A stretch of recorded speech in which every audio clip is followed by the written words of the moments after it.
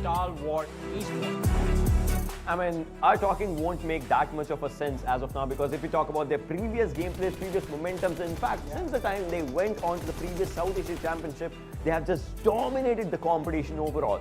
They were there by another name, that was Astro Academy. We saw what they were doing. We saw Action's quickest 1v4 ever in the competition that he did against A1 Esports in the map of Sanhok to get a chicken dinner with a Thompson, with a frickin' Thompson. We saw them dominate on the global stages multiple times, and we want to enjoy them in action. We want to see them perform, and for that, good luck to Stalwart Esports for their PMPL match.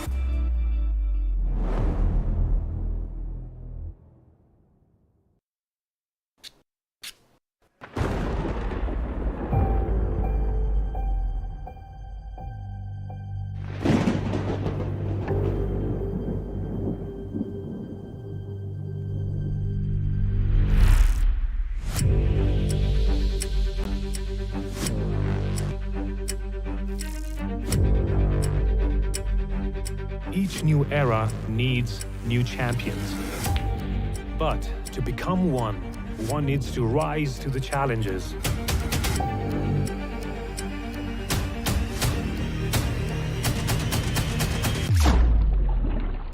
Persevere through failures. One needs to fuel the inner fire.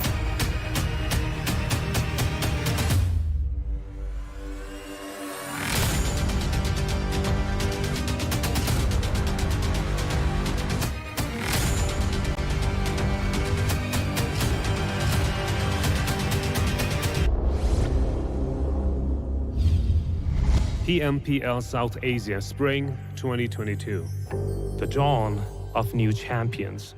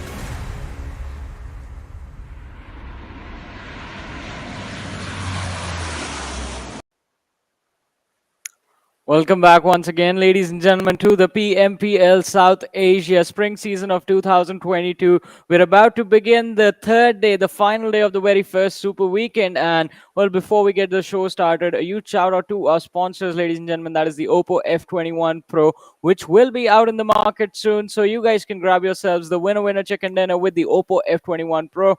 This is Warren Super Johnny John, joined by Ocean Sharma with me. And Ocean, the Mongolian domination that is going on right now in this Super Weekends, do you think today could be the day that we see that coming to an end? I mean, we hope so. We hope so because all we can do is just, hope at the end. But then again, we know how ups and downs Yeah. these other teams have been in front of the Mongolian domination. To be honest, they have been getting what? More than $6,000 for themselves. I believe they have Yep. 7,000 something like just coming up under their own names, and we would want to see some other teams just coming up as well. Yesterday's last game, the Pochinki Circle, you saw how Mongolian domination was going so strong. Stalwart on one side, IHC on the other side, just trying to take up the fights. DE was there as well, but then Yeah. a slight hiccup definitely happened. But then again, it's just down on these two, like these teams as a major. Although there are other names as well. If you talk about Seal, they are trying to get their own share of chicken dinners as well. But then again, the other teams such as Deadeyes Guys, DRS, Skylightz, and like these teams are there. They've had a few chicken Yeah. dinners, Skylightz and DE, but still, we'll have to see how much more they can get. Exactly, because as the first week comes to an end, ladies and gentlemen, 1/3 of the journey for the league stages will be done with that for these 16 teams. And as far as the entirety of the tournament is considered, if we talk about the 4 teams that missed out on this Super Weekend, they will get another opportunity to participate in the league play days of the next week of week number 2. And if they qualify for the Super Weekend, then they get an opportunity to secure points on the overall leaderboard, where things actually matter. And, well, as you know, if the at the end of the third week you are in the top 16, you get to play the finals and compete for the prize money that's involved in the finals.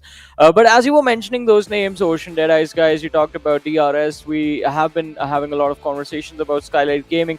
I think a pleasant surprise that we witnessed from the teams from Nepal, I think, has to be the team of Vibes Esports, who are sitting on the third position in the overall rankings with 118 points to their name. And they themselves have been very consistent.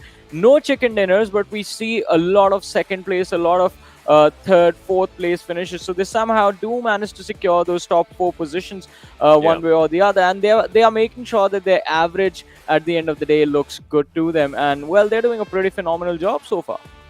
I mean, consistency is good, but Yeah. even better is if you get those position points for yourself. Plus, if you get those chicken dinners, because every chicken dinner, ladies and gentlemen, boys and girls, you can see gets you $1,000 per match. Total price will coming down to $150,000. First position obviously gets you a $10,000.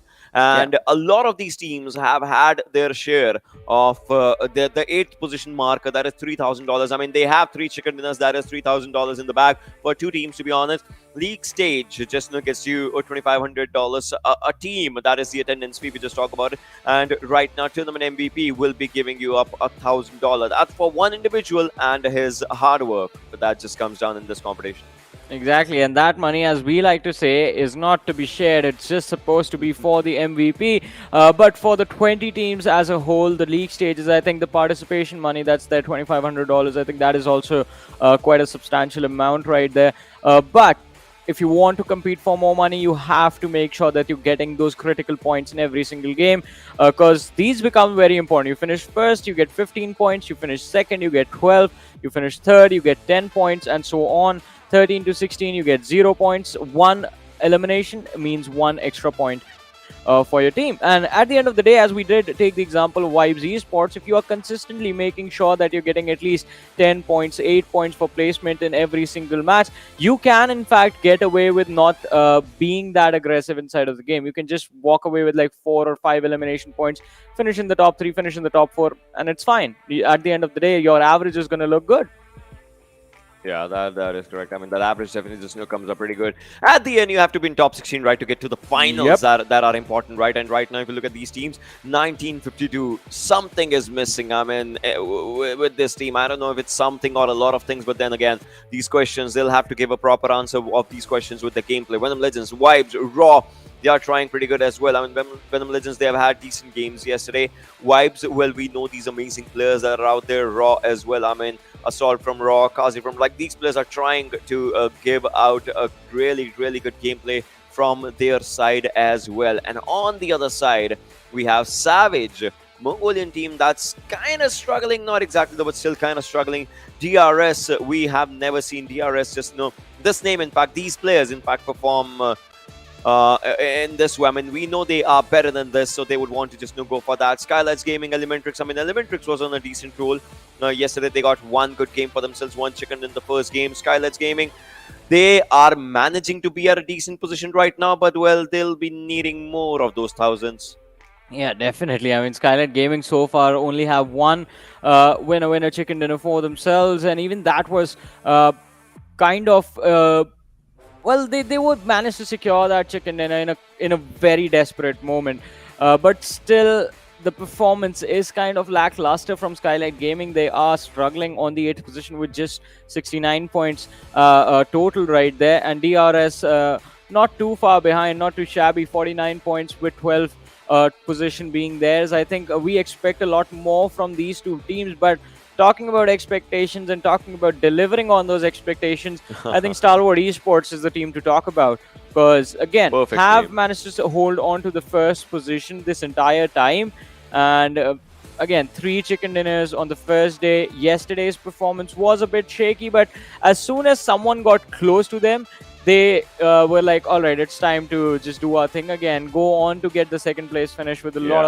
of eliminations in that game. They had 14 eliminations in the last game yesterday, and I think that is the thing that kept them on the first position. But let's not forget, Ocean, the difference right now, at one point, Stalwart Esports was leading with a 29-point advantage. And now it's 8 points. Exactly, my friend. There was a time when this team was just dominating alongside the players.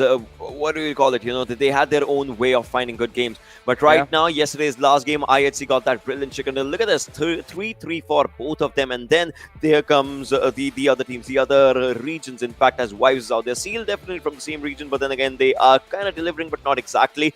Vibes, I'm really happy with this team because they went to the top 2. Right, but they still don't have a chicken dinner in their name. I want to see them earn that $1,000 as well for themselves. And on the other side, look at this Phantom, a team that is just started playing this PMPL, but they're already getting those PMPL vibes from their side, and that's a really good thing to just understand. This team is definitely winning a lot of hearts right now. Well, definitely, and I mean they are winning those hearts, but I think the important thing that needs to be focused on right now is also, along with winning hearts, to continue winning those $1,000 paycheck in every single match. But as we have talked about the other teams, I think ElementriX is another interesting case right here, because we saw them get that winner chicken dinner in one game, and then there was the massive fall-off. So the struggle is there for ElementriX as far as the Super Weekend is considered, because we are seeing them consistently finishing very low in the games. We are seeing them taking those early exits in almost every single match, apart from the one game in which they got a very wonderful chicken dinner with 10 eliminations as well. So it's going to be important for ElementriX to figure out exactly what they did right in that particular match, and then stick to the same tactics, try and secure as many points as possible. Because at this point in the last day, if they do not figure out a way of being in the top 10, I think in the coming week, we do not really want to see what is going to happen when the other 4 teams do step into the Super Weekend. Maybe they just pop off very nicely and, well, start toppling teams over. Maybe not. We'll just talk about this, but let's have a look at IHC's stats, as this team has just been performing pretty decent when we just talk about it at the second position right now. Look at the Super Weekend, day 1 versus day 2. They have had all right. They have been doing pretty decent, as they have 400 plus damage as compared to their first 5 games. In the next 5 games, all of the healing numbers have increased as well. Eliminations, if you talk about it, 5.2, 7.6, there has been a slight increase in that as well, and a massive increase in their survival time, and a humongous increase in their average points that they have been accumulating in the first 5 matches. So it's kind of a you can call it a new car that you buy, right? For the first few kilometers, it will be giving you a decent mileage, and then you just stick with it, and then it gives you the best mileage afterwards, because you get the hang of it. And now they're getting a hang of this tournament overall. Yeah, I mean, definitely. I had seen the switch that was flicked off. In fact, this time was the fact that they're not being themselves. They're a completely different team now. The level of aggression that we used to expect from them, it is completely gone in the early game stages. IHC, they now like to play edge to edge, not engaging in any fights for the first 15 minutes unless absolutely necessary. And that, I think, is definitely something that you and I also have discussed in the past, that even though they have the gun skills for them and the mechanical skills to back the aggression up, you just can't take it after a certain point. Every team, no matter how good, will always have a ceiling, will always have a cap on how many team fights they can take in one particular game. And I think Yeah. IHC, they, because of that sort of limitation that's there in every single individual, it is inherently there. So because of that, we saw IHC struggle in terms of those placement points. But now, since placement points are their first priority, they know in the late game stages they can't lose in those 4v4s. So I think that is something interesting that IHC sort of have switched to, and we do see the results in their matches yesterday.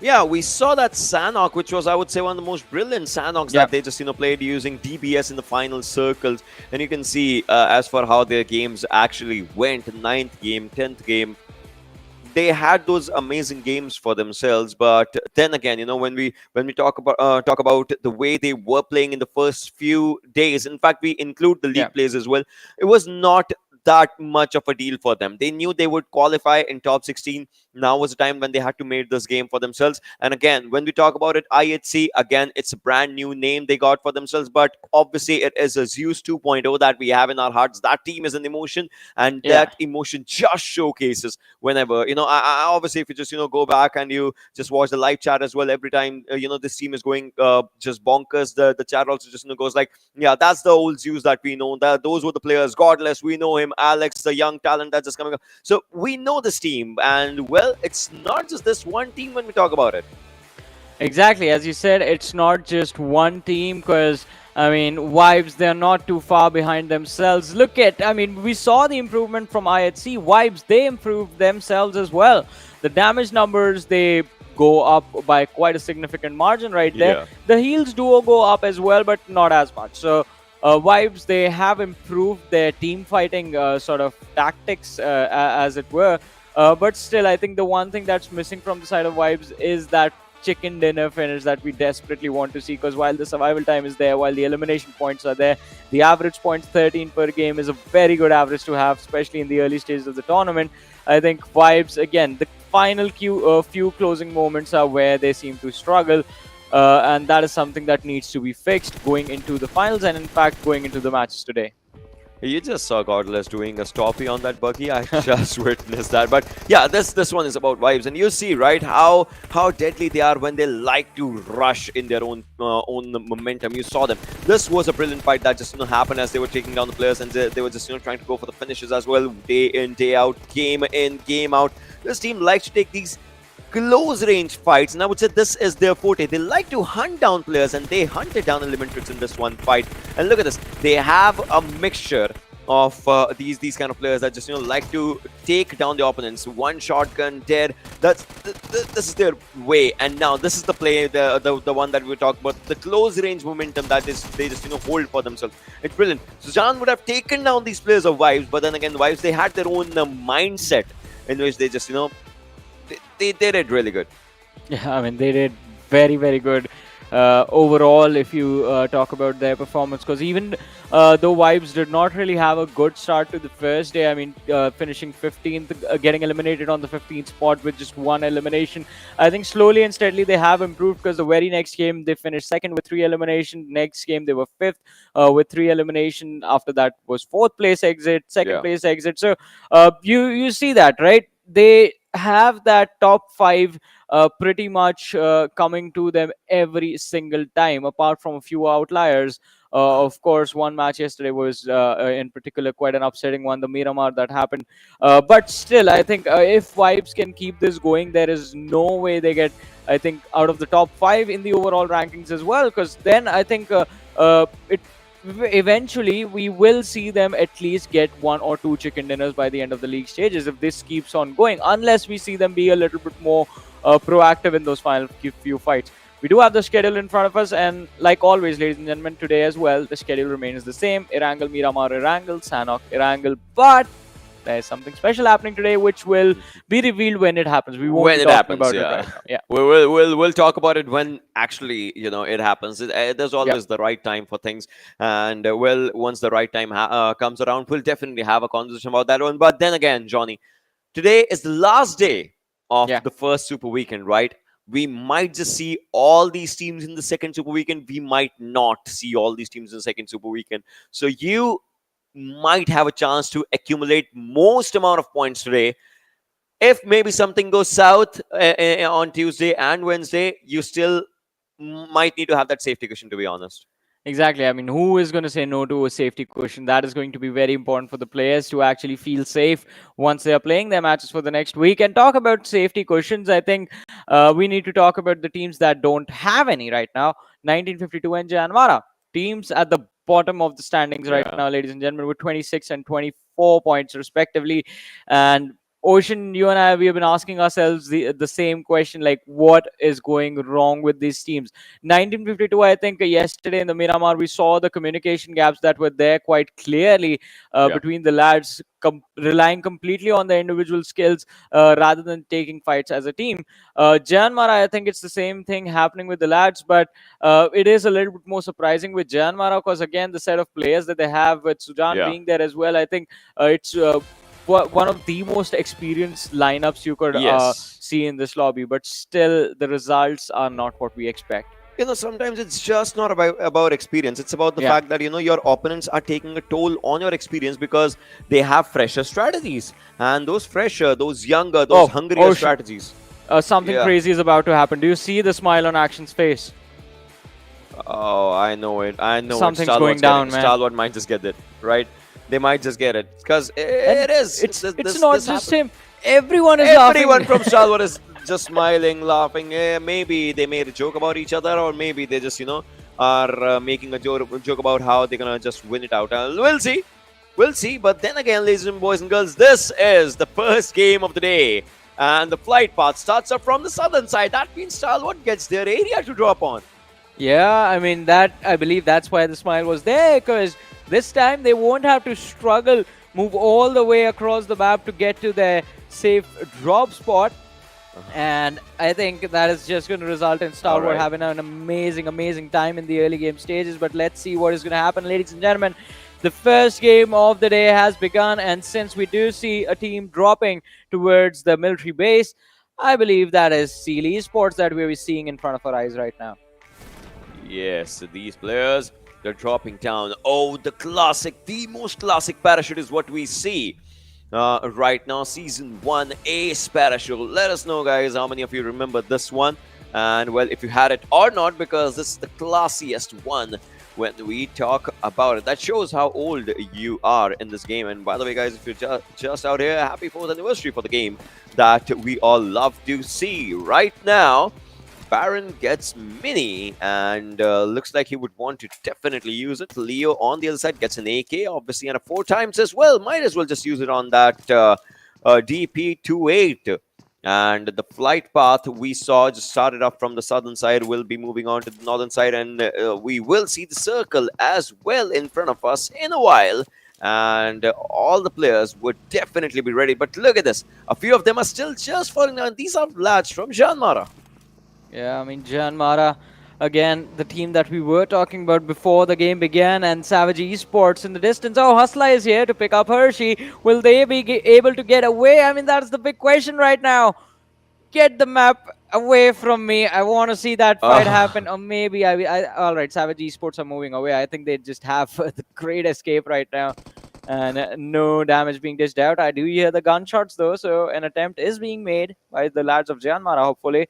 On Savage, but still the distance between the teams now, it seems like it is quite decent. So Savage Esports, not too much to worry about. JyanMaara will look to head towards Lipovka City and start the early game loot phase, basically. But this time the circle, again, quite centralized, sort of a decent area of the military island inside the circle. So Seal Esports and Stalwart Esports can take their sweet time just looting up, getting all the utility in, and then thinking about rotating to the main island.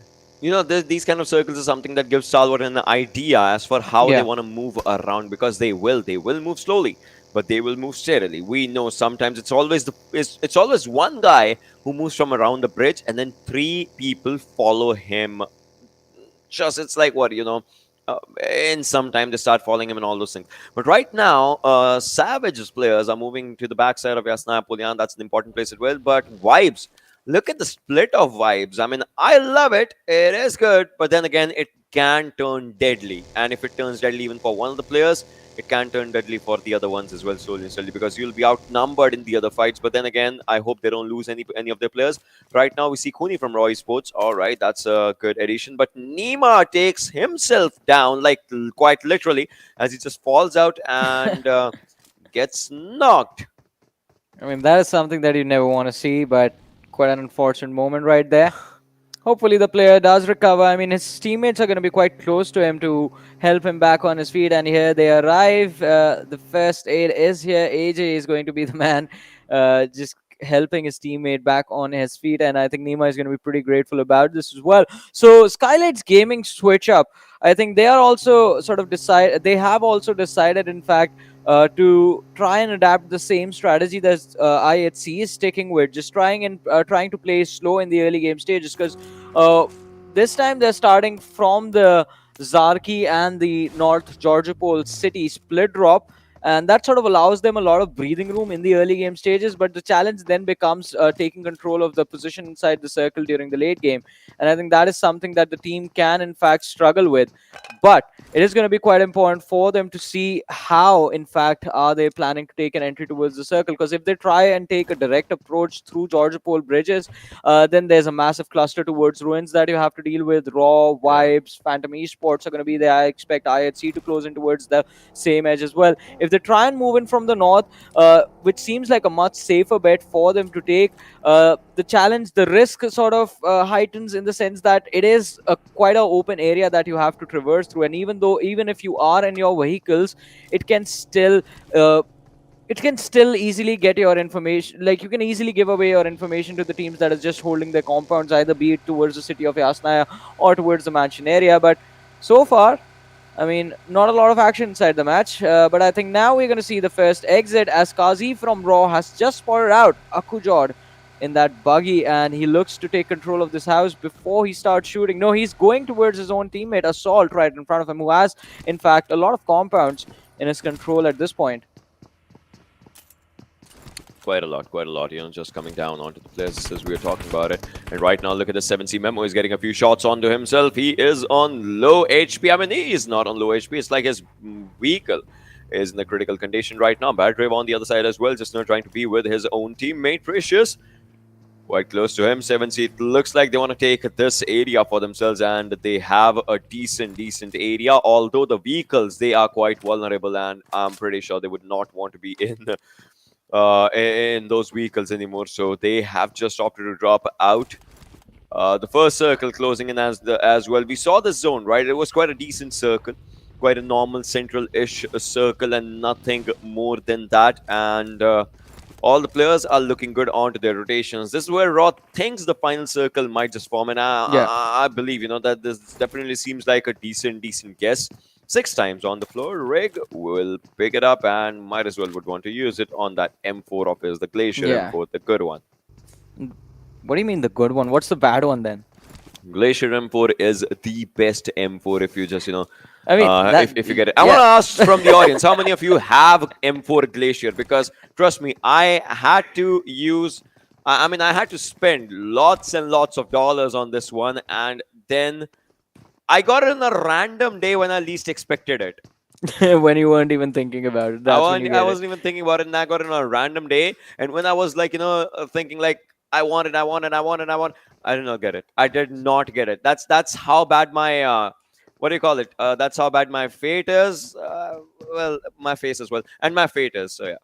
I mean, I think that can be a pretty neat trick if that works out every single time. Like, oh, I want this this particular skin. Expect, right? All right, do not think about that particular skin and just start opening crates and you get it.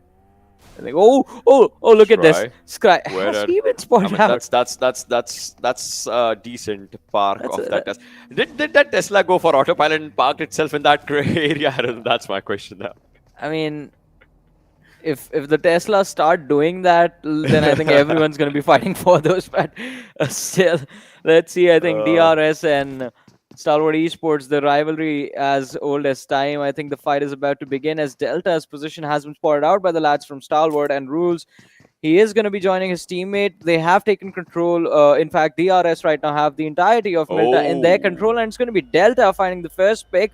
Top being a little too over eager to go for the peak right there.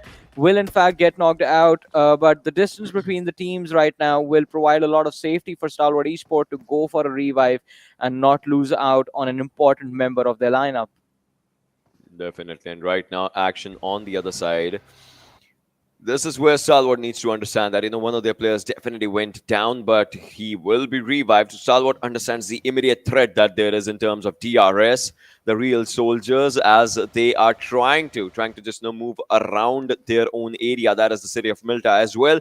Delta is the only player in Milta right now, and the other players are trying to move around Milta, which is good. And the circle as well is moving slightly to the northern side of Milta, in fact, northwestern side of Milta.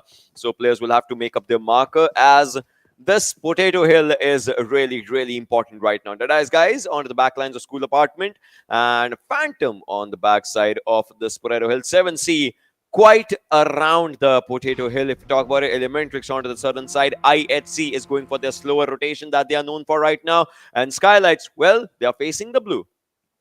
Well, Skylightz, they're going to be facing the blue, but look at that. Clear rotation, clear pathway, no resistance at all up until Rozok, because even Deadeyes Guys have abandoned their home ground a little bit early in the game. Everyone this time, just like the last game yesterday, Ocean, everyone is heading towards Pochinki. It's like a swarm of bees just going back towards their nest. But Phantom Esports on the other side, will they be able to make it? I think that is the question right now, as they find themselves against the squad of Vibe. Stalwart Esports mid-rotation will get spotted out by JyanMaara, but in their current form, JyanMaara not being able to do much. They do miss out on the opportunity to get a free knock and finish on action. But let's talk about this fight again, as it is Vibes and Vexy with a frag in his hands. We'll try and see if we can get a pick on Jiggle. All right, so the fight has been initiated between Stalwart and JyanMaara, and it is the lads from JyanMaara who are putting up a tough competition right now. I believe the numbers have been evenly traded between the two teams. No, so it's like, JyanMaara took down one player from Stalwart, but Stalwart finished one player off for JyanMaara. JyanMaara is in the loss right now. On the other side, Vibes will be in the loss, as well as Slipknot. Just, plays a good mind game as he just, takes down one of the players. And now Stalwart, in fact, eliminates the entirety of JyanMaara. Where was that fight happening? And we wanted the live coverage of that one as well. But right now, Phantom on the other side trying to take down the players from Vibes, as we could just, see a few players from Vibes were taken out. In fact, one was taken down and out. And now Vibes is left out with only 3 players. I'm pretty sure we might just see that in replay, though. But right now, IHC's Godless taking down one from Seal. That is Baron. His buggy was actually facing the Wrath, but then again, Godless was taken down by one of the players on the retaliation fire. But Phantom looks like they are in a bit of a trouble, as Deadeyes Guys is coming up on it, and Alex was like, revive, and Godless was like, nope. I think that was, a very calculated decision to let Godless just be traded out right there, because Seal Esports, they were grouped up, and Godless initiated the fight a little too quick, did not wait at all for his teammates to show up, and that is why Demo was able to find a very easy knock, and I think, in a few moments the finish as well. But Stalwart Esports on the other side wiping out JyanMaara, and JyanMaara again, Ocean, an early exit. In fact, the first team to get taken out of this match. You can call it the first team, you can call it the early exit, everything that you call it, it is there. I don't know what went wrong, but then again, lots and lots of things. That's one thing that you can just, say. But they took down one player from Stalwart. In fact, they took down 2 players from Stalwart, if I'm not wrong. But still, Stalwart managed to wipe it a 2-on-4 in that situation. That's what we could just get from the finish feed, the elimination feed. But look at the zone going to Rozok Hill. Well, Skylightz, imagine, Johnny, if Skylightz needs to. So Skylightz, Yeah. we know it. They don't know it. They need to cross that bridge, and the chicken dinner might just be theirs. They are crossing They are that doing bridge. that. They're getting the Rozhok city. That's a brilliant move coming out from Skylightz, because right now they can get a hold of the entire city, and no one's there yet. Look at this. The population is coming. The wave is arriving, but then Skylightz, it looks like they are there. But then again, Venom Legends, DE, every team's arriving as well, and Shifu sir is trying to shoot down someone. Well, trying to shoot down someone. Let's see if he does, in fact, succeed. And as you were talking about Skylightz Gaming, I think, yeah, the celebrations would have begun as soon as they realized, all right, the shift is towards Rozhok, and we just have to move a few hundred meters to be in control of the city. But now they are facing a little bit of a tricky situation, because Deadeyes Guys do have taken control of the Rozhok Hill, and the high ground advantage can really work out in their favor. True Love, his crosshair was on point with the reaction from the lads on the other side, from the lads of Skylightz Gaming, was actually pretty impressive. Vibes finding a few openings. 7C Esports looks like the team is in trouble. Oh, this nade was actually pretty good when we just look at it, as the players were being taken down. Although 7C Precious already, he was taken down now as well. A few nades being done here, and the 7C follows up on being the second team that gets eliminated. Out of the lobby, they have no elimination points for themselves, and that means they get no points, no placement points, and no points overall. Skylightz, I love the split that this team has right now. 2 players on slightly lower side, 2 players on the higher side. Shari trying to look down onto a few players of Venom Legends as well. DE has a good split for themselves as well. Steal shot.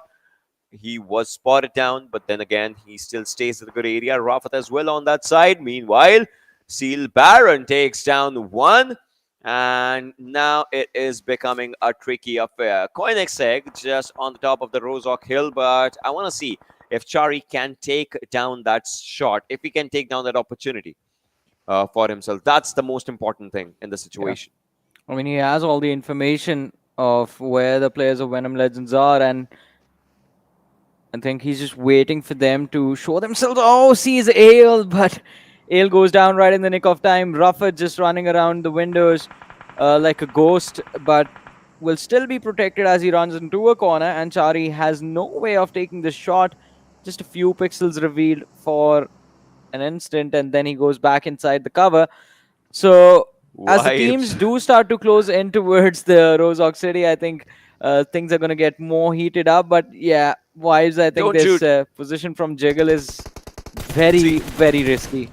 See, Jiggle's position is the most crucial position. He has the best of the best ground. He can look at the Rozhok Hill, he can look at the backside, he can look at the entirety of the water city. He has the best position. The only thing he has to do is not to shoot right now. He can relay that information to his teammates, and then what happens is, like, if someone's in the open areas, then he can just make up a few shots, take up a few shots here and there, and that might just be good. But right now, Seal's players, alright, they are spotting down a few players here and there as they are taking down fights on ElementriX, as Mr. Yuzu will be taken down and out, and Seal Baron will definitely get a revive. Well, yeah, and it is going to be an important one for them as well. As Esports, look at the depth that they are using for the cover right now. This is going to be a very risky position to be in. The longer they stay, the more the probability of them getting picked off it goes up. So Baron is back on his feet. So Seal Esports, the reset is available, and they have utilized it to deploy those smokes, create a little bit more of a breathing room that they can use to take this fight against the team of Phantoms that's basically gatekeeping them from getting inside the zone. Kind of here and there, all these players are just trying to get up onto a decent fight for themselves, but then again, we'll see what happens. This Rozhok Hill, again, an important place, and all these players would just want to move around this one. True Love just sitting down, Shifu as well. DE has that vision for themselves, but then will they be able to just make the most out of this vision? That is the question, as everyone after the circle, if the circle shifts down, everyone would want to rotate from around this hill, and that is where it might just be a big problem for these players right now. We would still want to see how they can just try and go for the fight. That Coinex Egg, one tire is just gone. Shari, he's spotting down the players right now, but again, he's still not taking up the shots, and Ooh. True Love already gets a shot on him. So, by the way, Ocean, I mean, we were talking about how good of a position Skylightz Gaming has. Well, look at where Stalwart Esports are. They have taken control of the school compound, and there is no one there apart from them. They are the only team inside school. Everyone else is just trying to fight for either Rozok or the open area towards the east of school. And because of that, majority of the teams are struggling. But Skylightz Gaming and Stalwart Esports seem to have found themselves the only two vacant positions that actually give them a heavy advantage. On the other side, though, IHC Zeol going for the tap shots on the mini, does dish out the damage, but no knock, and in fact, he does get a massive dink in return, but Alex is there to cover up, and 1952 again in a world of hurt. Evil Eye, he's very low, has healed up again, and well, that slope, I think, is where 1952, they will be struggling for a while. Entry is trying to mark up an entry to his own teammates, although he has been taken down to low HP. IHC on the other side is struggling a bit, as well as they lost down one player, and they don't have any elimination points right now for themselves. 90 degrees just trying to pressurize that team as well. But the next circle shift is going to be an eye-opener for a lot of teams. We still have 14 teams surviving, and in less than a second now, we'll be seeing that circle shift happening. Look at this shift. Look at the shift, Johnny. It has just, left a few teams thinking as of their positions. They were having a stronger position for themselves, but now they all have to go on a journey again. Well, let's see. I mean, the journey that they're on already, I think that needs to work out for them first, but entry hiding behind a rock. Oh, sees Icy quite clearly go inside the smokes. In fact, watches him come out the other end as well, and has all the information he needs to engage in this fight. The M4 at this distance is going to be the perfect weapon as well. So all the cards are laid out for the lads of 1952, apart from the fact that they get backstabbed by Vibes, and on the other side, while Entry just waits for his opportunity, his teammates are getting destroyed. Alex is going to get third-partied by Leo from Stalwart Esports. Now it doesn't matter. Entry has been finished off, but IHC, they're taking a hit from the distance. In fact, too focused on 1952, did not realize Stalwart Esports was slowly and steadily crawling towards them. They have a buggy though, but will they be able to take it? That's the question right now. As Zeol just trying to make up the smoke pathings for himself. Obviously just the cover to deny out the vision against the players of Team Seal. And now they have spotted on a few players. Leo on one side, and the zone's coming up as well. Zeol, he will get that beating out of the circle right now. He's trying to move around with that buggy, but I'm pretty sure that is not going to happen. Now I see as well just trying to move forward. He's charging solo against the players of Team Seal. That is a bad idea, my friend, as he will be taken down 100%.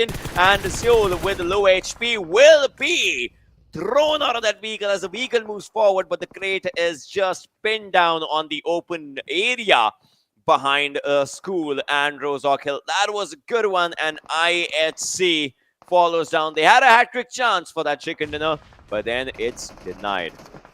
Well, it is denied, but let's see. Stalwart Esports, well, in a quite an interesting situation right now, and Deadeyes Guys, they still have somehow managed to hold control of the Rozok Hill, but now Stalwart Esports, they know exactly where they need to aim. Skylightz Gaming have actually abandoned Rozok quite successfully, in fact, just managed to keep almost all of their lads quite stable inside the match. One person has been knocked out, but I think it is going to be an easy revive for them as well. Or no, in fact, they lose out on Nima on top, securing that important finish for his team. As we move towards the top 10 teams, ladies and gentlemen, but only 27 players surviving in this game. So quite a few teams with a lot of players outside waiting in the lobby for the team to show up for the next game. But I think the fates have, in fact, switched favors, Ocean. Now it's Stalwart Esports match. Yeah, probably. We'll see. Still because Seal, I get it. They are away from the zone, but then they have that momentum for themselves. They have the players for themselves. They are trying to get more and more elimination points for themselves. This one thing can do wonders. It can do some job. All right, it did though, but Leo will be taken down from the other side as the shots were coming up from AJ's side. But look at this, True Love as well, taking down one player, and that is Sus. He has been taken out. In fact, ElementriX is down and out as they get eliminated by Wally's brilliant grenade.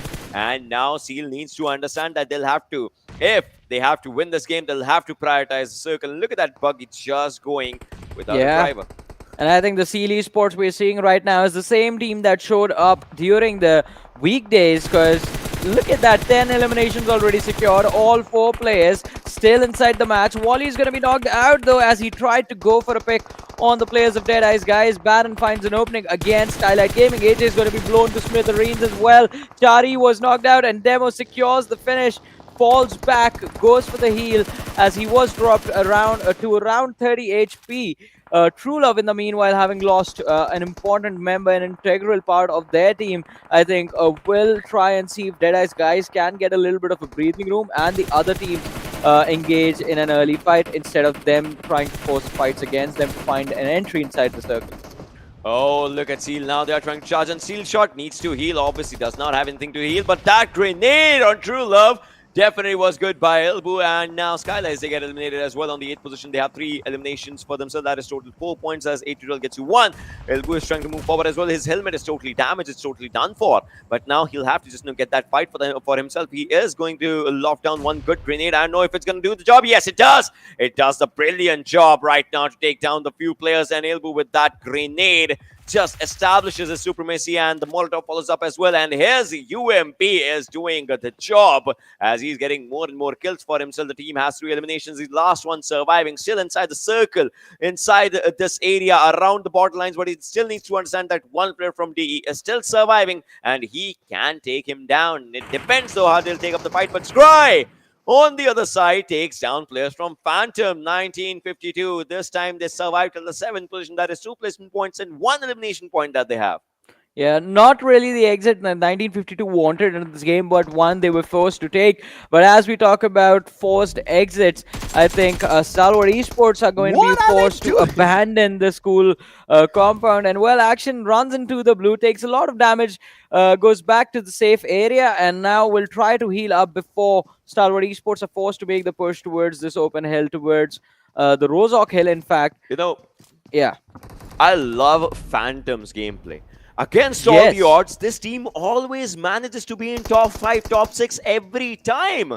I mean, even if they get eliminated right now, still they have managed to secure a pretty good place for themselves in the hearts of all the fans, to be honest. All the other names, Savage, we have seen them before. Stalwart, we've seen them before. Seal, we have seen them before. Deadeyes Guys, we've seen them before. Venom Legends, we've seen them before. But Phantom is a team that is coming up against all the odds, still performing, still doing really good, whilst the big names are still struggling. And well, talking about struggling, Ilbu was struggling, but Chief was, just like we said, just like we mentioned, DE might just take him down. They did. Phantom Slipknot follows up as well. We have 4 teams surviving. Savage is there, Stalwart is there, Seal is there. Whatever happens in 11 games, it's 8 chicken dinner coming up for Mongolia. What is it, Mongolian Super Weekend? I don't know, but this is a statement for the global teams to look out for. I mean, definitely these teams are looking very strong. Look at where Demo is right now. Stalwart Esports down to the final 3 players. Hershey has been taken very low. And as you mentioned, Ocean, no matter what happens, it is going to be one of these Mongolian teams walking away with the winner chicken dinner and $1,000 along with that. Eisenberg, his position has been compromised, but Pika not connecting because Eisenberg was behind cover back then. I think they need to pick off Hershey and Hustler before they even think about getting to Eisenberg. But that is the problem from Stalwart Esports. It's a literal uphill battle that they have to fight. Oh, almost! What? Groza, that's so much damage and Action. An important player, the top fragger from Stalwart Esports is out. It's the final 2 players that remain, Pika and Scry. I want to see Pika and Stry take it if they can, if they're able to, but then Savage, it's their game, it's their time, it's a 2-on-3 in their favor. They have those airdrop weapons as well. Growths are in the hands of the players of Savage, but will they be able to make it? I mean, the circle is there for Stalwart, but will the game be there? Will it be their 4th? That's the question. They also have to break down records of the most chicken dinners in one Super Weekend. If they can go to that one, that would be a brilliant one as well. It's a record of 5 chicken dinners if they can get it. Right now, they are waiting to get their 4th. Savage on the other side are trying to be one of those Mongolian teams that just gets it for themselves as well. Scry, he has a good place for himself, but now the circle is not in his favor. He has to move forward, but will he be able to? I mean, that's the question, as he will be taken down. It's Pika, he's the last one surviving. Savage, they might just bring it home for themselves. Pika's a low HP. Pika might be taken down not as well in this situation, as he will be taken down. Hershey with that growth flaunts it inside, and Savage, well, they are finally getting a brilliant winner chicken dinner for themselves. And look at the jump right there from the 13th to the 11th in just one single match. They got 4 eliminations and 3 out of which were in that final fight. So quite an important day for Savage Esports. I mean, we saw them slow down the pace quite a lot. While Stalwart Esports, as we were talking about, them having taken control of the school compound quite early on in the game, Savage Esports were not too far away from their position, but their priority was completely different. And their intention was just to play for the survival up until the very end, and they've done a phenomenal job. But I want to see Stalwart Esports, what is their situation going to look like? Because they had a lot of elimination. Seal Esports had a lot of eliminations for themselves as well, and so did Deadeyes Guys. So these 3 teams, what is the point difference going to look like right now in the overall rankings? That is what I will be interested in. Definitely. But then again, Johnny, out of 11 games, $8,000 are going in a Mongolian bank somewhere. Just think about it, right? I mean, the more you think about it, the more you realize, all right, these lads are just built different, I guess. But it has been an impressive start to the day. I mean, there was a possibility of Deadeyes Guys winning the chicken dinner, but unfortunately for them, the circle, which once favored them and Skylightz Gaming, completely abandoned them and, well, basically flipped the script. But it was a very, very intense finish right there between the 3 teams with the way action was taken out as well. But we will break down this game into further detail after this very short break.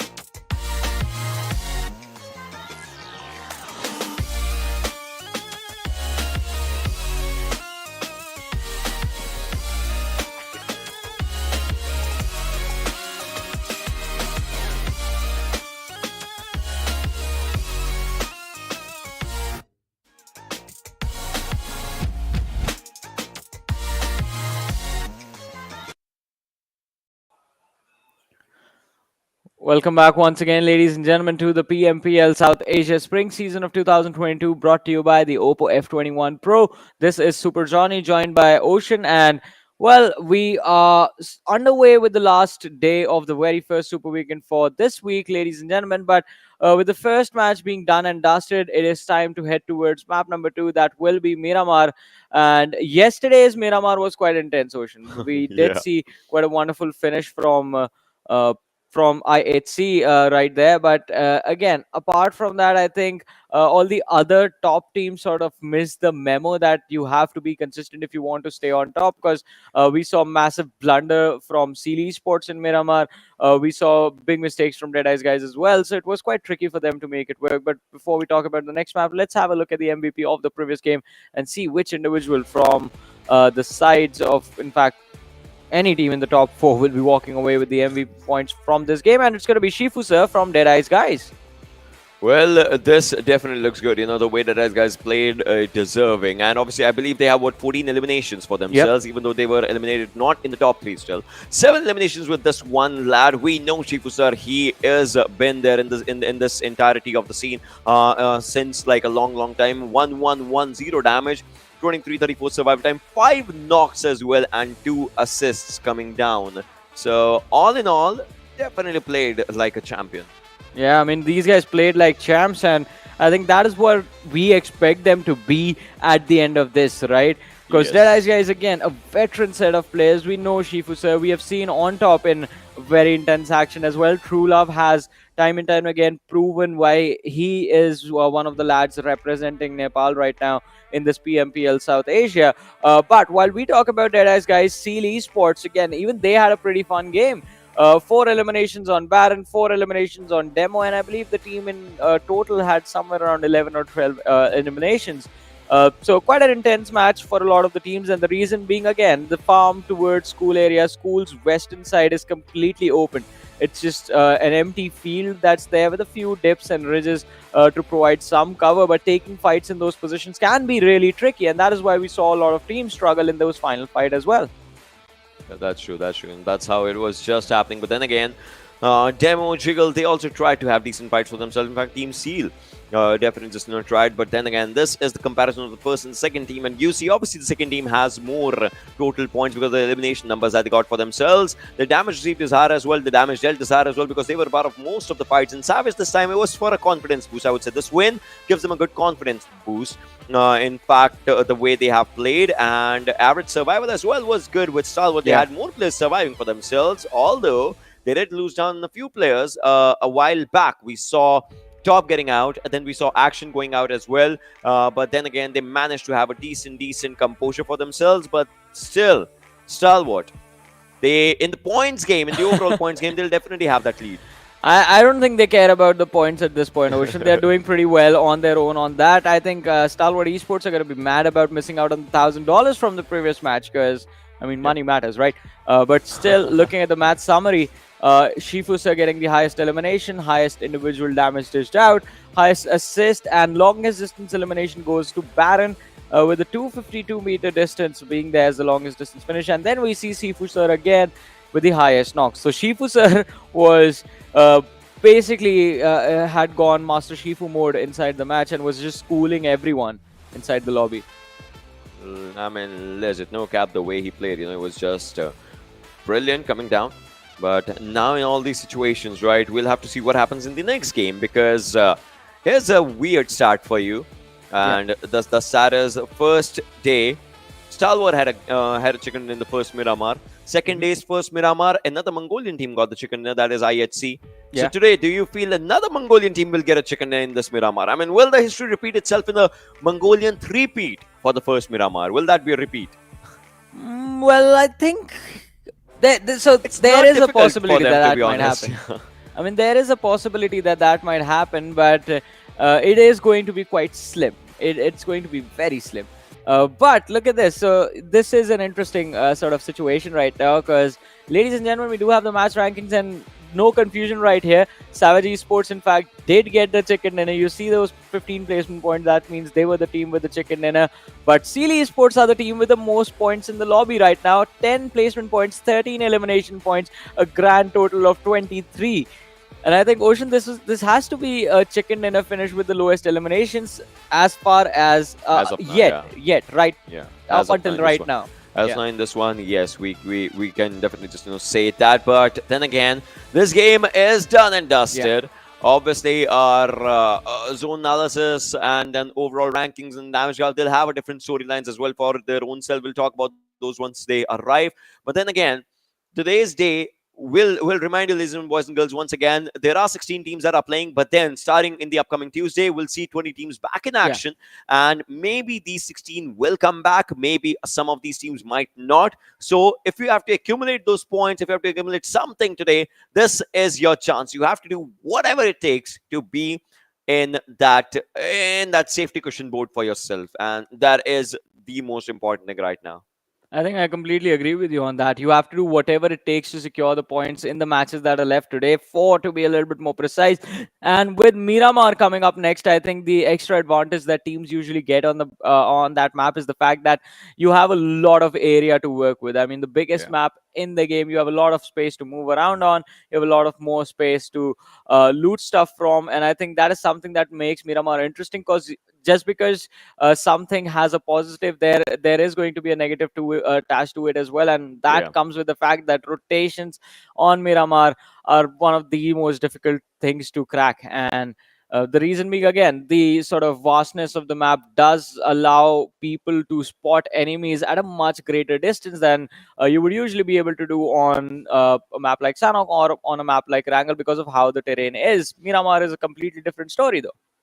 Miramar, it's a weirder approach if you want to just Yeah. go for the rush gameplays in Miramar. First things first, you can knock someone down, but you have to be sure that that open area that is there in between point A to point B, from where you knock someone down to where you want to rush, right? There is a gap. So how will you cover that gap? How will you move forward? What's your strategy? If something goes bad, what's your point? What's your plan Yeah. B? Because we've seen vehicles just getting stuck as well here and Yeah. there. We have seen players going down by the play zones in a humongous amount of numbers. But then again, we'll see that if something happens today or not. But then again, I want to see if a Mongolian Yep. team actually gets another chicken dinner or not, because out of 11 games played, 8 have gone down for the Mongolians. Well, That's a bigger number if you think about it. That's exactly, and the only teams to deny the chicken dinner to the Mongolian squads have been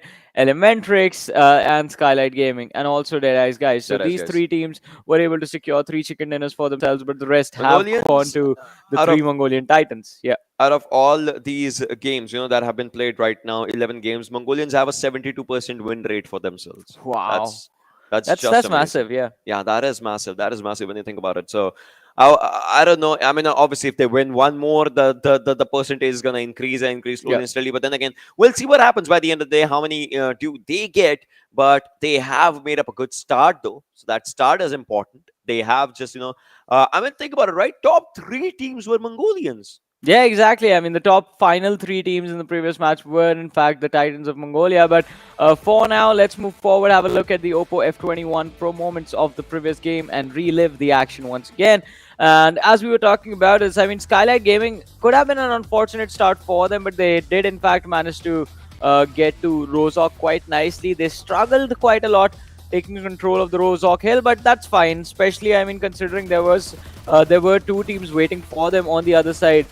This is going to be an interesting situation to see what will Skylightz Gaming be up to in the next match.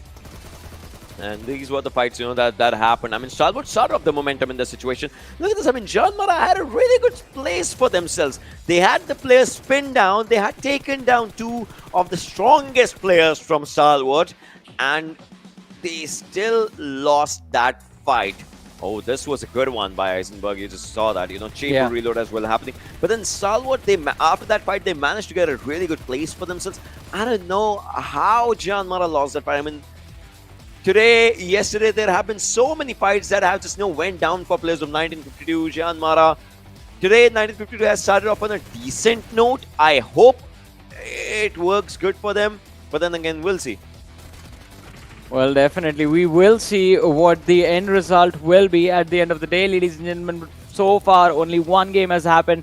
We are just moments away from jumping into map number 2. That will be Miramar, and another opportunity for these teams to compete. Go ahead and see which one will be walking away with the $1,000. But all right, so I love this damage histogram because, first of all, a lot of the teams did in fact manage to cross the 1,000 marker, and this is all over the place. Either you took fights and you dished out a lot of damage, or you were just wiped out. Yeah, in this tournament, it's the first time we are seeing a team having 0 damage and 0 elimination. 0 damage for 7C in this game. Yeah. No damage given at all. No attempt was made, basically. No attempt was made. I mean, and DRS, something's wrong with this DRS now. Something's brutally wrong with this DRS. I mean, the problem that occurred for DRS was the fact that, again, I mean, after engaging with Stalwart Esports early in a fight that was not going to work out for either of the teams, I think DRS just deciding to move in a little bit quicker, I think that's the decision that backfired upon them, because then the oppositions know exactly where you're headed and they are going to go for a chase. But look at this overall rankings, and once again, the top 3 teams, the Mongolian Titans, and it's 165 for Stalwart Esports, Seal Esports with 137, and then we have IHC on the 3rd with 132 points. They increase that gap again. They like to do it. Like they like to play it in that. sense for themselves. Savage with this chicken dinner definitely have a jump, and their jump means 7C DRS ElementriX. Oh, will they go down? ElementriX, they have had a chicken dinner for themselves. They have had that share of $1,000. But then again, it's not like, the story doesn't end there. They need to get more and more. In fact, if not chicken dinner, more and more points. Because that's important. Look at this. It's still manageable. 46 points for ElementriX. Even if they have a good game, they might just surpass Savage. It's not that big of a gap. Well, as you said, the gap is not that big. It can easily be flipped with just one wonderful finish in one map.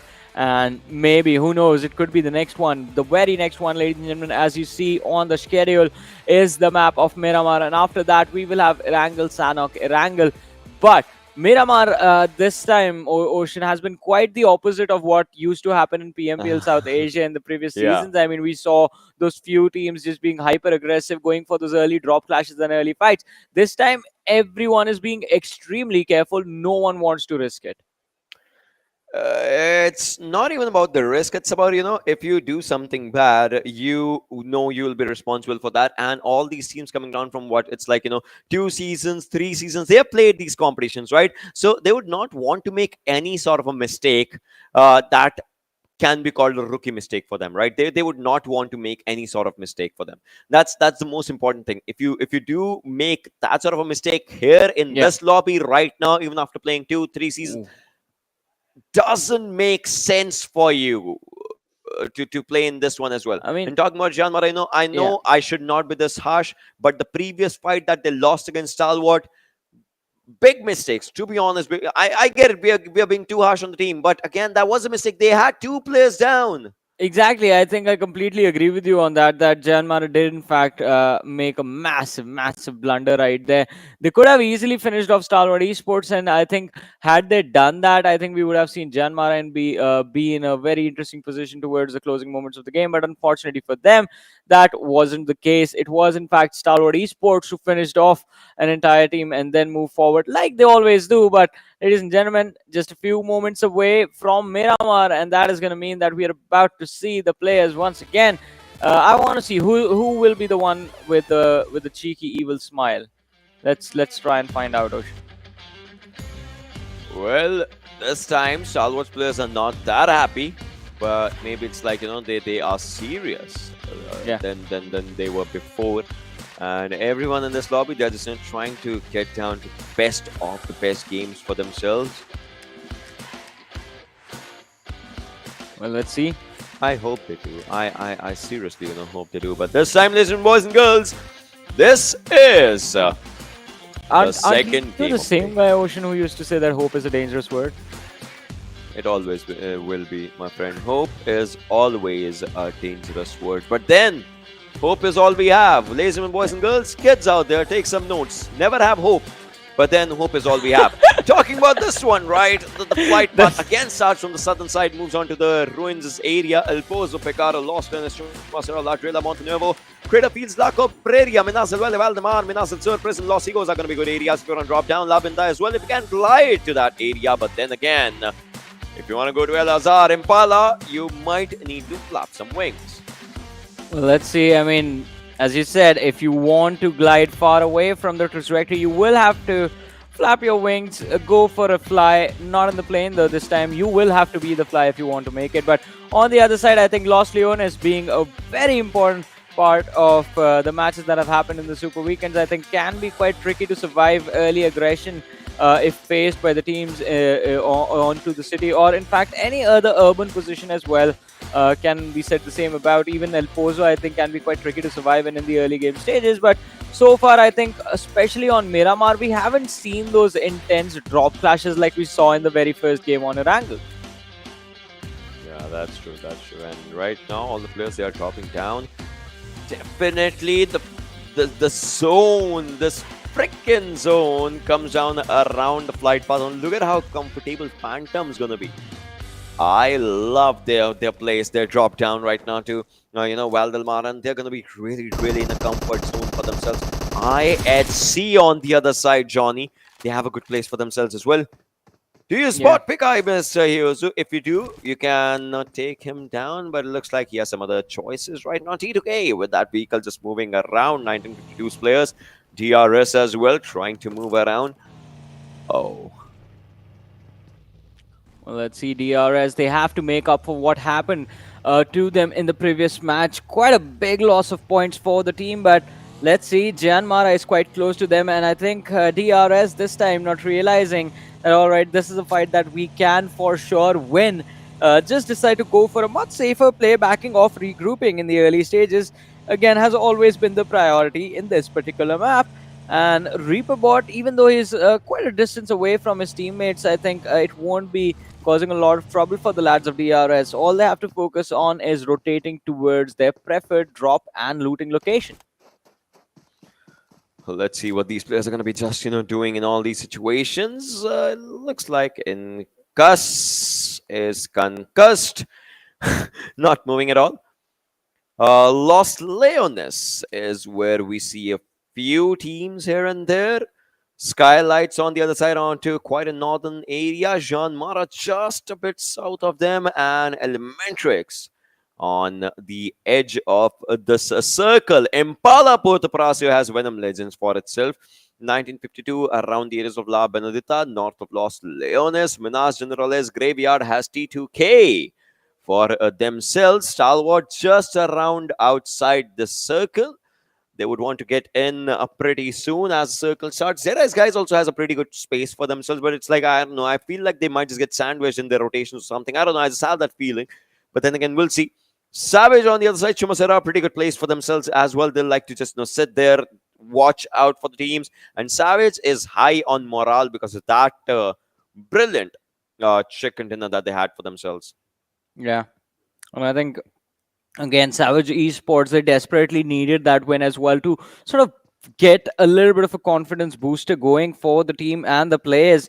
And I think now that they have gotten the momentum that they needed, they can, as you said, try and capitalize even on this game. But again, the margin for error for Savage Esports is not that great because the consistency has been missing in the early days of the tournament. And I think that can backfire upon the team. So they need to be extremely careful. But let's see what the situation is going to be like. So far, we do see Shifu in the driver's seat right now. And just trying to see if he can get to the factory and to the compounds for some extra loot. Miramar, ladies and gentlemen, it's always quite dull and quiet in the early stages. It's not exactly, yeah, I mean, you can call it like, the slot zones that we like to call it, right? That it has its own slow pace. There's no action, Ocean. I want to see some fights. Yeah, and we said Weekendy was dull and quiet in the early stages, right? I miss But Weekendy. well, still, I mean, love-hate relationship with that map for a few people, and that map definitely had most ridiculous circles, to be honest, with its algorithm. And some of us loved it, some of us hated it, but then we all just have those zones, those games in our minds, to be honest, when we talk about it right now. Rules with this truck trying to move. Reaper has a van quite close to him. 300 meters.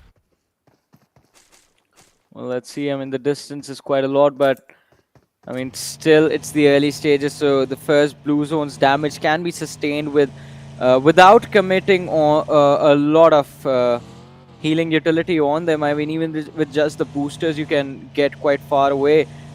But let's see. DRS, they've started to move towards the circle, and they will be able to make it, I think, quite safely as well, because there are not a lot of teams going for the gatekeeping approach on Miramar right now. The circle, by the way, has been quite stagnant towards the south, the southwestern side of the map, and I think Phantom Esports are in an amazing position. They have taken control of the hills towards Valle del Mar, and every single other team on the map is basically right in front of them. So I think they will have a pretty easy mid-game stage as well up until the 12-13 minute marker, and that is when Phantom Esports will have to decide, all right, how do we make it towards the urban areas, how do we get to the hills and start to protect ourselves, or in fact try and take the fight. This right now, as Seal is trying to move, it looks like Baron was giving a few callouts to his driver that he might have seen someone here and there. 7Cs players, they are inside the circle as well, but then again, they need to find a better comfort spot for themselves. They see a vehicle just coming pretty close to them. They're trying to move around. that one. Maybe just going for the parking space. I don't know. They're just moving here and there. Again, it's a slow start for this game, ladies and boys and girls. We know that's how Miramar always is. And Badrave was the driver of that car as he's coming quite close to his own teammates. Would want to get this high ground for themselves. And if they spot someone in the rotations, they will take them down. Well, let's see. Their approach will be to their thought process will be to take them down, but I think there will be resistance from the other end as well, and it can at any time backfire upon any team. But ladies and gentlemen, 7 minutes in, still no action. But I think the first shots are going to be fired finally, as Savage Esports are in fact quite close to the lads of Seal on the Chumasera Hills, and Hershey does in fact have a Mini 14 in his hands. Did switch to the rifle, the Scar L, but at this distance, I think the Mini would be a little bit more viable if he can manage to hit those headshots on the players of Seal. And they need 2 knocks to go for a push. They need, with 1 knock, I think with the distance between the teams, going for a push is just going to be a bad move on either of the team's part. So minimum 2 knocks are going to be required if you want to go for a squad wipe from there. Mr. Hyozu as well, just trying to spot down someone. All these players, in fact, look at this Liquid as well. Maybe they're just giving call outs of the immediate houses that they feel are going to be good, open, and that they can just move around those places if they want to and all those things. Deadeyes Guys, I guess they have spotted this team. So this is what we were talking about, Johnny, in the pre-game. Yeah. Look at this. ElementriX is on one hill, Deadeyes is on the other hill. If one player knocks out the other player, they still won't rush. That's how weird Miramar is, because there's quite an open ground, quite an open area in between. Even if you rush, you might just be taken down. It might just be a bit late. You want to rush and it takes 15 seconds, and maybe in 9 seconds the player's just healed himself, revived, etc. So there are so many factors, but and that's what keeps Miramar special, I believe. Yeah, I mean, this is quite a special map, because this, again, Ocean, remember, a few days ago, you and I were having this conversation how the game instills paranoia into the players that are playing it. I think this is the map that takes it to a whole another level, because that you are surrounded by these other 60 players that are highly skilled individuals, can shoot you down from even 300 meters quite nicely, and you're going to be paranoid even inside cover. You're going to be worried, all right, I am exposed through this window, hopefully no one takes me down. So that sort of a situation. And I think just because of how quiet things can get in the early stages, things do, I think, tend to take a toll. You tend to overthink the simplest of decisions on this map, and I think that is why sort of the mind games, you don't even need your opposition to play mind games with you. Sometimes you end up psyching yourself.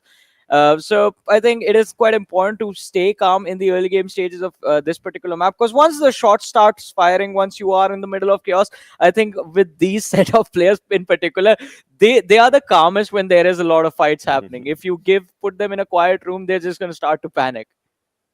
Yeah, they will just start to get that panicky situation for themselves. Meanwhile, right now, Galzen is in a lot of trouble as his buggy's one tire's burst down. If the next one goes down as well, his buggy might not move, and then in a few seconds he might not move as well. One more shot on Galzen and he will be taken down. And there it is, Alex with the...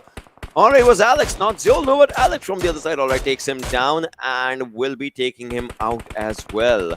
Yeah. Skylightz, the game's just begun and they're on the verge of getting that first blood, the first extinction.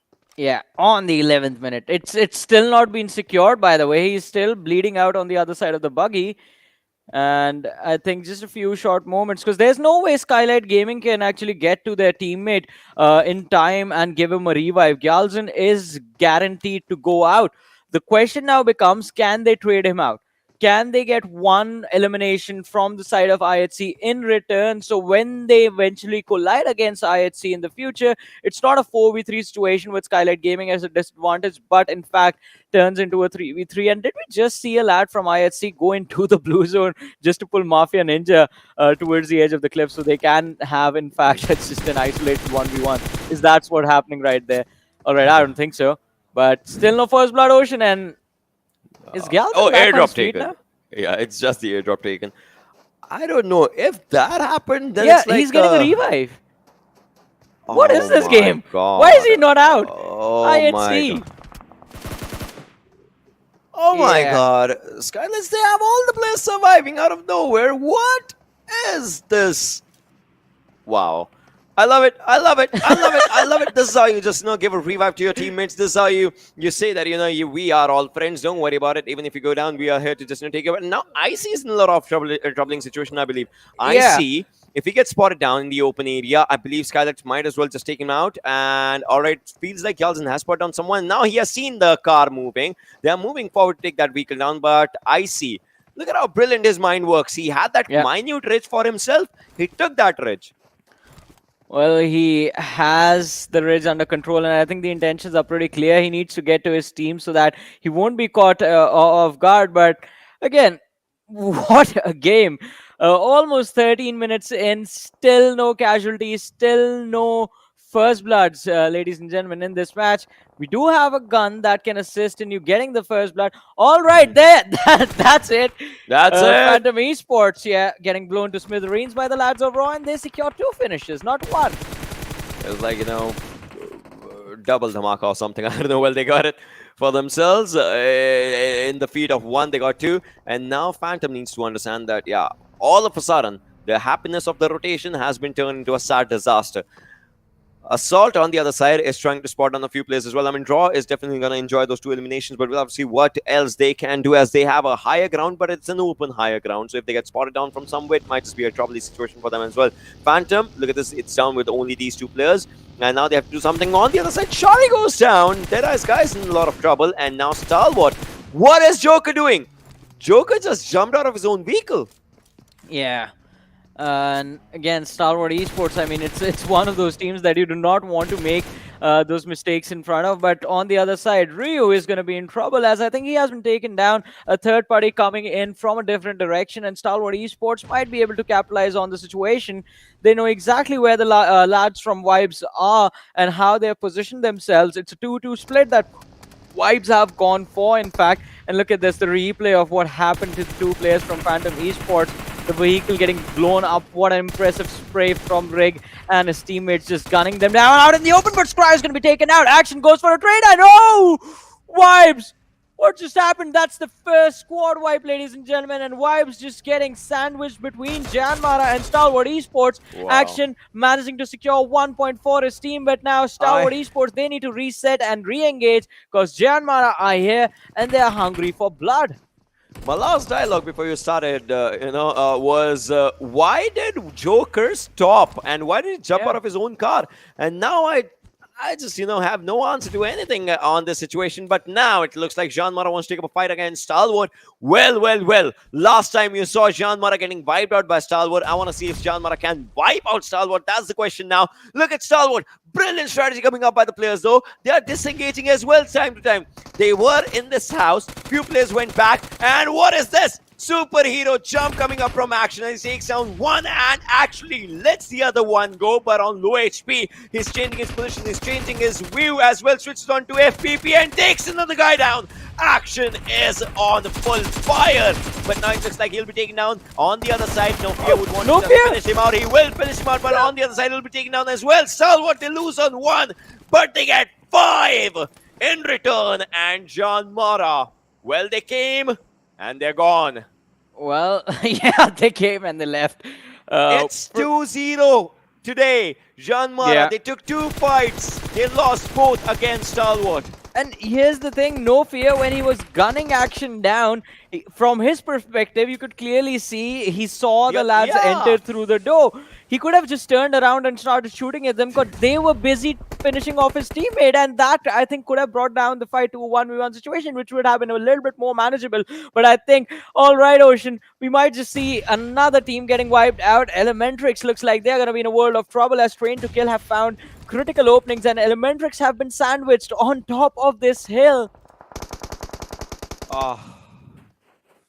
ElementriX, what can you do in this situation now? DRS is coming up quite close to them, and T2K as well. This kind of looks like a sandwich third party situation, although it looks like T2K is moving away, but ElementriX, they have Incus as last man surviving. He's getting shot at. He will fall down. ElementriX follows up on 13th position as well. They get eliminated. What a game this is turning out to be, Johnny. We saw no fights happening, no first bloods happening a while back, and now we see everyone just going on Sandesh on low HP. But so is Hershey. Look at this chain coming up for a backup. Hershey, what can you do on the other side? It's CRS. What is it? Fight inception happening on one fight. There is someone else who's having his eye and he's taking the players down. T2K, they are surviving on low HP. Meanwhile, DRS, well, they have 3 eliminations for themselves. Well, the eliminations have been secured, but can you move forward in the game and secure the chicken dinner as well? I think that is the question that the team needs a positive, affirmative answer to, but so far, DRS, they have been spotted out by the lads of Savage, Sancher, and Hustler, all that remained from the Savage squad. And even though they have the information, they need to be extremely careful. There's another squad towards their left, and they can easily be charged upon. So, need to keep an eye on the rest of the competition as well. IHC being gatekept by the players from Raw as they have concrete covers available. And there's another team, Stalwart Esports. So the Mongolian teams show up in tandem, and Top is completely isolated. He's not going to be able to survive quite a lot. Look at that, Mama God finding the opening, and I think IHC might go for the elimination secure on that. No, it's Raw Esports who just secure Cordless's pick as well. A massive blunder from IHC and Stalwart at the same time, in fact. They're taking all the bullets on that Lambo right now. They need to understand no one's in that Lambo though. IHC, they have found out the small rich for themselves. That's where they're trying to be. IC just taking this vehicle down and out so that he gets a backside cover for himself. I would say it would have been great if he just takes that vehicle to slightly left-hand side and could just create that cover with that ridge right next to him, although that's not happening.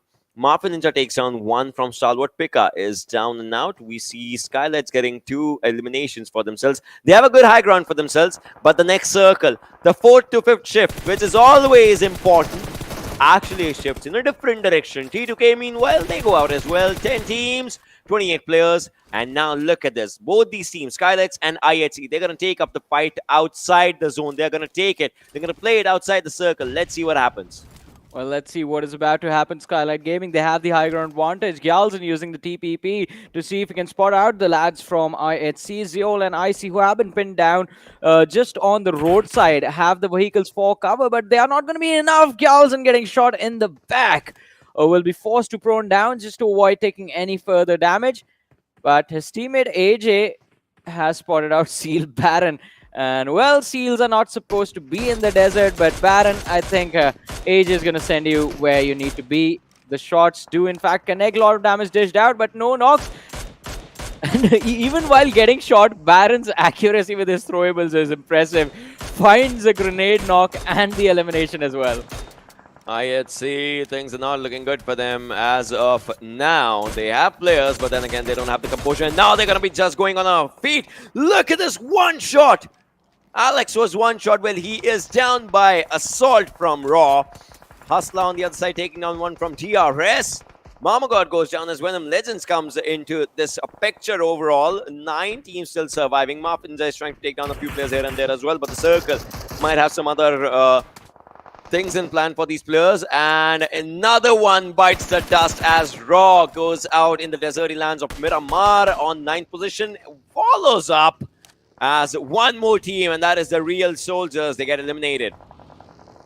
Well, another team bites the dust as we are down to the top 7, 19 players surviving. Skylightz Gaming have, well, finally decided to come down from the mountain that they were ruling all this time.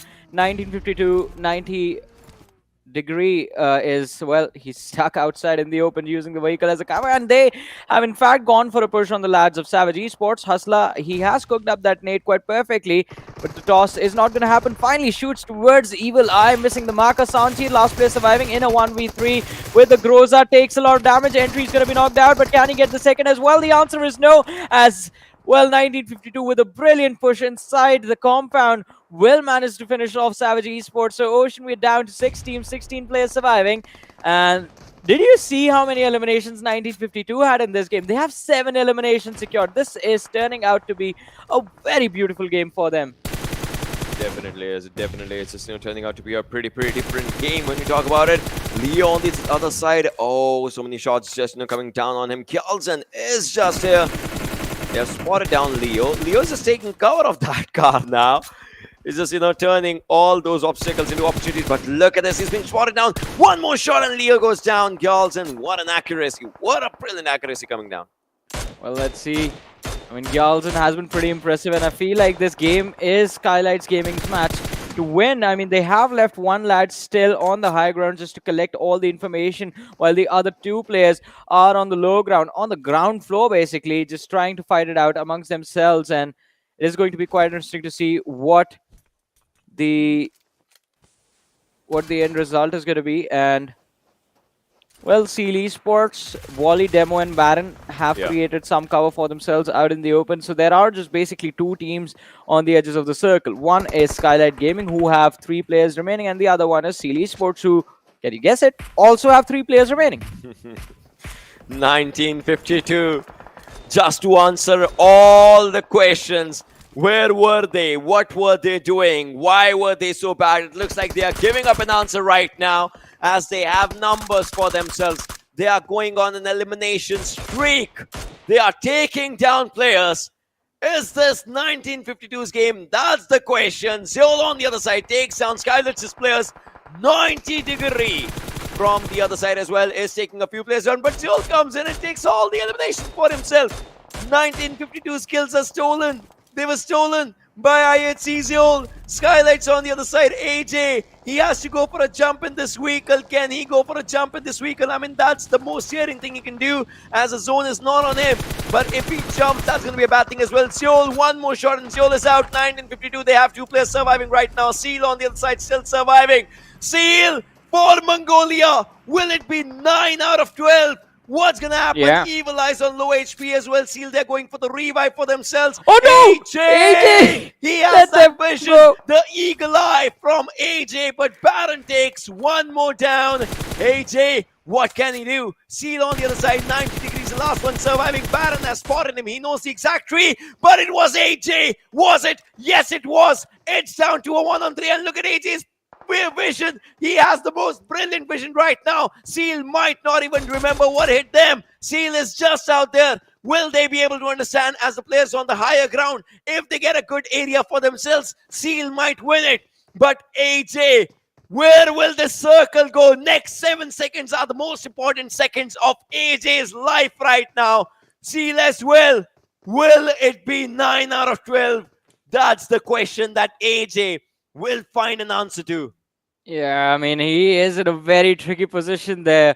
The slope of the cliff is at a very extreme angle, and it's going to be very difficult for him.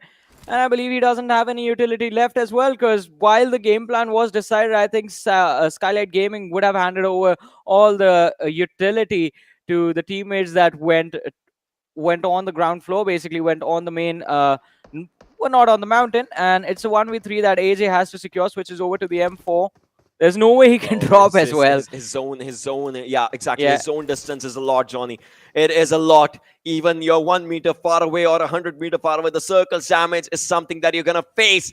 100% you're going to face that. AJ, he understands that. But what can he do? That's the question. If he somehow manages to clutch it out, that's going to be a brilliant one. Look at this. He's seeing the players. He knows one player just moved around. He knows there are 2 players on that side. Does he have a throwable? I guess not. But then again, the circle's coming. 15 meters and the 7th circle for 15 points. That's the first pointer. That's where he has to do. He spots down Demo. He wants to take him out. He wants to take him down. He has been spotted. He's trying to go for the shots. He misses one last shot. Demo still surviving.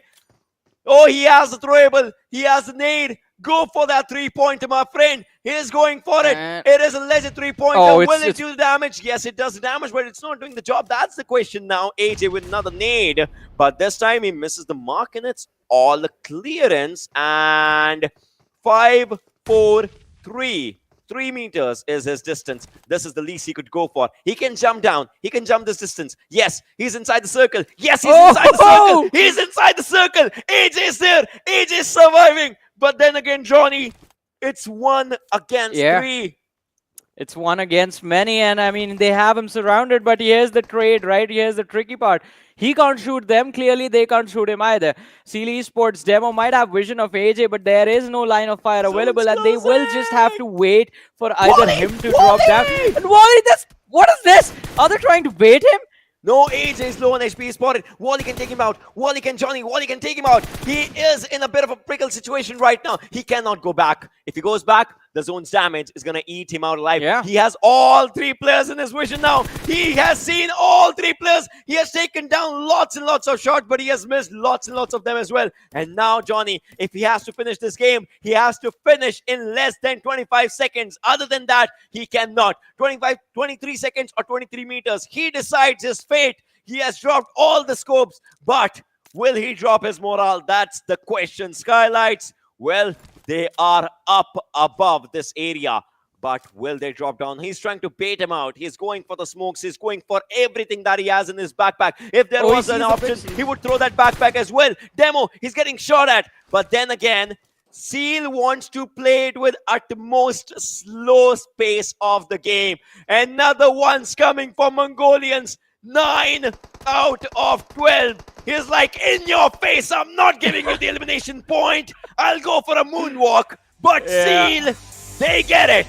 Another one for Mongolians. 9 out of 12. I mean, still a valiant effort from AJ in the end. I believe the only thing that stopped him was the fact that he ran out of ammo and did not enough have. He had nothing, absolutely nothing available to go for the finishes.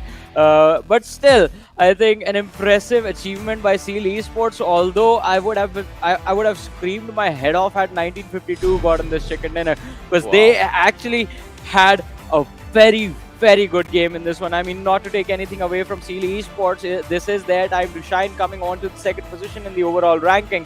But still, 1952, now this is the team that I was waiting for. This is the 1952 that I was waiting to witness. An amazing finish with a lot of eliminations. Towards the end, Johnny. AJ kind of ruined their plans, but still a good game overall. 75% win rate. Yeah, for the Mongolian teams. $9,000. For the Mongolian teams. What's the tally on the total number of eliminations the three teams have in combined?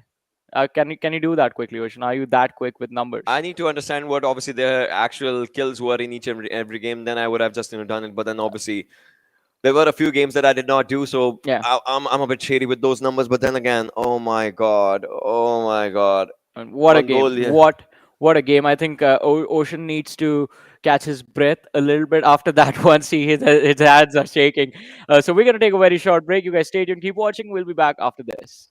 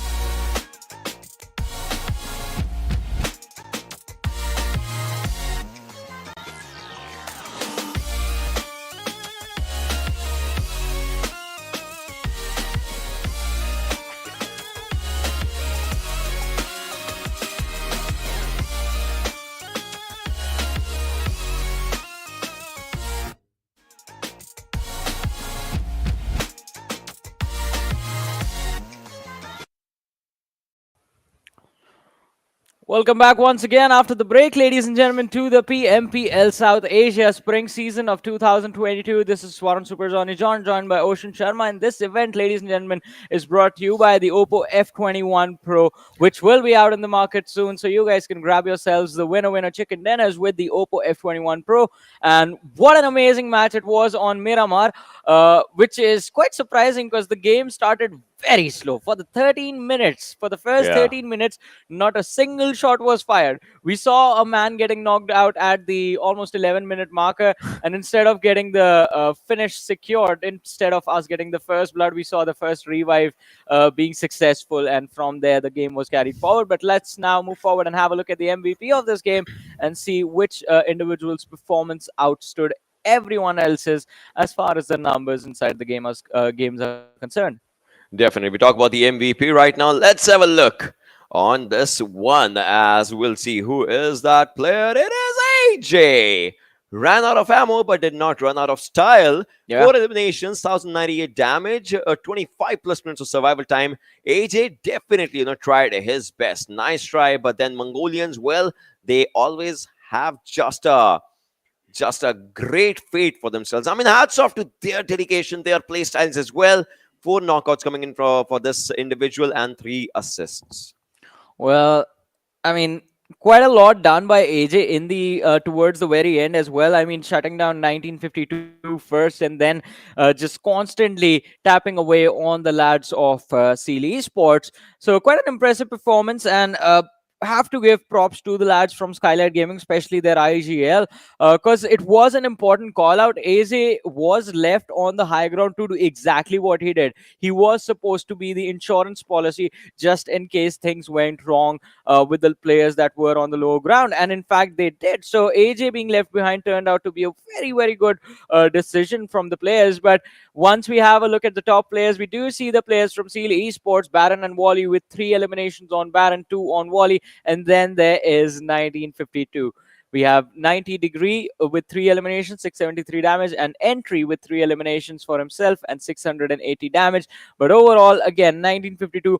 What an amazing game. I want to see consistency now from this team. I mean, we did see the pop-up performance. Well, it's almost a pop-up performance. Now it's time to be consistent. And if they aren't consistent, then we're going to see them drop down again in the standings. Yeah, we will. We definitely will. But then again, this has just, come out to this one. I mean, 1952. I seriously hope that they keep on this momentum. Yeah. This performance of 1953 was actually an answer to all those people that were asking the question where this team is, what is this team doing.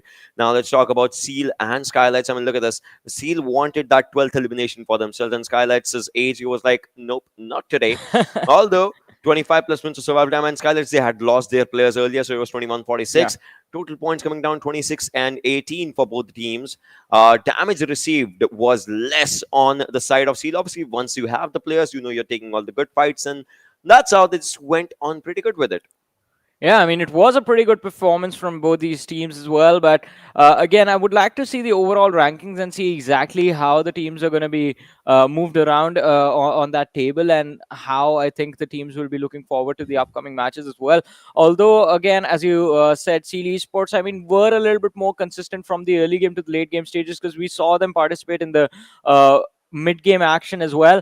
Match summary this time is going to have a lot of diversity. We have Delta from DRS with the highest eliminations, AJ from Skylightz Gaming with the highest damage, Wally from Seal Esports with the highest assist, longest distance elimination. Quite rightly, I might add, as the man who goes by Snipe Whitey, sniping someone with 337 meters distance between them. And again, I don't know if that was a bolt action or a DMR or an assault rifle, but I mean, Snipe Whitey. It is the longest elimination. Yeah, it is. It is the longest distance elimination right there.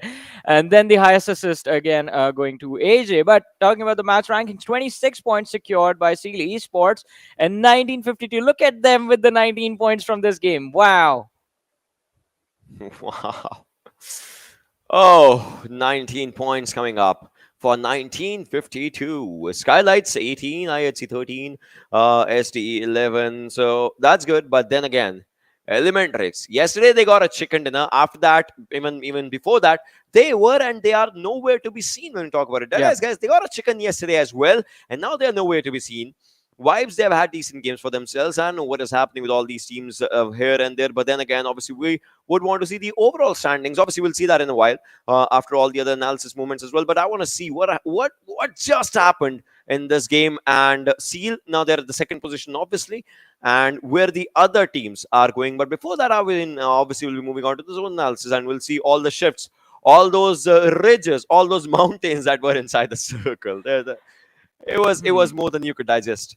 I think again, I mean, the zone analysis. I don't know if it's going to begin from the beginning of the game because there was It hardly is, anything yeah. happening at the start. I mean, the first circle, as we did talk about, it centered towards Chumasera. Then the next shift and the next shift after that, all moving towards the sort of the what do you call those mountains at the corner of the map, at the very extreme west of the map? Do we have a name for that? Oh, they're like the boundary. Yeah, the Yeah, boundary. that's just the boundary because obviously no one, you We'll call cannot it go the wall now. the Great Wall of Miramar. Yeah, TGM Uh, for short. TGM. TWM, sorry, not TGM. Yeah, that's what I was saying. Yeah, the TWM, wall, yeah. the TGWM. I don't know. We're just lost It's for words. But we'll figure it let's out. talk about Look at Scry. Look at Scry's position. He was so outside the circle. In all these situations, he was trying to get more and more points for himself. Look at this. This is where the circle was, and the players were not there. Then Seal. The best part Yeah. of Team Seal was that every individual they moved in. They moved around the zone individually. They were not coming in together. It was like one player going in just to understand where the threat is. Then the other players are coming. That's one thing I like about Mongolians, right? Yeah. Even if they are, even if they have more number of players for themselves, they still try and move solo. So Yep. that if it's a 1-on-3 situation, one player can get the understanding where the other players are, and they can just straight up the two players surviving. They're like, now we can go for the fights. Exactly. I think you explained it quite brilliantly, as you said. I mean, the players were moving solo because they wanted to pull AJ towards the cliff. Because once he was visible, I think they could have easily taken him out. It was a 1v3 in their advantage. But let's move forward, have a look at the Oppo F21 Pro moments of this match. And look at this. So this is what we were talking about, ladies and gentlemen. That's the first knock at 10 minutes and 30 seconds. Alex, I'm very disappointed. Should have secured that finish, but they let him go.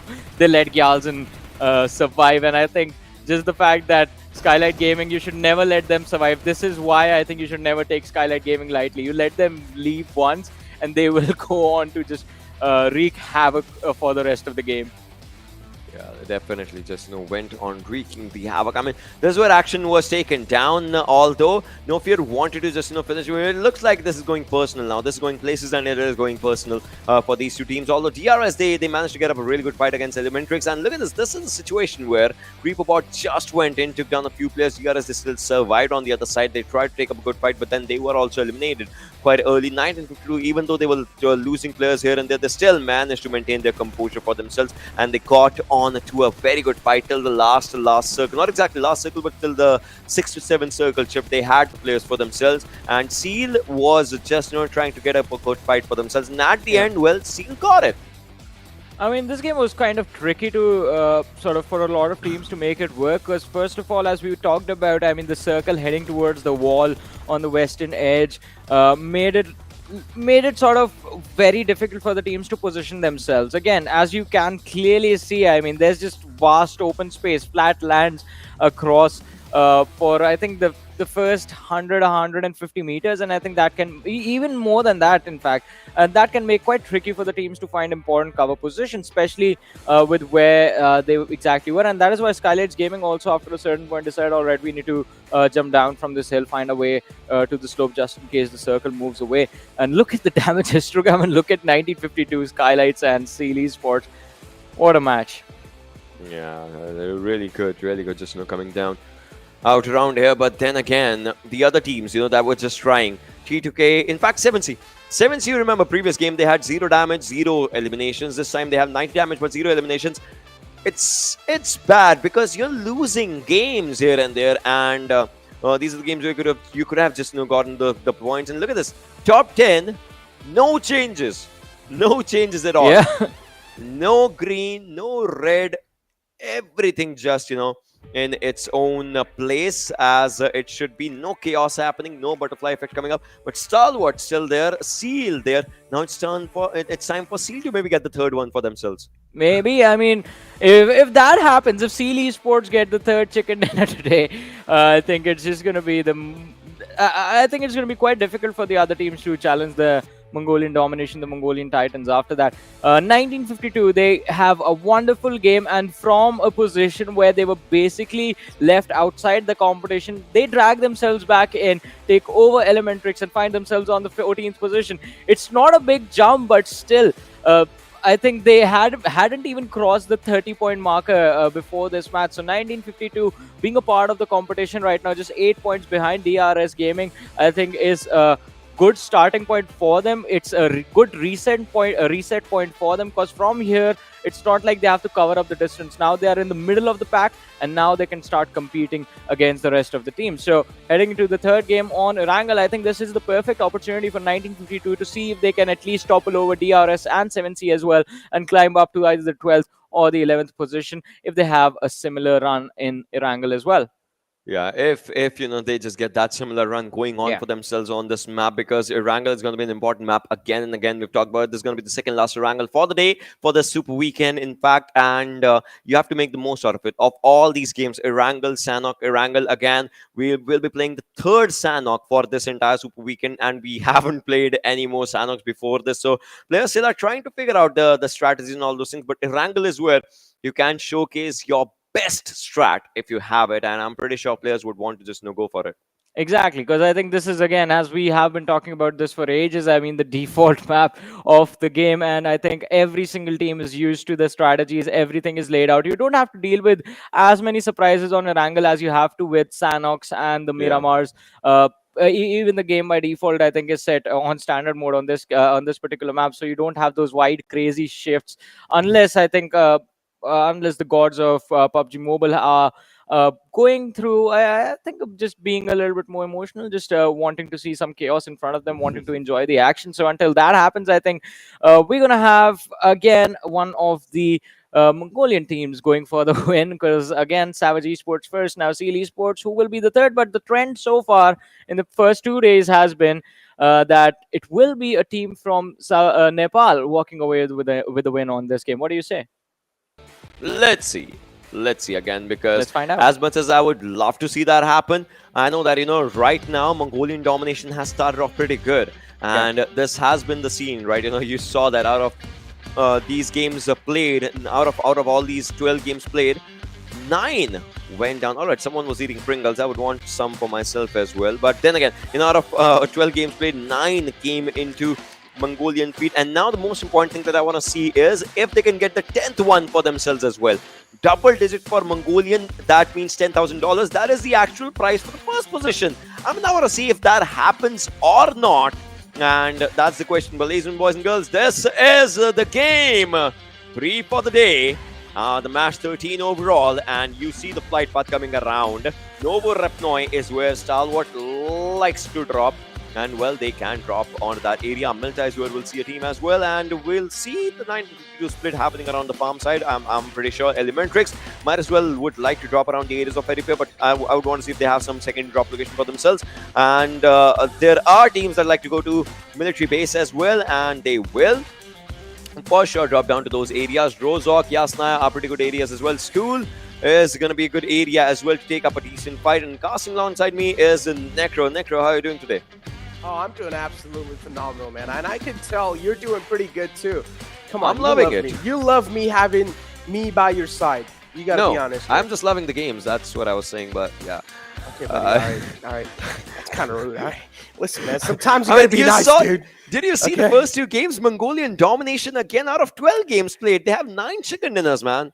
Look, this is quite funny, though. Like, me and Johnny, at the end of the day, yesterday, we had a talk, right? So first day, Stalwart was like, all right, we're going to take the deal, right? 3. Stalwart, they get 3. Second day, IC is like, all right, Stalwart, you guys are done. Now it's our time to shine. IC takes second day. And now third day is going to be equally divided between Seal and Stalwart. Just watch. This game's going to be Stalwart. Well, we'll see. I mean, Stalwart has a good area for themselves, but the circles on the other side, they can go for their standard rotation. That is the first bridge that they take. 1 player just goes forward, and then 3 players, they like to move behind. 7C right now, the circle is definitely favoring them. As of now, the circle might as well just move around to the southern side of Pochinki, Gatka, those areas, and, well, Slipknot. Battery was quite close to him. Slipknot moves on to the other side, takes his own teammate. Oh, this week, it's just amazing. Although now, they're just moving on to the back lines of Pochinki, moving away from Pochinki, gathering all their players together so that they could just go to their own drop location and can start off their loot. Last game of Miramar, Necro, we obviously see a difference in the players' play style of Miramar and Erangel, right? Miramar, we did not see a single fight happening till the first 13 minutes. How long do you think it's going to happen in Erangel? Do you predict an early fight, maybe 5, 6, 7 minutes? Because I think we might just see slight kerfuffle happening here and there. Yeah, I honestly feel like there's quite a lot of teams close to each other, right? If you can take a look at ElementriX, they're quite close to the players in 1952, and this is what I was exactly saying. So we're probably going to be seeing a fight happening just now because Liquid, it's donezo. You know, at this point, it's you would rather just give up because he had no guns in the hand. All he had was a little rock for the cover. 1952. Oh, dude, this team. I mean, last game they have started popping up. I'm loving what they are doing, right? I'm loving this 1952 right now since the last game. But look at what they're doing. They're trying to hunt down the players of ElementriX. Oh boy, oh boy! One more goes down, and if you don't stop shooting, you might as well take one more down. Orange will be turned down to red as he gets taken down. 1952. What happened? Who hurt you? I feel like the overall rankings are enough to answer that question, Ocean. Everyone's hurting them, and now it's their time to take the revenge.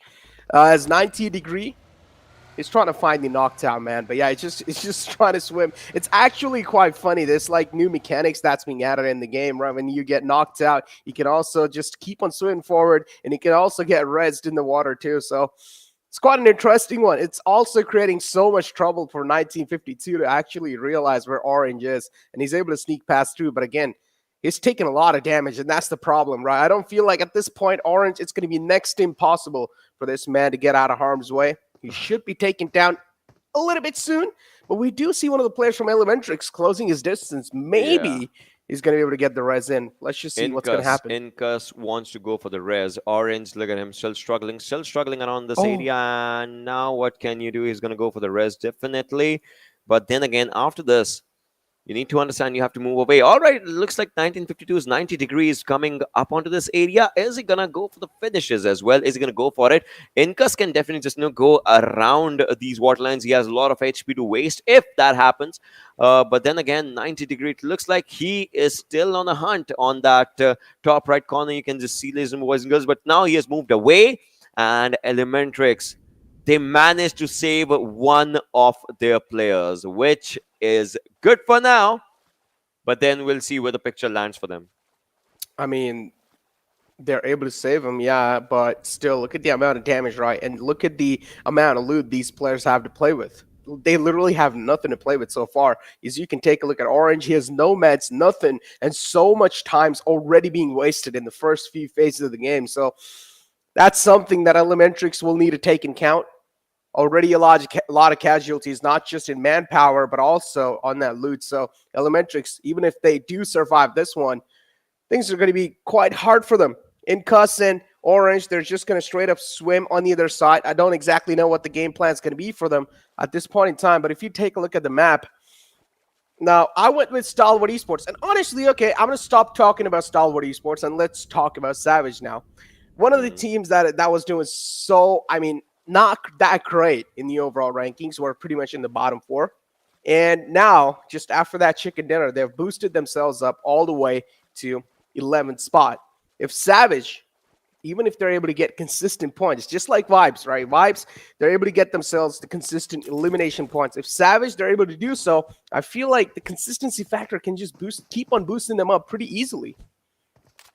I mean, there's this thing for Savage, right? They like to play in their own pace. They're slightly different from the other Mongolian teams. The other Mongolian teams are slow on rotations. Savage, they like to experiment a lot here and there. They might just be slow on rotations. Sometimes they are fast on rotations. On the other times, look at this right now. They are rotating from the northern side. Obviously, they like to drop onto the backlines of Yasnaya, and now they're rotating from the backside of the circle. That means they have 2-3 bridges to get in onto the main circle, and they would want to go for it. But then again, after this, what would be their game plan? If they have all the players surviving, if they see someone in the open, they will take those players down. Otherwise, they might not. It's kind of a different story for Savage. But then again, we'll see. Skylightz, they have a different strategy for themselves as well. Look at this. One player goes to Zarki. He comes back as well. So that's their own style of playing as well. Phantom, meanwhile, I've said this with Johnny as well. Phantom is a team that has impressed me a lot personally. As this team, it's kind of like, we have seen these players, Harame and all. We've seen these players play before. But then they're coming under a new name and they are playing really, really good. They're at 6th position right now with 100 points plus coming in their own favor. So yeah, it's really good. And Phantom, they are if they keep on playing in this pace, they are the new fan favorites right now. Yeah, exactly. I mean, being on the 6th spot, doing so great for themselves. But have you expected Skylightz Gaming to be on 7th spot in the Super Weekend 1? Because I personally didn't. I thought maybe Skylightz Gaming after week 1, we might just see them in the top 3. But I don't know what's going wrong. Yeah, I mean, even me as well. Like this team, this has been a team that has gone there, that has qualified there with the GC points last time, right? They went there to represent their team, their region in the PUBG Mobile Global Championship. So I had high expectations from this team as well. But then again, it's still good to see that other teams are learning and adapting as compared to the gameplay, and they need to get those plan Bs working up for themselves as soon as they can. And I'm hoping in the next Super Weekend, that should be Skylightz Super Weekend. I hope that so. But then again, this Super Weekend as well, they got one chicken dinner. That was the first day's match of Sanhok, if I'm not wrong. And after that, they have had their own pace. I mean, remember, last game, they were at the 2nd position. So, yeah, AJ, he ran out of bullets. Otherwise, it could have been his. Indeed, could have been 8. Maybe, yeah. I mean, look, there can be a lot of ifs and buts, but I'm going to hold on. Venom Legends and Deadeyes Guys really close to each other. Rafat, though, this man's still going to keep on driving in the buggy. Also caught a couple of bullets and also revealed a lot of enemy intentions. So that's something that Venom Legend will definitely need. Right now, what they're trying to do is just hold their ground, make sure they're not really overextending themselves, neither over peaking out. Because Deadeyes Guys, so far, the air has been in their favor, and if you're going to keep on giving them that breeze, they're just going to straight up capitalize on top of it. So you might as well want to take a little bit of backseat. Let's see what happens in the situation, right? But then again, all these players are trying to move forward. Deadeyes Guys, their rotation was quite tricky, quite weird, in fact, as you saw a few players just quite close to Venom Legends right now, and now they are moving from around these areas of Pochinki. Wow. Venom Legends is falling behind them as well. They have spotted on a few players. Shots were taken by Rafat, but just as he took those shots, that ridge just came in handy for the Deadeyes Guys, and now they are moving forward. I'm pretty sure wherever they'll stop, they'll be spotting down a few players from Raw as well. Look at this, how close they are from the players of Raw. That is Greg. He's just around the corner. Oh, no. This could happen. A catastrophic movement though, but then it looks like he still manages to survive. Wow. I mean, look, you cannot be good at every single mechanics of the game, right? Sometimes, I mean, most of the times I've seen some of the best players who are really good at taking down players, and they're actually pretty bad drivers. I mean, I'm just saying, I've seen that happen, and makes sense, you know. But yeah, I'm just joking around. Venom Legends, though, at least for now, they found themselves a safe compound to play with. Nothing really much to worry about. Deadeyes Guys, of course, they're going to have a lot of confidence, so they're going to try and get the high ground in their hands. Stalwart Esports is right in the front, though. You want to make sure, because yesterday, if you remember that Pochinki finish, Stalwart Esports was absolutely dominating. They were just jumping around on the rooftops, and they were just able to get those slants. They were just able to get those shots down, but this time it's going to be on top, inflicting a lot of pain and damage on the players of Stalwart Esports. Definitely coming up on a top right now, as he was just trying to go for a few damage numbers to be inflicted. Oh, one shot definitely connected. We saw what Stalwart was capable of doing in this area of Pochinki in yesterday's last game, although not every day is the same, and now it looks like someone has cracked the code as one of the players from Stalwart was taken down. I guess revival might just come in handy pretty soon, as the players are still quite far away from each other. Venom Legends as well, just trying to take up these warehouses. They're spotted on a few players from Phantom. Harame has been spotted, but still no shots being taken onto them. Rage just in this warehouse, and the other players of Venom Legends in the squad house, which is really important as well. Let us see what happens if the players will actually just if the players tend to rush or not. Right now, 11 plus minutes on the clock, and we have still all the teams surviving. A few casualties happened, in which ElementriX, they had the most casualties. Yeah, still a slower pace for the game. All the teams, they're just trying to find that sweet little compound. Just trying to take things as slow as possible. Do not really want to rush things. As you can see, Scry as well with the Mini 14. Somewhere on the other hand is challenging those fights. Deadeyes Guys, they've got their eyes locked on the players of Stalwart Esports. Again, Scry, you cannot just peek out, because at this point, Deadeyes Guys, they're doing a successful job just burning through your meds. So maybe you just want to take a little bit of back foot at that time. Deadeyes Guys as well. Somewhere down the line, there's going to be a little bit of paranoia setting up on them as well, because you can see Venom Legends in the back. They're also having their sights locked. Raw, a bold rotation, but this time I'm going to hold on to my words. A Seal, one of the players being caught off guard out in the open, and it's going to be Savage Esports, Hershey, who's going to take him out. Hershey is trying to move forward as well. Sanchit on the other side, he's spotting down other players as well. He thinks he's seen someone probably, but then again, wherever he's looking at, that's not where the players are. What are they doing? Are they all right? Maybe going for the loot. Yeah, I was like, why are you throwing a smoke right now in front? And now I understand, you know, the game plan will go for the loot in its righteous way. 60 players alive, airdrop taken by Vibes Joker, and it's important right now because we'll have to see if they just, you know, make the most out of it or not. Leo on the other side trying to take down a few players from 1952 entry. It's just there, and now Leo, I thought he is trying to go for the vehicles tires as well. Yes, he is. Just trying to spoil their rotation if things do go south for them. 1952, that's quite a wide split from their side. One of the players still out in the open, catching a couple of bullets on himself. The pace of the game so far has been pretty slow. At this point in time, as you like to call it, this is kind of like the slot zones, right? Where teams, they're just trying to burn through enemy meds, make sure they're inflicting as much as damage as possible. Whatever they find, they'll just actually accumulate it here and there. Nothing else. That's the slot circle that just happens here. It works, right? It works. It's kind of a slot, slow pace, nothing at all happening. And looks like, that peak. That was a daring peak by Venom Legends players. But then True Love, it's like, you know, he just wants someone. He is just looking in that area. Look at this. This happened a few moments back. Skylightz players being caught off guard by IHC. And on the other side, it was Stalwart. Again, we are just seeing Mongolian domination happening here and there. I mean, can't really say much at this point. Savage as well stepping up to the occasion. Then you have Deadeyes just nailing those shots with the Mini 14. Gotta say, though, you talk about improvements. Deadeyes Guys has to be one of those teams. I feel like they were pretty good last time as well, but now, even inside this season, this time, I feel like they have improved quite a lot. T2K legend. Yesterday he almost had a pretty brilliant, you know, almost a 1v4-ish clutch in Miramar. I reckon that was just an incredible way for this player to just, you know, showcase his skills. And Legend, he was just a bit alone. Look at this. Where Legend is, look at where the other players of T2K are. Legend is quite inside the circle right now, which is going for a new formation. Obviously, just like we said, you know, Gatka Pochinki, that's where the circle is definitely going. And all the players will have to move to those sides as well. As now Jiggle gets down. Not Malik might just be the next one to follow down the situation. Ryu quite close. He's been spotted down as well. They're getting that beat down by Circle as well from one side. And Jane, oh, so many shots on Jane. But now it is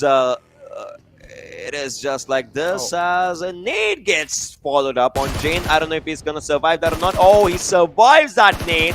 And he sits back behind that buggy again. Yeah, I was on the other side of the buggy, so Jane, nothing really much to worry about, but this Molotovs might just spread, and he might just get incinerated, but no, still not just yet. The nades are just not finding their mark. The utilities are being rained down on Jane, though. It's just single-handedly holding behind that little buggy. A little bit of more wrap-up damage onto him, but there's another player quite close, but this nade this time is going to connect. Jane gets taken down, but Seok's so close from the side of TDK. I don't think Vibes, they have any clue that Seok's right here. What's going on with him? There's a little bit of technical issues with the man. That's such an unfortunate way to go down, TDK. If I'm not wrong, there's just some technical issues with the team, but yeah, TDK now taken out in the first spot in 16th place. I just don't know. Well, Jane was trying to get good fights on the other side, but Suyoga just, you know, it ended like that. Vibes on the other side. You saw that happening as Vibes follows up. Just follows up. Vibes straight up becomes the next team to be eliminated afterwards. JyanMaara looks like they have a good momentum for themselves, but right now, Kannar, oh, he was moving on to the wrong direction. Now he's on the right direction if you just talk about it. And Hershey spots down a few players from DRS, and Stalwart's coming up as well. Pika, he might just be down and out before he just reaches to this place. Oh, look at him. He will be taken down. Oh my god. What is happening? Players are rushing in on DRS Reaperbot, but as soon as they rushed, they were taken down. Stalwart. This is the weakest rush that I would say I've seen in a long time. What just happened to this team, Stalwart? You see them on the right-hand side of the elimination feed. Wow. Oh, I think so. I just cast a curse him. Yeah, but Yes, Action and Pika are still alive, so I think there is a little bit of more hope in this team. But Savage Esports, look at the way they're playing. The spread they have is really good. Action is trying to close the distance on the fallen teammate, hoping that maybe he's going to be able to get the rest in, but it's going to be really tough at this point in time. DRS, they just have the little shack to play with. So many smokes on the board deployed from the side of Savage just to make sure they're going to be able to cross over. DRS2, they're just going to keep on utilizing those smoke grenades. Killer YT as well, just trying to create himself a little pathway. And Savage Esports, they're just going to keep on moving in. Delta, he's just hiding. He's just hoping, please do not check this. And What is happening? Deadeyes Guys, they follow up as well. Oh my god, but DRS's Delta, he is one of the hopes. Killer, looks like his kill is gonna be in the hands of Seal Baron. Yes, he gets his second one right now. Delta takes one from Savage. As Sanchit goes down, Pika, he gets eliminated as well. Now, Action is the last one surviving, and where Action is, that's not where the circle is. Circle just moves to the northern side. Raw has a good place inside the zone. I believe this one is finally coming in the hands of some other team, but Mongolians. I don't know though. IHC still surviving, so I cannot be so sure. Seal is still surviving. I just don't know. I mean, IHC is literally just spoiling their own counterparts game over here. Savage Esports, they're getting sandwiched from the back. But then now we have 7C, who are trying to inflict a lot of pain on the players of Venom Esports, as Harame has already went down, and there's going to be a send-it moment from the side of 7C. Still trying to get some sight lines or some visuals on the player in the front. Badrop catching a couple of bullets, so we'll need to try and fall back to safety. Memo, oh, he spots out the res. He also gets a lot of info to play with now. He knows there's a couple of players behind that tree, so 7C, somewhere down line, they have a lot of info to report, but I want to see how they're going to be converting that info into knocks. Badrop with a good nade. He's cooking it. He's cooking. Oh He's God, overcooking it. I'm pretty sure he's overcooking it. I don't know. Yeah, he overcooked it. But then again, we'll have to see what happens. Is right now, Mad Max is on low HP. He needs to heal on time as well. He's going for the heal. That is a good thing. Slipknot on the other side. He knows that there are players of 7C right next to them. Savage on the other side follows up down on the 12th position as they are eliminated off the lobby. 11 and 34 is the team and player number surviving respectively. Zeol with that elimination of the grenade gets a grenadier tag onto himself. 7C Zaku, he is moving forward. Slipknot has he spotted Slipknot out? No, he does not. Now he does. Now you understand, but it's a bit too late as he's on low HP. But I guess he is getting quite inadequate cover on from the other side. As now Slipknot needs to move forward as well. He is moving forward. Akujot needs to heal. And then look at that. Other players of 7C are in a troubling situation. Slipknot, he is going for the nade. He throws that nade. His HP is low, but then he connects that nade. Slipknot had a plan. The man with a plan goes for it, and he takes Akujot out of the equation right now. But Akujot, he's not finished. Exactly. Slipknot still barely surviving the crucial nade right there. $1 million one for sure. But now Slipknot, he needs to find himself out of harm's way because Seal from the back as well is taking a lot of shots. This point in time, this place that Venom Esports have found themselves in, it's so tough to get out of. In the front, it's the entire squad of 7C, and in the back, it's Seal just inflicting hurt on you. How are you going to get out of this spot? But he's still able to somehow get those knocks, which is buying him enough amount of time for survival. And he's just going to keep on confirming those frag, and that's going to be great news for Venom Esports as long as they're able to get these points in their hands. That's going to be a huge win-win situation for them. But the nade slips right next to him. Going to be taking some heavy amount of damage. 7C still barely hanging on the edge. They're still alive. They still are. They definitely are alive in all these situations right now. 21 and 7.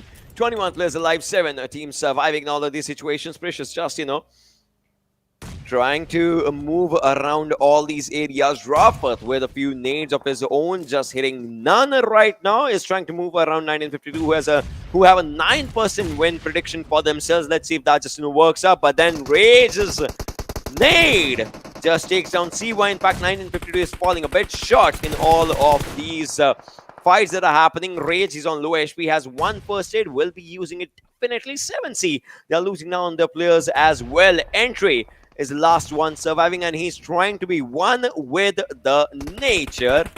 But I believe the nature is quite cruel right next to him, because it looks like he's in a forest and he's getting hunted down by lions all around. Seal Shot has spotted a few players from Team Seal, but then again, one player of Seal goes down by his own teammate. Snake Leo takes down Baron. He was in an open ground, had all the open area to throw a nade somewhere, and he manages to throw it on his own teammate. Wow. Well, that's a rookie mistake right there, and they will have to pay the price for that. As Seal, they get taken out just because their own deeds. And now JyanMaara, they're trying to get this compound control in their hand. I mean, so far things are not really going their way, but Raw, they're looking pretty phenomenal. Again, he messes that up, takes a little bit of damage onto himself. Gunner, he needs to find that sweet spot with this nade right here. This time almost crawls right next to him, but still not catching any amount of damage so far. And now Cooney's going to be on top of Flames, and still Raw, they're barely surviving. Or not barely, they still have 3 players up. So JyanMaara, there's going to be a lot of trouble to try and take care of. On 5th place, it gets 1952, getting eliminated out the game. Venom Legends are still surviving. Okay, so I'm impressed. Oh, Gunner goes down by Cooney's Molotov right now. No Fear is going with his own throwables in all these situations, as he needs to revive his own teammates as well. He will go for a good nade. Oh, come on. What is it, a catch game? Everyone's just going off with the nades here and there, but then again, No Fear's grenade definitely just connects, and No Fear, he needs to end, he's the last one surviving. He needs to go for it. Looks like he'll go for one more nade of his own. DRS follows up as they get eliminated, but No Fear needs to understand he needs to get up a weapon for himself. He's going for a few shots here and there. Will go for the revive right now, but if he disconnects, if he actually cancels the revive, his teammate is going out. He needs to go for this revive, come what may. JyanMaara, this might just be their chance to get a chicken dinner for themselves. They waited so long for it. Day 3 is always a day of comebacks, and looks like the comeback is happening. No Fear with that nade takes down one. Another nade follows up. No Fear is going in the same direction, but look at this. Cooney still surviving somehow, and Mamagor on the outskirts of this area. What is happening? Oh, these Molotovs. JyanMaara, they are angry, but Cooney, he wants to go for blood. He was hunting for blood, but JyanMaara is always having an answer. They all are always indeed having an answer. The Molotov right there just flushed him out of his spot. But still, somehow they're able to survive that one. JyanMaara inflicting so much hurt on the players of Raw. Cooney's also getting ticked off now. There was a huge split between Mamagod and the rest of the players. Raw they're still surviving in the game. JyanMaara, they find themselves this compound, but the circle takes a shift on the players of Venom Legends. You said this is their chance to take the chicken dinner, but I feel like now they need to move out in the open, and this is where things will pretty much be compromised and equalized for all the teams. And JyanMaara, they're going to be catching a lot of bullets. As I said, that's what exactly happened. Steel Shot peeks out, takes a couple of shots in the front, inflicting a lot of damage with that signature M416. Now they realize they need this vehicle as a hard cover. They're just going to blow it up. Venom Legends, for now, they have a really great spot. You know, Mamagod is still surviving, and his only goal is to get to the 2nd position, if not the win, right? His goal is to not show his face, not show his body, not show his legs, not show his backpack, not show his gun, not just be invisible in these open areas, in these open grounds. That's where his goal is right now. Steel Shot takes on one from JyanMaara. His gunner is down right now. He will go for the finish. He's trying to connect all the shots, but the shots were just moving from the left-hand side of Gunner right now. Again, he goes for the shots, but that's not happening. Again. He's just going for it. And airdrop gets taken by JyanMaara's No Fear itself. Look at this guy. 5 meters outside of the zone. You see this entire area. It's just not looking good for Mamagod though, but I believe he will get inside the circle, and that's where another airdrop is. No Fear's moving forward as well. Venom's players, they are trying to go for good fights as well, but the next circle is closing up. Next circle is going to be closing up in a couple of seconds now. Every single player will need to make sure they're inside the zone, but the problem is one of the players from JyanMaara, he was knocked out. Now they're left with only a 2-man squad to try and work with. The circle kind of shifts in Mamagod's court, so that's going to be great news for that.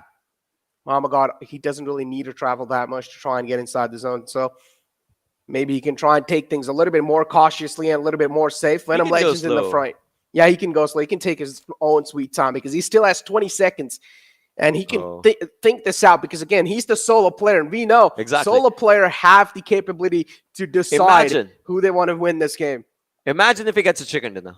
Imagine if he gets a chicken dinner from here. Imagine if someone takes another player down. If they take, like, if there are retaliation fires happening, imagine if he gets a chicken dinner. All right, no fear starts off, and there it is. The retakes happening out here, and now MamaGod is moving forward as well with his own nades. Shield shot. He knows he has spotted on a few players. Takes down no fear in the situation. It's a 1 versus 1 situation.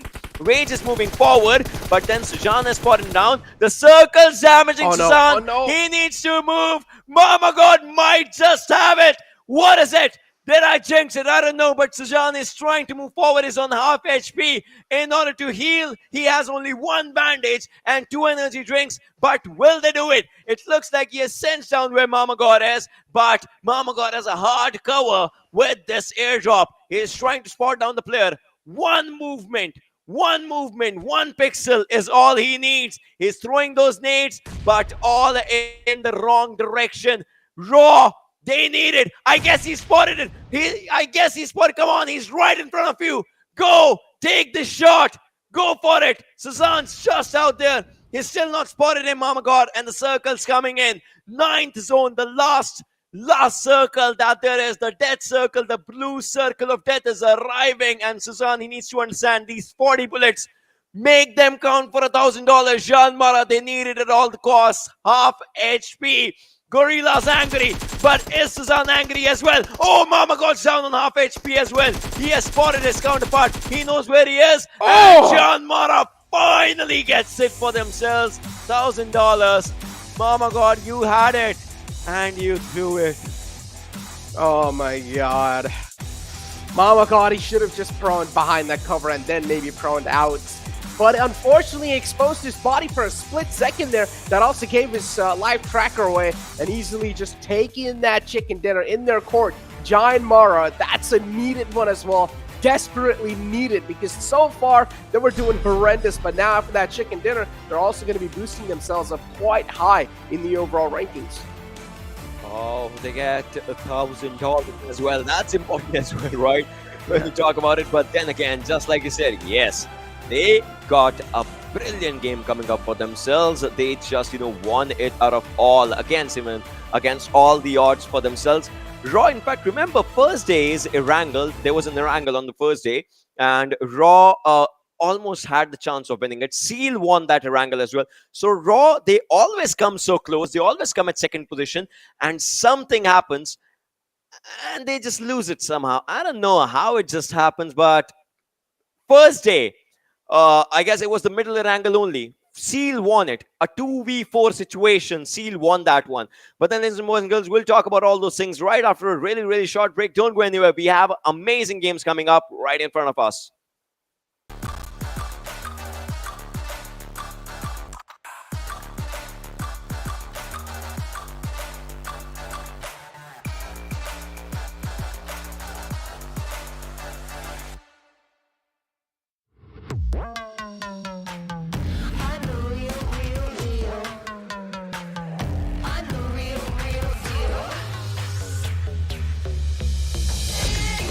It's a bang, even though my name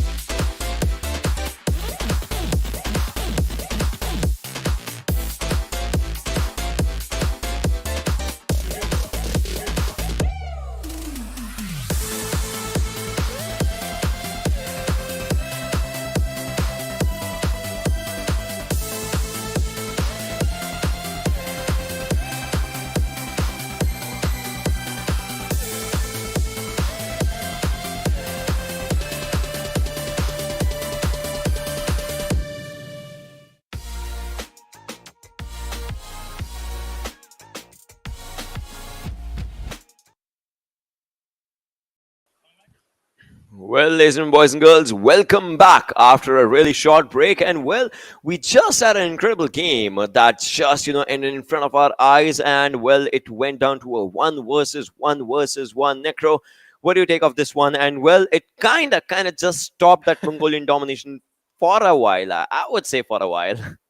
For a while, yeah, for sure. Because it's going to be really hard to stop the flow that Mongolians have so far in the entire PMPL. Because now JyanMaara getting that chicken dinner for themselves, I feel like that should also boost their eco, and also a little bit of more confidence should be added in their court. And that's going to be such a helpful factor for JyanMaara in the end. Now, teams, they were fighting a lot against each other, and that's where Raw, he realized, okay, maybe we should just stay back, let these teams fight it out, right? Because he knows he's the solo player here. He can either try and spoil some games, or he can try and go for the win. But let's take a look at the MVP, and let's find out who's going to be that player, who is going to be the man of the hour, and who's going to find himself with the most elimination points. Well, let's have a look at the MVP for ourselves when you talk about that individual who just played really good, because we have lots of names on our mind, but then again, there's going to be one player who just had an impact that was just out of this world when it comes down. It was Steel Shot from Venom Legends. He had 0 assists though, but the other stats are definitely shining up high, as he has 5 eliminations, 4 knocks, 781 damage, 27 plus minutes of survival time for himself. And definitely he did really good when it comes down to these numbers, just going in really strong. And I am pretty much sure the contribution that he has done for the team is going to enjoy it. They're going to cherish it. Oh, indeed, they're definitely going to be cherishing it. Venom Legends is one of those teams that has been doing okay-ish, I would say. They aren't really, outstanding, but okay, I would say. All right, it's okay. Venom Legends, they're doing quite good. But yeah, Steel Shot, of course, just outshining his entire squad, and also outshining a couple of players in the lobby, and also getting that MVP spot for himself. But I honestly feel like the MVP of the entire game has to be that player from Raw, which is Mama God. The way he showed his patience, he was just crawling in slowly and steadily. He was letting these players fight it out. Because somewhere down line, he knew, as I said, he had a lot of choices to make right there. You can either try and go for those elim points and try and spoil someone's games, or you can try and go for that win. And he made the right choice at the right nick of time. Let's take a look at the top players, and let's find out who's going to be on the second spot. It's going to be No Fear from the side of JyanMaara, of course, a well-deserved spot for that man. Then it's going to be Leah from the side of Seal. Zeal, of course. IHC, it's like there has to be one of the players from IHC in the top players. Always. There has to be. Sujan on the other side. 3 eliminations, 462 damage, 27 plus minutes of survival time for this individual, as well as JyanMaara. Definitely just went till the end of this game. And Sujan, No Fear, I mean, these players definitely did really good for themselves. And we have seen a chicken dinner not going for Mongolians just coming down on this game. Well, I want to ask you a quick question of Mass. Do you know what 9 divided by 13 is? No. Look, I can give a quick answer, but it might just be wrong. So it is 69%, and that's the total percentage that right now Mongolians have in terms of the win percentage. That was 75% till the previous game, and it dropped down because obviously JyanMaara got a brilliant win for themselves. 26 points overall coming down for JyanMaara in this game. Meanwhile, Raw, they get 15 because they had only 3 eliminations. And well, look at the damage received though. JyanMaara, that shows that JyanMaara played this game statistically. They have a higher damage dealt as compared to the damage received. And JyanMaara versus Raw, it happened in that building as well. It happened in the open area. I mean, it's pretty good that the fight just went out on the open grounds of these battlegrounds. Yeah, the conversion from the side of JyanMaara, though, if you can take a look at the knocks and the elims, right? 11 elims and then 10 knocks from the side of JyanMaara. So that shows the conversion rate from the side of JyanMaara was absolutely phenomenal. They also stole a couple of kills, which was 1 kill they stole. But yeah, the total points, 26 points racked up. And then Raw, with on the second place, they've gotten 15 points for themselves, which is something not really that bad, because Raw so far in the overall rankings, they've been doing pretty okay. If you take a look at all the match summary as well, Steel Shot's, of course, going to be there with the highest elim and the highest damage. And then you have highest assist Cooney from the side of Raw. Alibu as well is going to be showing himself up in the longest distance elimination. And then you have high knocks, of course, No Fear. Oh, No Fear coming up with the highest knocks, just like you said. And everyone, in fact, they have 4 knocks for themselves. So it's like everyone has the equal number of knocks for themselves. Till the 4th position. Longest distance in this game, obviously, just not going up to the 300 marker. But then obviously, we will take it. And assists coming down to Cooney, just like we talked. And obviously, this match summary shows how these players had their composure for themselves in the game. But at the end, it's all a different story for what we have seen for these players just coming down and around, as JyanMaara just got it for themselves. Look at this, 26 points for them. Venom Legends on to second, although they were down on a third position, but still they're at second because of the total points that they have in terms of eliminations. DRS is on fourth, 1952. Finally, they are trying to get that composure going on for themselves, as they are on the fifth position in this game as well. I hope it boosts their morale, but then again, they'll have to come back in the next Super Weekend as well if they have to get more and more points for themselves again. For the finals, you have to be in top 16 in the overall Super Weekend ranking, and that's important. Exactly, that's really important. Today's day has been an interesting day, though. It has been an astonishing day without a doubt, because first game Savage and now third game JyanMaara. It's like the bottom, it's like the latter half of the board. They're just trying their best to keep the spot going, keep the momentum flow going in their account. But again, it's going to be really tough to keep it going, because now I'm pretty sure the Mongolians, they're going to be quite jealous, because after JyanMaara taking that, they're going to go all out in the next game.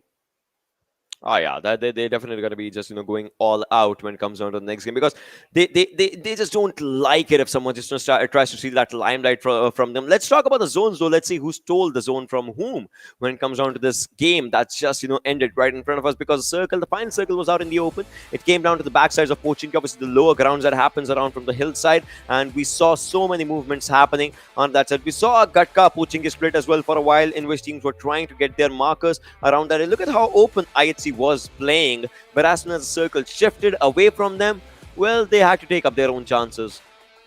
Indeed. And as you can take a look at now, this circle shift right here, this circle shift decided quite a lot of teams' fate, right? As you can see, it shifted right on top of the players of Venom Esports. But again, that hilltop was highly contested. That was the problem. Now, all the teams, of course, they want to make sure they have the prime positioning in the zone. And of course, it makes a lot of sense that a lot of teams had their eyes dead center locked on that hill, because they knew that high ground, if there's a team controlling that, they're probably going to be raining down a lot of shots. And that's where, as you can see, just look at Venom Esports. They're getting charged on by so many teams, right? Venom Legends, then you have another team, 1952 moving in, 7C as well is right close to them. But I like this split right here from the Outer Raw, right? They have a couple of players in the compound, and then they have Mama God really separated out, like a 3-1 split they had going.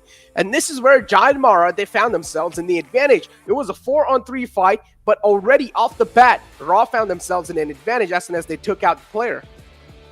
Yeah, that's just how it went on. Perfectly explained when it just comes on to this explanation. But then again, ladies and boys and girls, this zone analysis just showed us quite a picture of how, in fact, Nepali teams, in fact, they just like to play those open area circles. In fact, the South Asian teams overall, how they like to play these kind of circles, the ones that are favoring them, because we saw lots and lots of teams just going down around the area of Pochinki, and from there they had an open way, one open road that just goes down to the road down. Obviously, we'll see those fights happening in the Oppo F21 Pro movements as well. The fights that happened around Pochinki, onto the backsides of Pochinki, the open areas around Gatka, on the open sides of Gatka as well. We'll see all those things happening in this one as well. But we'll start off, I'm pretty sure, from the moment in which 1952 went down on ElementriX. Imagine hunting ElementriX, a team hunting it. That's just different. I mean, it's more kind of like 1952 knew that ElementriX has nothing to defend themselves with, and ElementriX, like, such an unfortunate drop right there. 1952 capitalizes on top of it pretty quickly, and I feel like I personally love how proactive 1952 was in that situation. I'd see here completely just spoiling the hopes and dreams for Skylightz Gaming, already kind of on the struggling phase in the overall rankings. I mean, if you say they're not really that struggling, but they are struggling if you know who Skylightz Gaming are, right? If you know who's playing in that roster, because that's not what you expect. You don't expect them to be on the 7th place in the overall rankings. I still need to take a look at the overall rankings, and maybe they could have been just boosted down a little bit low. But yeah, Venom Legends right here, of course, Steel Show was able to rack up so many kills in this right hilltop that he had. And this was the exact hilltop that I was talking about, right? The most contested one. All the teams had their eyes locked on this one. The Raw, of course, was in the front, in the house, just trying to play this one. And this was quite an awkward engagement. Let's not lie. This was one of the most awkward engagements with those utilities. Yeah, it definitely wasn't. Look at this. One player takes the other one down. JyanMaara and Venom Legends, they had the area for themselves. Then JyanMaara's last player, Susan, as he was surviving, right? He was on low HP. Imagine had the circle taken him out. That would have been a different story. But then obviously that did not happen. Let's take a look at the damage graph as well. As JyanMaara definitely just, they rejoice it up with their amazing performance. 1780, but Venom Legends 1914. Is the damage start for themselves. Lots and lots of team, they have a higher damage number for themselves, like more than 1,000. Yeah, look at Savage too, right? I mean, they went off so early in the game too, and they still have 700 plus damage. Yeah, sorry for this one, but yeah, so today in first Erangel, we saw 7C going down with 0 eliminations and 0 damage. Now we have ElementriX. Obviously, I get it, they could not take up a fight, but then again, in one day, we saw 2 teams with no damage numbers on their name. Yeah, honestly, it feels kind of weird to see that 0-0, right? It's like rare sight for me as well. So it's kind of like weird to see. Yeah, it's like they gave all the points. I mean, I get it. They were in the wrong situation right from the beginning. But then again, they were part of the fights, but they were part of the fights in which they were giving points, not taking points. And that definitely just does not look good. Talking about Stalwart as well, you see them with 0 eliminations, no one would believe it, right? The way they have been performing. But then again, this happened. Still, Stalwart's in the first position, top 7. The numbers are still there, but Seal is quite close to Stalwart now. That means Stalwart would want to just, increase the numbers for them. They like to do it. Exactly. It's like the point difference is honestly not a lot. And if you take a look at Vibes, though, I feel really bad for Vibes. I mean, they have no chicken dinner, dude. Come on. Personally, for me, money matters. I mean, even though you're doing really good in the overall rankings, get that money, dude. I mean, you guys have the capability. I don't know why you guys are holding yourself back. But so far, 0 chicken dinners, no money in their hands. While on the other hand, you take a look at Stalwart Esports with like 3, that's like $3,000. Then you have Seal with like 2,000. IHC as well with 3,000. That's like so much money combined for that individual region. And now I'm pretty sure let's take a look at the latter half of the board and let's find out how things are looking over there. DRS on 11th spot, Savage Esports of course boosting themselves up with that chicken dinner. JyanMaara now getting that. They haven't really boosted themselves up that well, but yeah, one place ahead, I guess.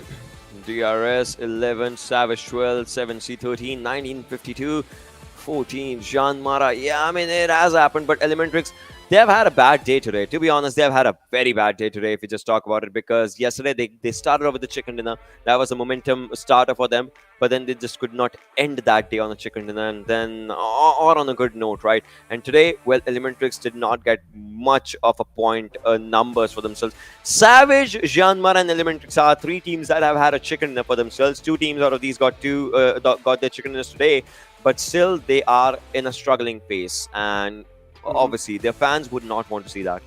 Oh, indeed. Fans there definitely do not want to see that. ElementriX is one of the most oldest teams, and we've been talking about this team since ages now. But let's take a look at the schedule, and let's find out where we are currently. Of course, previous game was taken by JyanMaara. Now we're going to be moving on forward on the map of Sanhok, where the pace is going to be amped up even more. Personally, I'm a man of aggression. I don't know about you, Ocean.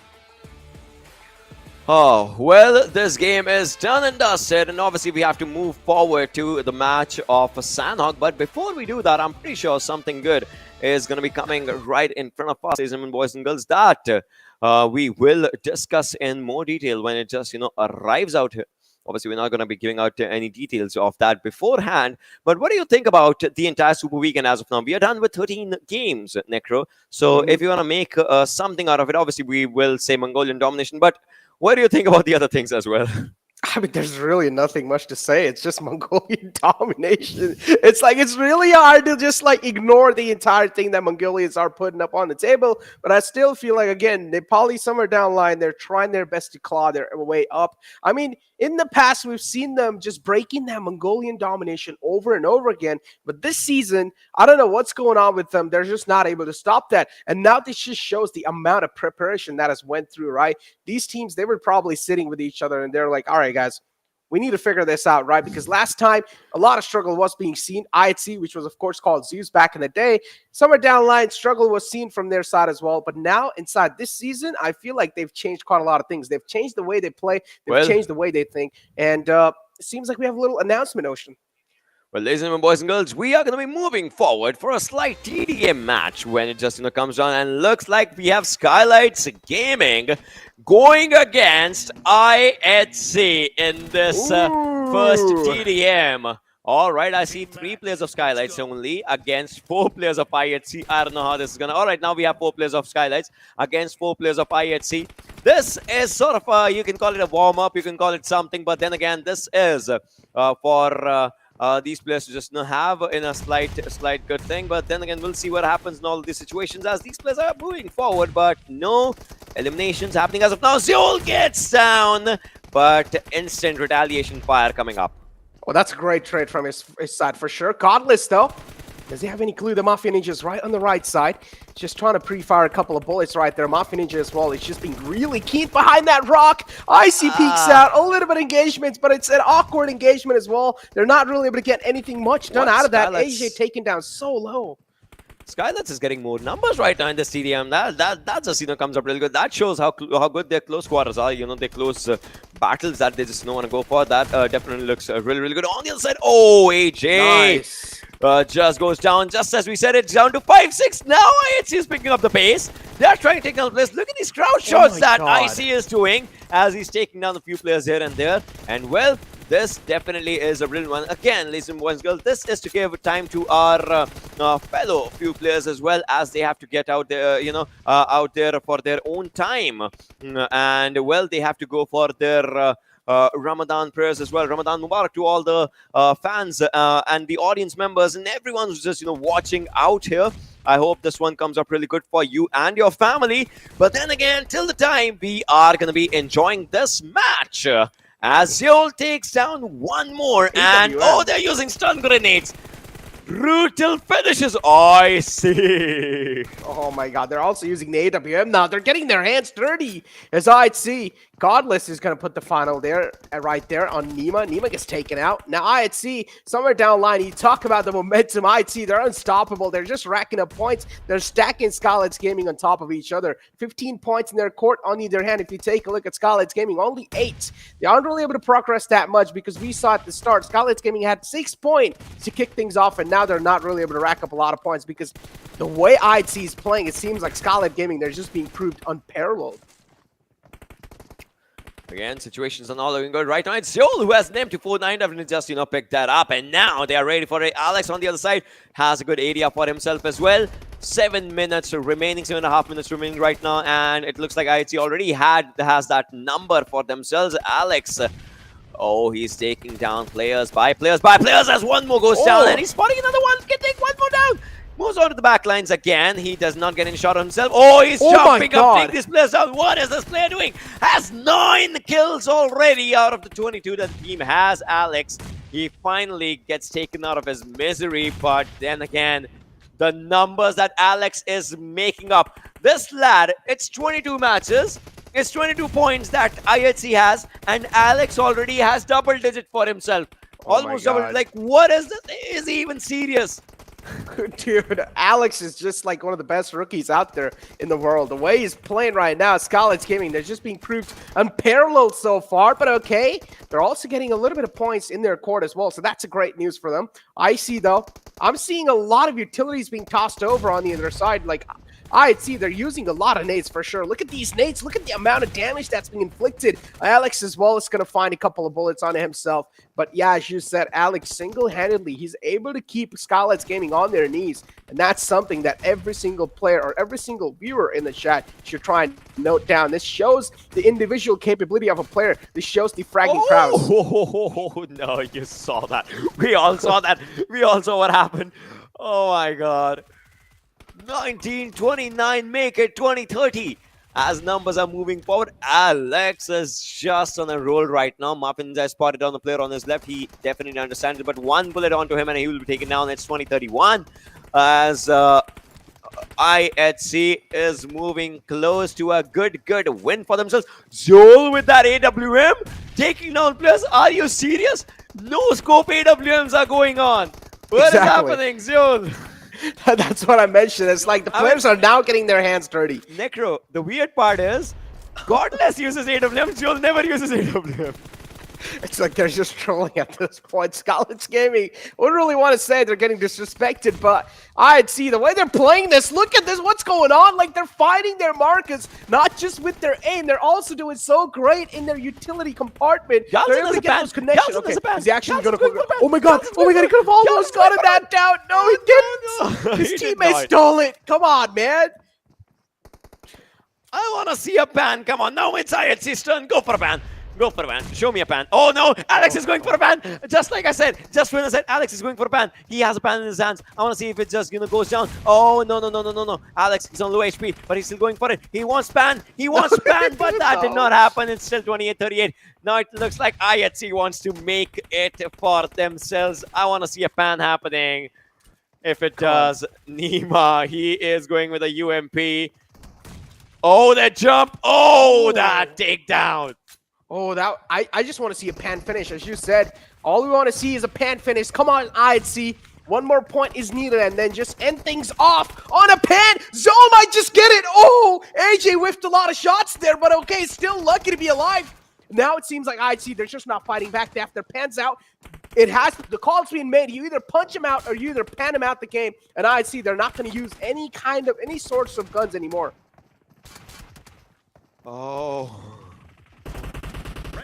Oh My god, they just ended it. Oh.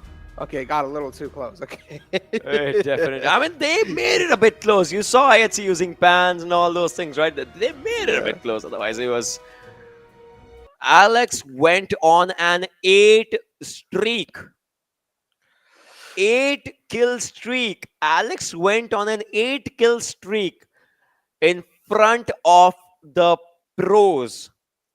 A team that went to PMGC.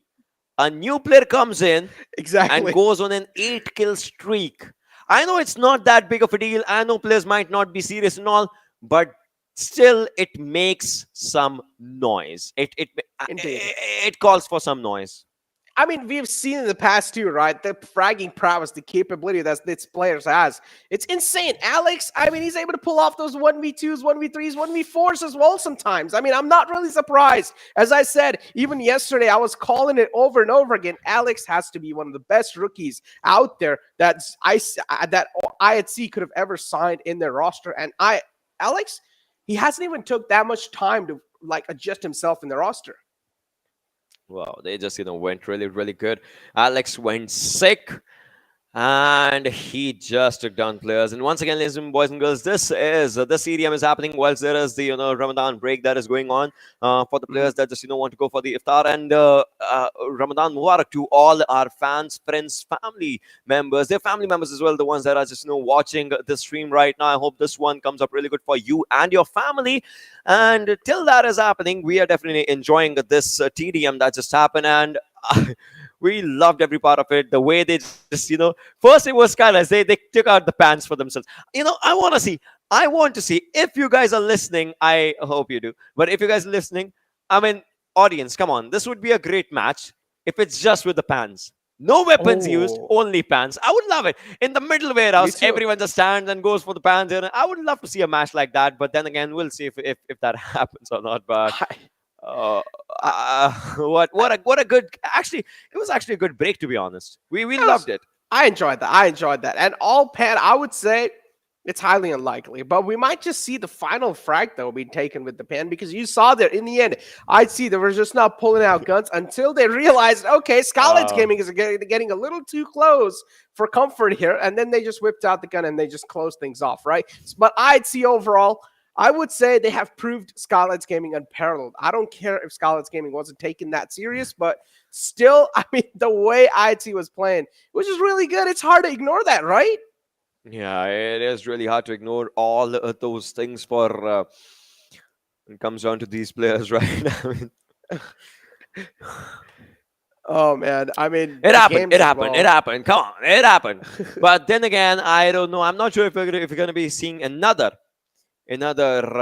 things, just if we see another TDM happening, or if we'll just go to the game. We'll definitely get that confirmation in a while. But then again, this was just a fun match if we just talk about it, and obviously we would wish to see more and more of these games if we just talk about it. And Oh my God, yeah, I loved it. I loved it. I loved it, to be honest. I mean, today's day has been full of, it's like has been a roller coaster of emotion, right? I mean, kick things off with Savage Esports getting a chicken dinner, something we didn't even expect. Then we saw JyanMaara as well stepping themselves up, which a couple of days ago, or which a while ago, JyanMaara was one of the most like biggest struggling teams out there, and ElementriX now having the worst day of their lives, and then we have these TDMs to pretty much calm us down, to calm the pace down as well of the games, and just to get things going in their court. But yeah, it seems like we have another TDM lined up for you guys, so let's check out who's going to be this time. Oh, ElementriX. We see them against Stalwart. ElementriX versus Stalwart is what the next game is. I don't even think so. This is fair. Just saying. Come on. Shut up, man. Shut up. Come on. Shut up. Okay. This is fair. We love it. Come on. Okay. Let's go. Yeah. ElementriX, Let's go with this one. Come on. This is the game. Come on. Sus. Oh, hey. The shots coming up. And one person goes down as Pika just moves forward. Sky is just on the other side as well. As Sky goes down, it is 2-1 in the favor of ElementriX right now. Oh, okay. They're trying to prove me wrong here. ElementriX, they're just stealing that ball from Stalwart Esports court. And oh, that shot was quite close. But this nade right here, that's going to be so close. Actually, he's just pre-firing that corner, but he's a little too low. What's going on there? It seemed like he was just stuck in that same animation for a long time. But ElementriX, the way they're playing this so far, they have the edge. They have the lead in this entire competition. Something that I personally didn't really expect.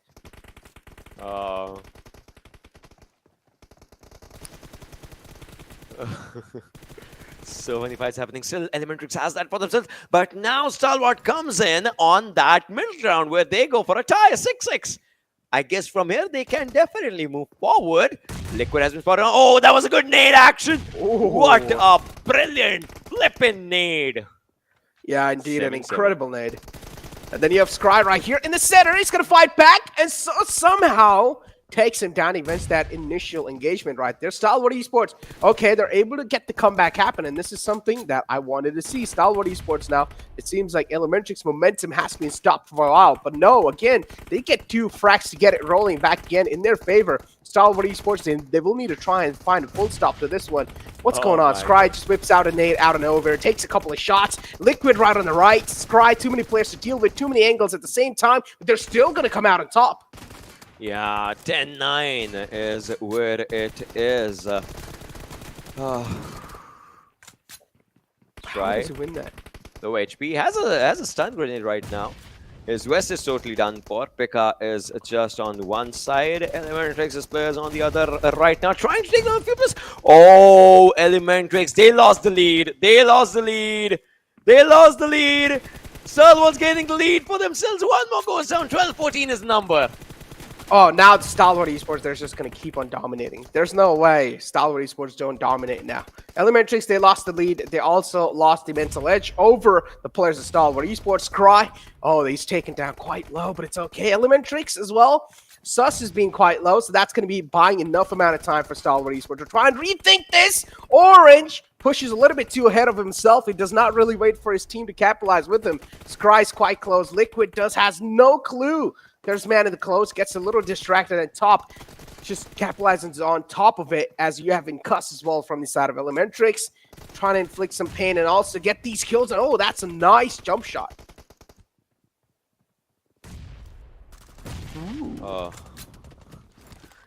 14-18 is the scoreline. Let's see who reaches 21st time. And as of now, it looks like Stalwart might just reach there. But no, ElementriX's Liquid is fighting. This one is still close. Oh, action. Oh, he gets that level 3 for himself. He knows where in cusses. This one is getting closer now. I'm loving this one, though, as compared to the other one. But looks like now action is in the middle of a pickle situation. He has 6 finishes for himself. But look at this Liquid on the other side. He's going for the drop shot. Oh, my God, action. Are you kidding me? He drops down, goes for a 180, and takes 2 players in one spray. Ocean, you actually screamed like a girl there. I don't think so. I've ever heard you scream like that. Action just took out my orgasm voice. What more do you want? I mean, with that shot, if we just talk about it, 17-25 is the scoreline coming up. Oh my god, yeah, indeed. Stalwart Esports now they're dominating. Look at the scoreline. 25. It's like now they just got the rocket boost for themselves. And now Stalwart Esports right here. They're just able to get those damage numbers in the front. Pika too. He's quite low, but it's okay. It's going to be regenerating his health pretty quickly, so that's nothing really to worry about. ElementriX as well, and Cuss is just going to be pre-firing that angle. Action's going to peek out again. What's going on? It's like the players of Stalwart Esports, they're not even scared. They're not even flinched. They don't worry about it. It's 2030 again. Just like the last game, it's 2031. That happened in the last game as well. Now we are seeing Stalwart just picking up that pace for themselves. Incus just around the corner. Liquid takes down one as well. Action, his weapons are just, lying down around that area. Sussy has a grenade for himself. Orange is there as well. I mean, this is going good. Oh, top goes down. But then again, 22, 36, 37. Just coming down around, and it looks like these players are enjoying it. You know what I want to see? I want to see Stalwart versus IHC. I want to see that TDM if that happens. I want to see that one coming up if that comes up. Imagine. Pan for an end. Pan for an end. Come on, Stalwart. I know you guys got this, but ElementriX, okay, they might just actually bounce back. We might just see a possible comeback as ElementriX, all the players in the front. Liquid's quite low. This nade might just be able to seal the deal on Liquid. Oh, it's so low. 38 frags still on the board for Stalwart Esports. As Orange is quite close, and just make it 39 and 40. Yep. They haven't really panned anyone, though. I wanted to see a pan. Come on, man. Action has 14 eliminations on for himself, but what a game it was. I enjoyed everything. In fact, Actions that 180 that he just did, it was just really good. And well, at the end, I want to see IHC versus Stalwart. If we could just see that, I would love to see that game. I mean, imagine in that if there are pans, if there are the things go like this. I mean, I would love to see. And if it goes one way, imagine which team would take that game one way. I mean, that's the question that we would just love to see. Love to get the answer to. If it does happen, though, who are you going to be opting out for?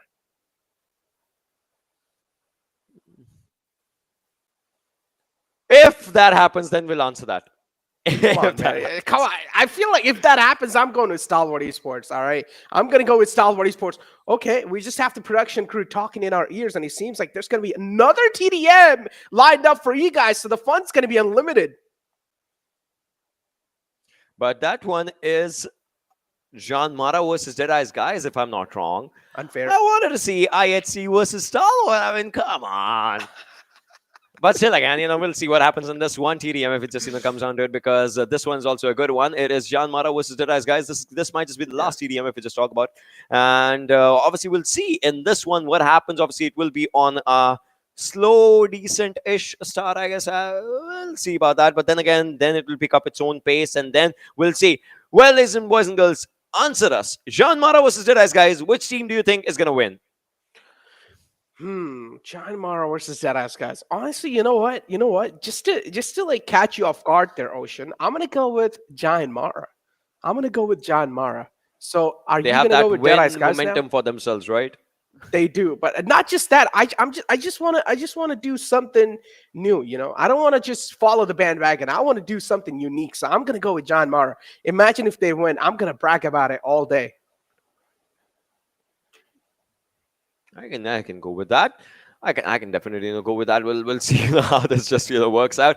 But then again, the first one, I would say I enjoyed that one the most. First thing, it was the old Zeus as we know them. Obviously, it was kind of Zeus versus the old DRS as we know them. And then there were everything was going on. Stun grenades, frag grenades, M4s, UMPs, in fact, AWMs. Pan, everything was going on, so I loved it. But well, let's move on to this one as the match will start in less than 3 seconds.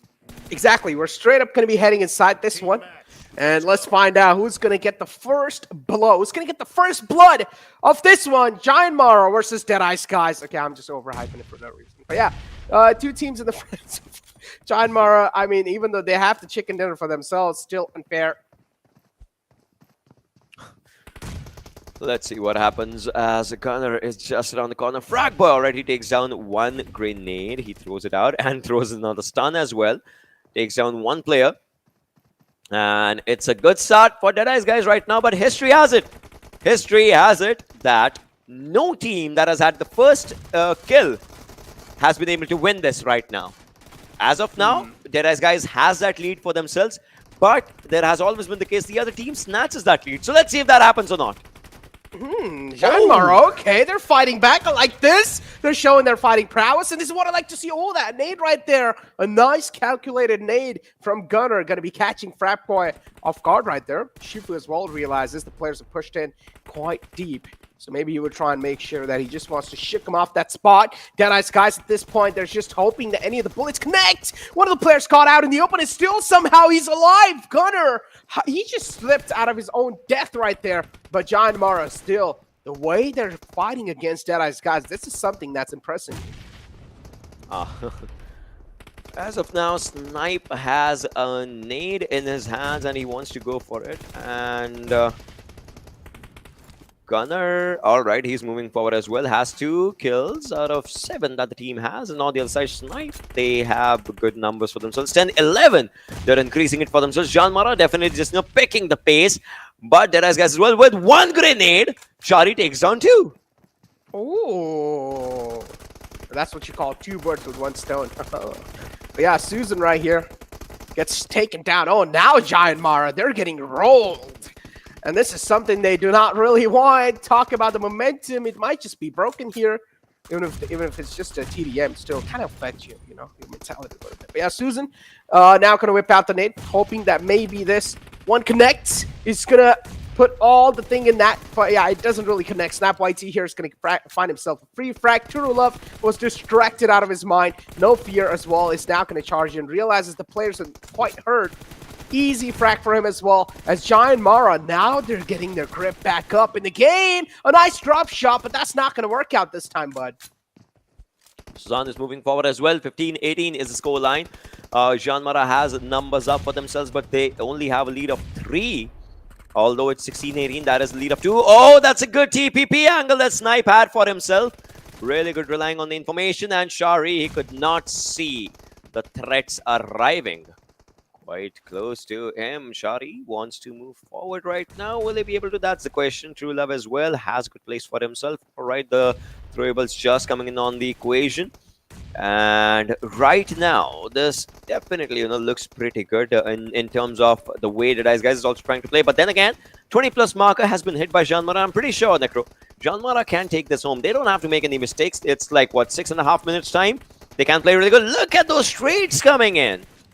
Yeah, indeed. The trades are definitely on the point. But if you take a look at the man number, though, the way JyanMaara is playing, they're also taking a little bit of damage, but they're at least able to get the hurt back on the enemy. But as I say that, now Deadeyes Guys, they get the momentum in their favor, and they're able to keep on rolling it. They're able to steamroll it through against JyanMaara now. The scoreline is going to be equalizing soon because JyanMaara, they had a huge lead over Deadeyes Guys, but the capitalization coming through from their side as well is helping them quite a lot here.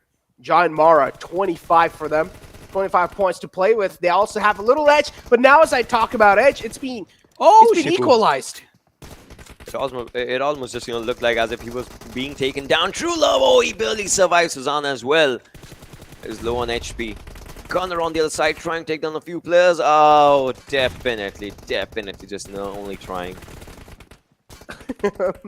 Oh, this one's getting really close though, Ocean. This is something that I did not expect. I mean, I expected Deadeyes Guys to steamroll it, but no, JyanMaara, they're actually, the capabilities of this team, they are quite far than we expect. But yeah, Deadeyes Guys so far, the struggle's been seen from their side. JyanMaara as well. Now the lead's been compromised. That was a good info. On the other hand, yeah, look at Snap YT. He's just able to rack up these kills.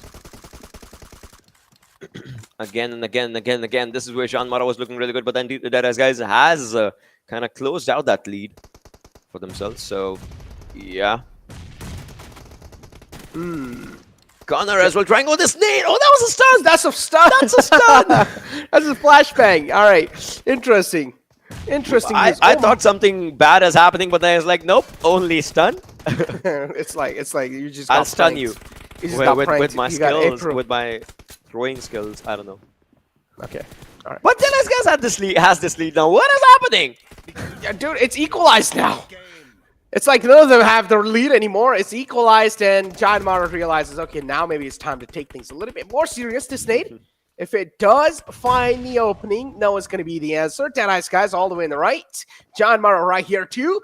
Oh, let's find out who's going to find the knock. Is he going to be able to? Yes, he does. 35-36. Again, Deadeyes Guys somehow, they get the momentum flow back in their hands. They also get the advantage in their hand. And Snaplight, he knows there's someone right underneath you. You know, he's just trying to find that little cheeky angle. Finally, he's going to lose the patience. He's going to move in. Now he equalizes the scoreliner. Oh, he doesn't. Gunner's barely surviving on a sliver of health. Not even a sliver. His HP bar is invisible. Oh, this is not looking good. On the other side, no fear. He has to fear now as he will be taken down. We have a lot of fear jokes, to be honest, with this lad. No fear, right? Whenever we see him, if he does something, either his opponents are fearing him, or if he is fearing, like something or the other. But then again, it's 38-38. It's still close. It is still so close. 38-38 on these number lines. Whosoever makes some mistake, they will be taken down. Who will win? That is the question. A good nade as Gunner might just be falling short as the C4 he gets taken down. It is JyanMaara 38-40. Wow. Huh? So close, but so close. Deadeyes Guys gave a really good fight. Really good fight. I mean, Deadeyes Guys should have won this in the first place, man. They gave a really good fight, to be honest. Like, They did. But again, mad respect to both the teams. Mad respect to both the teams. I feel like after that TDM right there, I'm gonna respect JyanMaara even more. But you know, it definitely just showcases me one thing. You saw the playstyle difference in Mongolian teams' TDM versus the other regions' TDM. In fact, like you saw how quick they were in their executions. I want to see that happening. I want to see that happening in other regions as well. Like Mongolians, they came in, they were like, yeah, they were going for a speed run. They were going for a speed run, in fact. That was not just TDM. That was just a speed run that they were going for. Whilst the other regions, they are trying to play with like their own composure, own speed, own calmness. But then these Mongolians are like, nope. We don't care. It's just a TDM. We're here to have fun, and we're just going to keep on steamrolling it through. And Skylightz Gaming as well. I feel like Skylightz Gaming were actually holding themselves back. They were trying to hold, but then the team that was right in the front, which is IHC, they just didn't care, right? They were just straight up shredding them apart. They were just straight up ripping them apart, and they won the first TDM of the day. But hey, I feel like after that TDM, that has to be the final one, right? Because after this, we have to move on forward and take a look at the Sanhok map, which I am personally really excited. The second last game of the day, and also it's the final day of week 1 of Super Weekend. This is going to be a crucial one. We'll see, you know, what happens onto that Sanhok, because again, it's the third Sanhok of the entire Super Weekend, the last one, the first and last of the day, the last one of this one. And after that, we'll be moving on to the last Erangel as well, as we know how important that one's going to be for all these players. Again, there might just be a few teams, Necro, that might not come back in the next Super Weekend, because obviously, again, the other teams will come back to fight. They'll be understanding the difference of the league play days' pressure and the Super Weekend's pressure as well. So all these teams would want to just, you know, maximize their boundaries of the points that they're setting. And Stalwart, I don't know, obviously it's a very bold thing to say, but if they don't play it in their senses, they might lose the first spot. They might, yeah. You're not wrong. I mean, It's Stalwart. close. Yeah, the way they're playing so far, it's like it really makes me feel like they're not really showing their A game. You know, it's like more kind of like they know They showed their A game the first day. The first day, yeah, they showed their A game the first day. It's like, all right, we already did everything we could on the first day. We don't really need any more points, neither more any chicken dinners. We have got the first place, and we're just gonna try to keep that first place in our hands. As long as we have the first place, we don't care. Now, it seems like we also have the game lined up, and we're straight up gonna go inside that as we take a look at the player camps. They're ready here, and I'm pretty sure I would have to say bye-bye to Ocean as well if I'm not wrong. You here? Or you got it? Yes, sir. Okay, still here. All right. Oh, he's gonna be leaving me soon, though. No, So, I yeah, am bye-bye. leaving soon. All right, bye-bye, Ocean. I'm always here. Okay, that's weird. But yeah, moving on. Ocean's gonna be taking a leave here, and Johnny's gonna be joining us in a while as we take a look at the player camps. Every single player, you guys can see, players are getting hydrated. They're getting ready up for this Sanhok game, because we know a smaller map means the pace is gonna be amped up. You better brace yourselves. Keep those things in your favor, and also because this game is going to be a high octane game, so you guys better buckle up, because this one has to be one of the best games out there. As you guys take a look at the plane fly path here, it's going to be starting all the way from Kao, ending towards Tambang. An interesting one for sure, because this one has started all the way up north left. That means teams that do want to go down, for example, Camp Charlie, Docks, Kampong, they're going to be screwed up big time. But again, we know Sanhok is a smaller map, so teams, even if they do want to go from one end to the other, there's going to be no problem. But it seems like we have Johnny joining us. What's going on, Johnny? Johnny is my beloved girlfriend. How you doing? How is Johnny your girlfriend? Just tell me the answer to that. That's my question right now. How can you say Johnny is your girlfriend? Why are you here, man? What, are you jealous now? Wait, I thought Johnny was here. All right, well, guys, April Fool's over, okay? Why are you guys pulling off pranks on me like that? All right, we have vibes right here. So as I said, it's playing Flypath screwed over a lot of teams, but this time, the PUBG gods, they're going to be really brutal over here with the zone as well, as the zone's going to be shifting down south. That means teams that were up north, they will have to try and move down, because the plane flat path as well wasn't really supporting the southern positions. Seal right here, as you guys can see, try to take a couple of shots in the front. No connections found. Demo here as well. He's going to get those guns back up in his hands. He has the Vector around to play with. So far, Seal, something they don't really need to worry about. They're going to be chilling for a long time here. And now, finally, we have Johnny with us. Ocean's gone, thank God. Yeah, what's up, Necro? How are you doing, buddy? I heard you were talking a lot behind my back. That's not smack. I called you my beloved girlfriend. And I have arrived. Indeed, my friend. I won't be your girlfriend, but I can be a friend. You need one? Sure, man. I guess call me maybe. I mean, But yeah. All of us, like, I think it sort of becomes a part of being a gamer, I guess, having a troubled love life. But, yeah, can't really do anything about it. We just like to play man. quite a lot, I guess. We've got each other's back, man. We've got each other's back. We're going to stand strong till the end. The friends. Yeah. But yeah, as moving forward, we have Venom Esports on the screen. Unless And we Venom lose games Esports. together. In I'm that not case, I think interested you and in I need to have a conversation. I'm not interested in losing games. Okay, I'm good. Me all right? neither, buddy. Listen, it's like I would do anything you want. I would die for you, my brother. But I would not lose Let's games not for go you. there. I would not lose games for you, bro. That's I mean, something you need to that's count fair out. enough. That's fair enough, I guess. Games are important. Okay, my rank's important more than anyone in this world. Yeah, and also, I mean, at this point, the way these players are competing, I think similar words have been shared between them as well, because every single game is worth $1,000. So quite a lot of money on the line. And 1952, I would love to see them replicate what they did on Miramar a little bit earlier. Although, I mean, it is still a very difficult uphill battle for them. So far in the early stages of Sanhok, I think it's going to be quite interesting to see how the teams are going to compete, because, I mean, this is, by the way, my first Sanhok in the that I'm casting in the PMPL spring 2022. So, yay! But, yeah, I mean, it's going to be fun to watch. I always love the sort of end-game aggression that's there on this map. I love this map in general. It's like I feel like on this map the pace is amped up by quite a lot, because we already did see a couple of fights going off, and no casualties just yet though. All the teams doing great so far for themselves. They have got their designated drop spots, and I don't know if you noticed something, but the plane fly path went all the way up north, and then the circle shifted down south. So it's like the PUBG gods just being really brutal and rude on these teams, you know?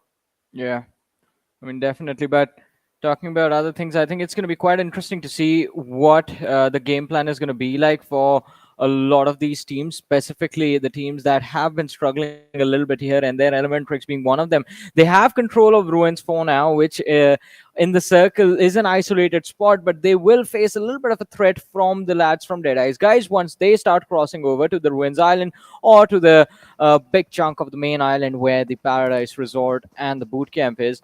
Although I think towards the center is where we will see most of the action, as we have already moved, in fact, towards the location of Phantom Esports. So to their north is 1952 and Savage Esports closing in. Towards their south is Seal Esports. So Phantom Esports, they are surrounded from two different different directions. Their east and the west flanks are still open, though, for them to move out of this cluster. And if they don't and they get charged upon, this is basically a sandwich finish for Phantom Esports. They need to be extremely careful with how they are thinking of approaching the game. But hey, there's the first airdrop quite close to boot camp, so the lads from Stalwart Esports are going to be happy about this one. The MG3 arrives with the extended quick draw mag for the assault rifles and the level 3 armor and the helmet. No backpack. But it's still an upgrade, right? Yeah. So overall, the teams are going to get upgrades for themselves. That's all they need. Also, the MG3 to play off of with. So, especially if a man like Action's going to be playing with the MG3, I feel like there's already going to be a huge threat in the lobby for them to try and neutralize. Something that's going to be really tough to take care of. And I honestly feel like Ocean and I had this conversation where Stalwart Esports, yeah, even if they're on the top, they'll need to wake up now because Seal, they're so close. Seal, even a couple of points, they can topple Stalwart Esports over. Stalwart Esports, they need a solid game. Well, yeah, as you said, I mean, they do need the solid performance to solidify themselves quite nicely on the first position once again. And I think just the fact that Seal Esports have gotten so close to them, I think is going to be enough to push them a little bit further in terms of the aggression as we see them moving towards the lads of Raw, who have taken control of Painan and are, well, for now at least, seem to be in a much more comfortable position. But we have seen Stalwart Esports on Sanhok. Early boot camp loot, go to the mountains just northeast of the Painan city, hold, wait for the team in Painan to exit, finish them off. That's the progression that usually goes within the first 10 to 12 minutes for the team. And since Painan is, well, in a very comfortable position inside the circle right now, Stalwart Esports, they have a lot of breathing room available. So I want to see, will they aggressively, proactively push forward for the fight, or will they just stay back and stick to their standard game plan, that is just wait for Raw Esports to take an exit and then take a fight against them. But so far we do have 90° on our screens from the team 1952, keeping an eye on the lads from JyanMaara, and I think Snipe YT might be spotted out soon. Will he go for the shots? It looks like he's thinking about it with the M4 and the scope just set perfectly. I think he just notices like Gunner is there right behind him and decides against engaging in the fight. It would have been very lethal had he started shooting a little bit earlier, but I think it's still going to backfire, this spread out approach, this fanned out approach from 1952. Spread out approach indeed, and JyanMaara has no clue. 1952 are being the overwatchers in this situation. They have all the info to play with, Johnny, and they're just waiting for the right moment to strike. That one little glimmer, it's going to be enough for 1952 to open the fray up. But are they really going to strike, though? That's what I want to know. Do they want to go for an early engagement? Because, again, this is their choice, and Savage Esports makes a lot of sense, too, why they're so unsettled so far, because there's a player knocked out in the front, and they want to get the rest back up on the fallen man, as Wexi's going to find the first split. So Savage Esports, unfortunately, they're going to take the first casualty of the game. Yeah. I mean, quite unfortunate for them, but I think Phantom Esports, this was desperately needed from their side. Maybe the second one is going to happen as well, as Eisenberg takes a massive hit, but still survives, not getting knocked out, and Vexy is going to be quite upset about that. That was quite a nice spray on Eisenberg, but over on the other side, we do see ElementriX in a world of trouble, as DRS do in fact spot them out and have gone for an engagement right there, finding a knock and a finish, in fact. And an extra elimination point for the lads of DRS. Skylightz Gaming is going to be in trouble as well. AJ, the one getting knocked and finished. Ladies and gentlemen, welcome to Sanhok, where, I mean, there is no retaliation and no resistance. If someone gets knocked, instant finishes are handed. There's no breathing room available. If you make a mistake, you're going to pay for it then and there. Indeed, you'll have to pay for it. I mean, it's like at this point, right, in the pro lobbies, even if there's like a little mistake being made, you will have to pay the price for that. It's like the room for error is 0. And the enemies, they're always just waiting for that room for error being made from the other team to try and open the fray up or try and capitalize. 1952 so far, I like how proactive they're being here. They're getting that control. They're trying to get as much as compound control as they can. And so far, it seems like over here near Quarry, they're untouched. Well, let's see. As you mentioned, the position of Query, and along with that, the lads from Phantom Esports. I think they do look quite strong, just holding on to that compound. They've managed to chase Savage Esports away as well, but there's another team closing in from the rear, so they're going to have to be careful. And look at where IHC is, again, resorting to playing for the placement points in the early game stages. I will never get used to seeing these lads play so slow, but it is working out quite nicely for them, so what do I have to complain about? Absolutely nothing.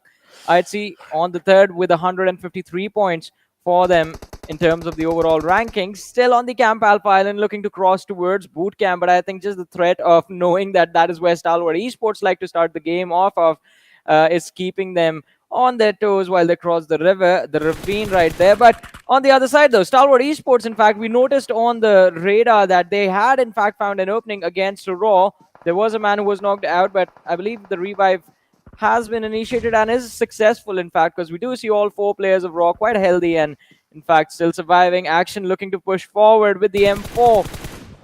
And, well, goes for the spray inside the smoke. It's Cry who finds the opening as Assault has been taken down.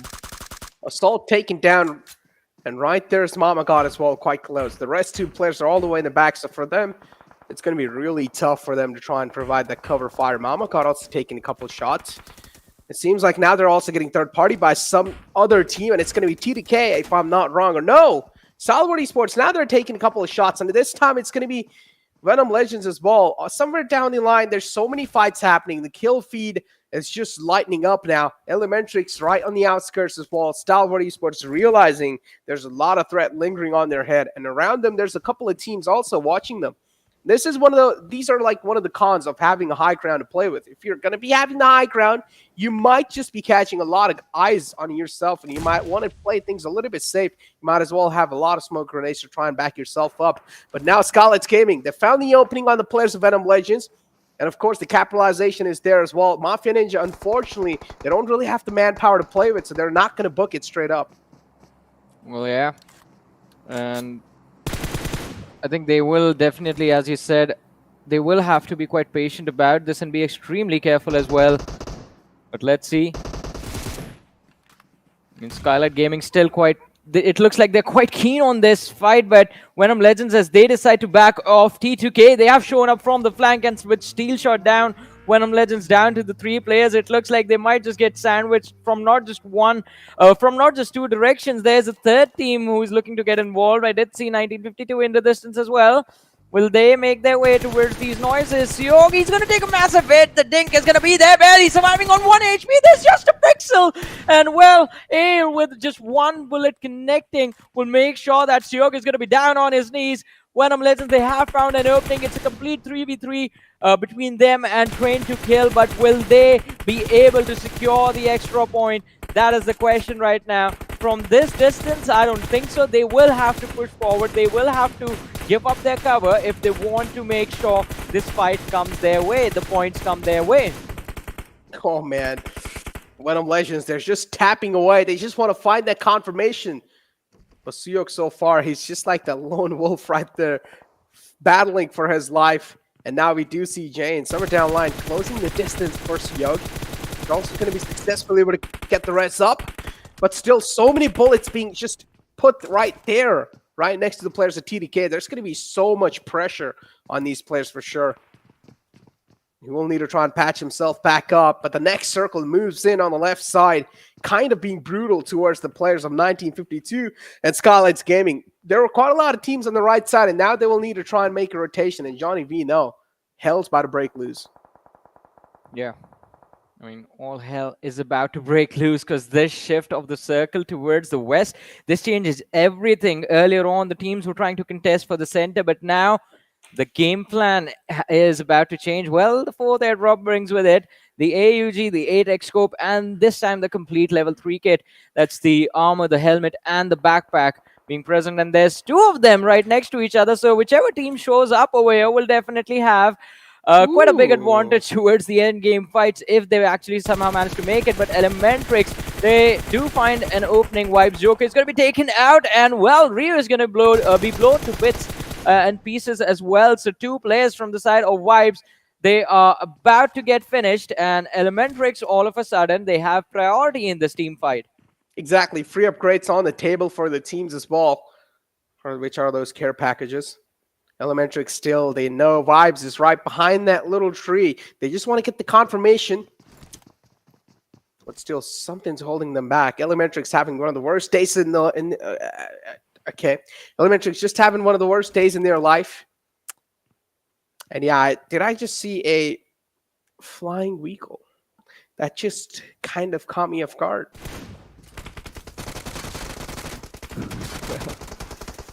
Oh, man. Let's see. Skylightz Gaming, Nima, he has been taken out, so that means Mafia Ninja is the last player surviving, trying to jump and punch his way up the hill, but we won't be able to accomplish much as Train to Kill do find an easy target to shoot at, and in fact an easy point for them to secure. And it is going to be an intense match from here on out for the lads of Skylightz Gaming. And I mean, yeah, Venom Legends in the crosshairs of Stalwart Esports. Oh, Wait, what is this? Demo, where did he show up from? Right in the face of Malik, and I think Malik is just asking the same question. Trying to run away, cooking up his nade. If he can take out Demo with this throwable, I think he's going to be pretty lucky about that. But on the other side, Esports do in fact lose out on Leo though, and Demo, he's going to be forced to heal up. As now, all of a sudden, instead of a 1v1, he is stuck in a 1v2. indeed, stuck in a 1v2. Demo now will need to try and make his way out of this spot. But again, trying to re-navigating this spot, it's going to be really tough because he's just stuck between two players. And it's not just two players, it's the two players of Vibes. One of the teams that's been doing phenomenal so far in the overall rankings, but they're also catching bullets from the back. It's going to be DRS, inflicting a lot of hurt on the players of Vibes. And we do see slowly and steadily the players of Seal as well. They're able to get themselves back up, and now they're also going to provide some cover fire to Demo. Demo has no clue that there was a player knocked out from the side of Vibes. If he had, I'm pretty sure he would have made the push happen. But now it's Savage Esports just spoiling their game and also getting the confirmation onto Demo. And Cuss as well, somewhere down line in the kill feed is going to start to show himself up. Vibes, again, Jiggle falls down. What's going on with Vibes? They're just catching so many bullets from these teams. Well, Vibes stuck in an unfortunate position right now. They are just surrounded from every single direction, and Seal Esports, they are desperate to take control of those compounds, because if they don't, then in the next shift, they won't even be there. They're just going to be picked apart. And the circle, I just absolutely love the circle going anywhere and everywhere right now. The previous shift was towards the complete eastern edge of the circle before it, and now the shift is towards quite close to the southern edge of the circle. So quite an interesting set of zones that we are seeing in front of us right now, and this definitely causes a lot of chaos, especially for the lads of IHC, Venom Legends, 7C, 1952 and JyanMaara, the teams that are stuck outside the zone right now. Utility exchange between 1952 and Snipe YT from JyanMaara, as he's trying to see if he can keep the lads from 1952 pinned down in that ditch, in that small little dip in the land area, and well, finally starts to fall back, repositions behind the rock. Will have priority in the fight, but 90-degree repeats the position, finds a knock, will get traded out, but now the fight has begun. Snipe YT pushing forward, C-Wine is going to be shut down. No Fear jumps with No Fear, finishes all the players from 1952, and JyanMaara go on to win, well, the first team fight of this game and give us the first team wipe of this game as well. 1952 outside in the lobby now, waiting for the last game to begin, I guess. Yep, sent back to the lobby, sent back to the home, something they like to be at. Okay, that's kind of toxic. But yeah, Eisenberg. Eisenberg's going to be seasoning some bullets on the players in the front.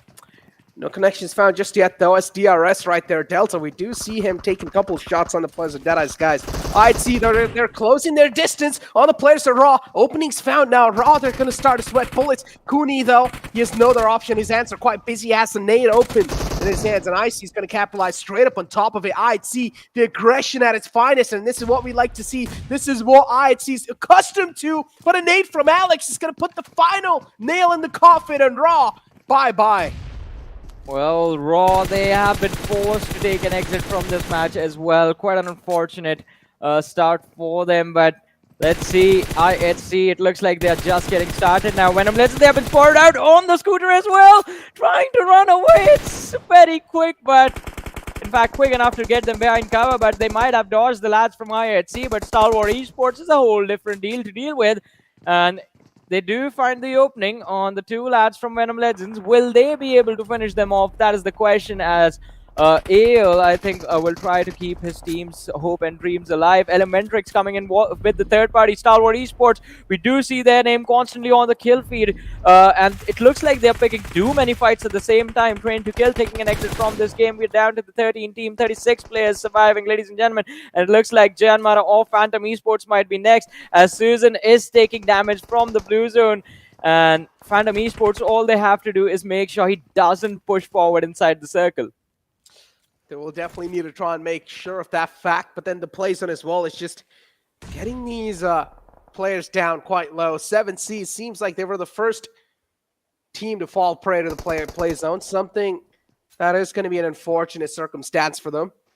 Phantom Esports right here. They're trying to hold JyanMaara off at bay, but are they going to be able to do so successfully? That's what I want to know. Seal charging on forward. Oleg's going to find the retaliation fire, but again, the manpower, if you talk about it, it's a 1-on-2 situation, and Seal somewhere down line. Of course, they have a huge advantage. Now they also will need to try and get the fallen man back up. Baron is trying to crawl towards the safety.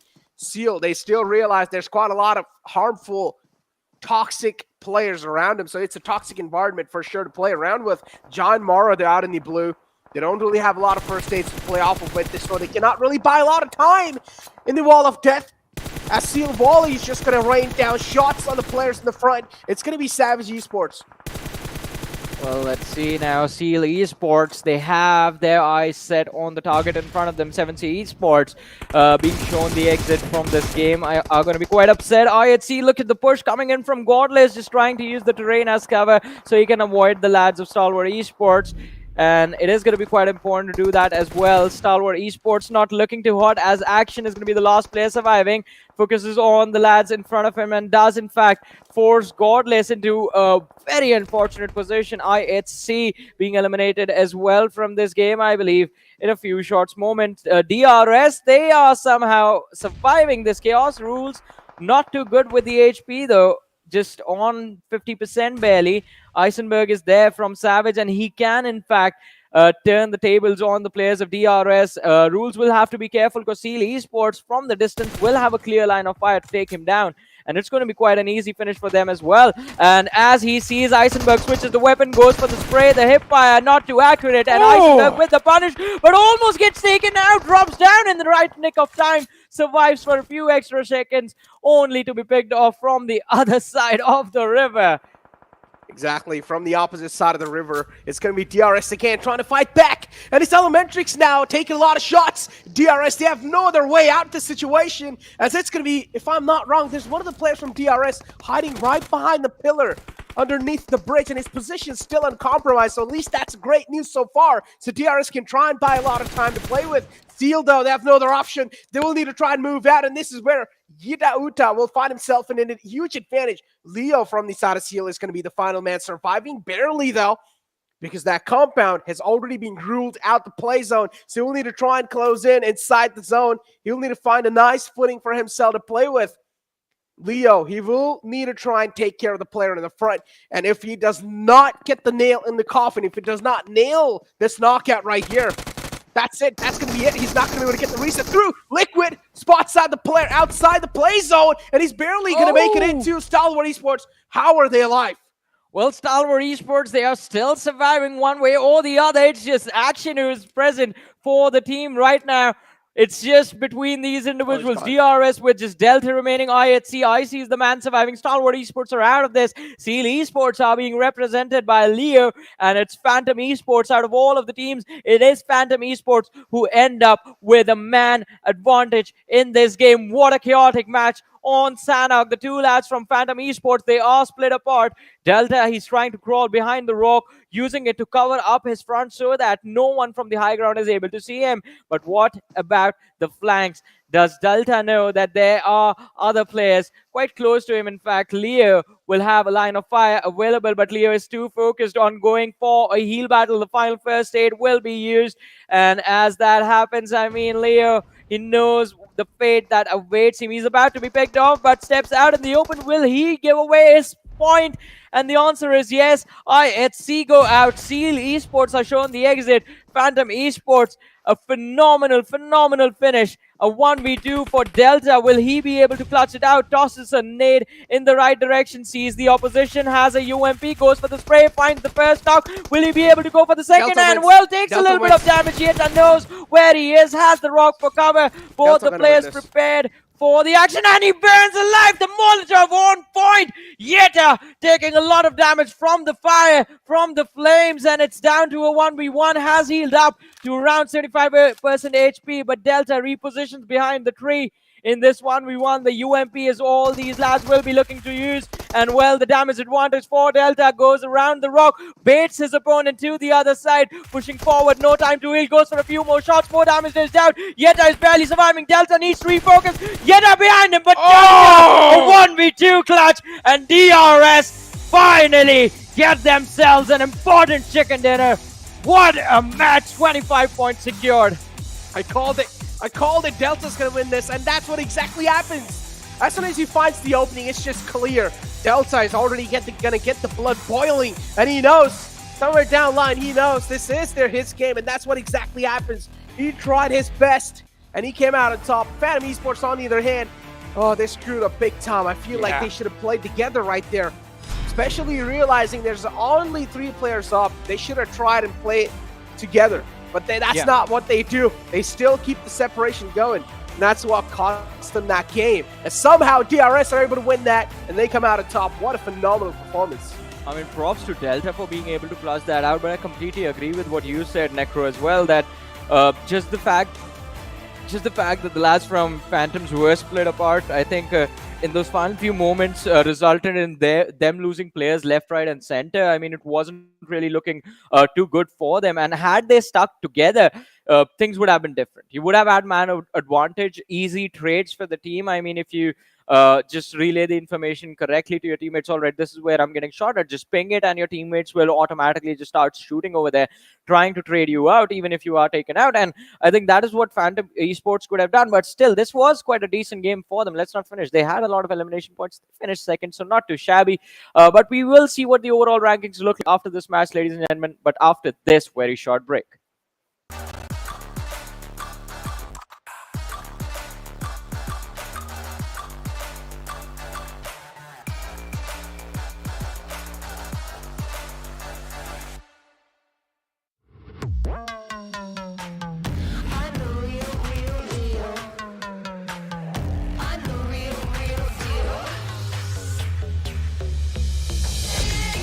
It's a bang, even though my name, I'll be your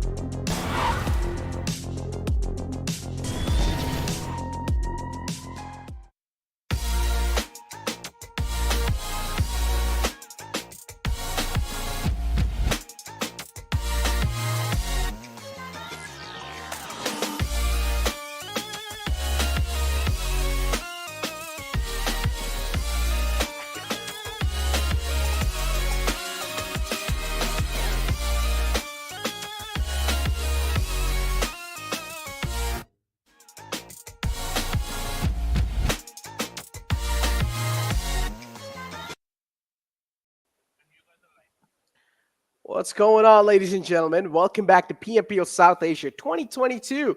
And this is going to be your host, Necro. John alongside with me is Johnny. Now, listen, I needed to mention that host right there because this time I'm the one who's opening the show, Johnny. It's been a long time. It's probably the first time, just like how you cast the Sanhok game. This is the first time I'm opening it. So I'm kind of happy to be here, though. Now, pretty much that previous clutch from the side of DRS, that's going to be bolstering their position, not just the position, that's also going to be putting their confidence up on the Cloud9. What are your thoughts about that? I mean, for sure. I mean, DRS, they're going to be, as you said, I mean, it's going to give them a boost of confidence and also the momentum. I mean, because DRS, they were struggling at the start of this Super Weekend. Today also, we saw them take very, very bad fights in the earlier game. So this time, I think the final clutch from Delta was quite important to sort of lift up the morale for the team.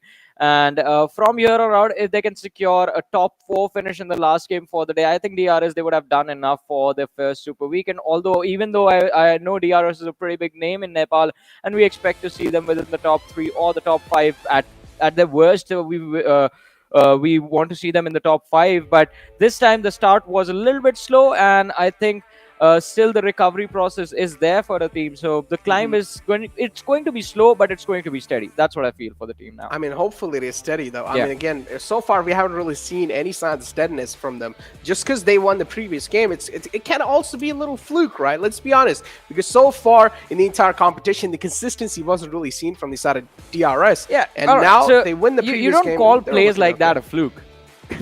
Okay, maybe, look, now, Johnny, this is where I'm really going to make a statement. Now, players are here. Teams are here to prove something.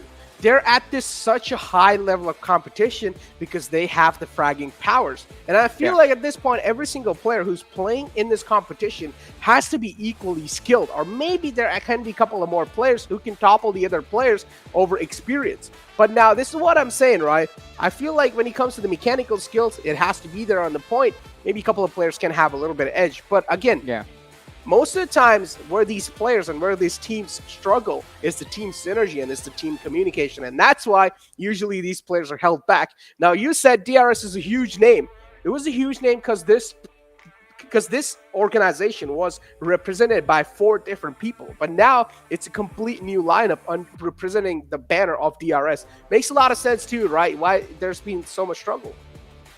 Well, I mean, to be fair, the lineup that represents DRS right now is the same lineup that won the previous PMPL. So,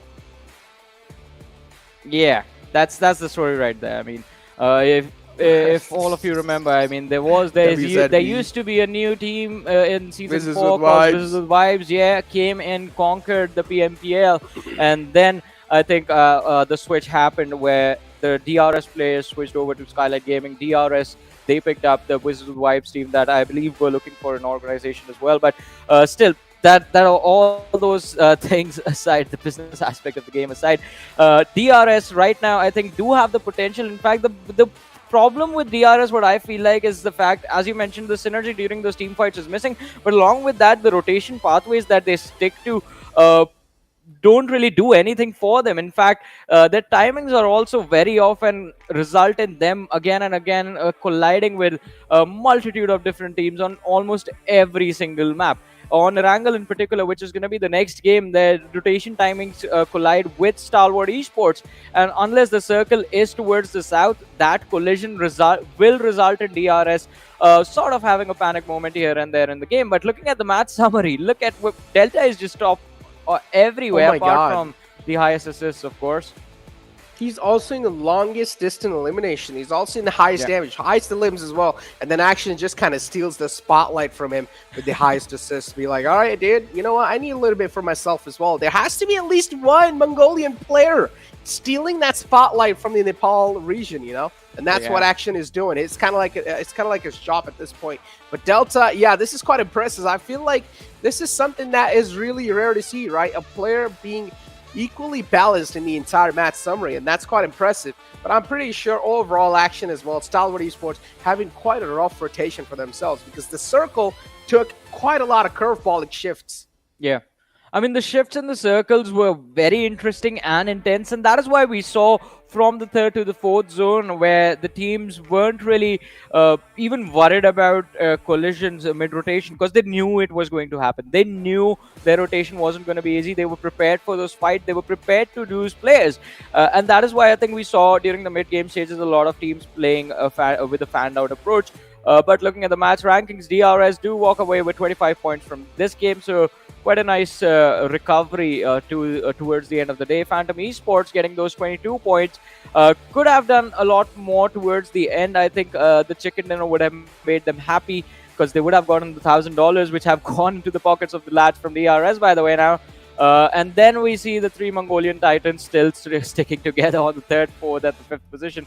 Stalwart Esports, Seal Esports, and then there's IHC on the sixth.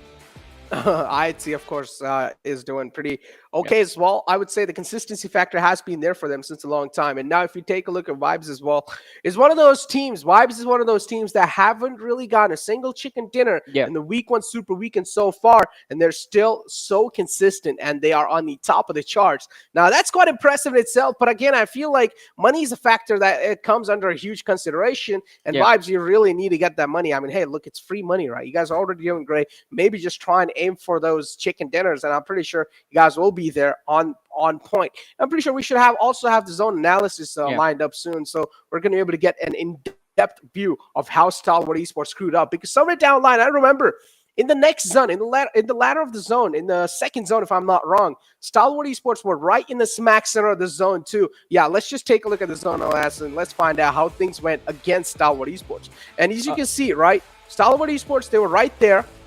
And then this hard shift happens. And this is where Stalwart Esports were on the high ground and they needed to move down from the high ground to the lower ground. Yeah. And Vino, usually when you want to make that happen, you're pretty much going to be exposed the whole time.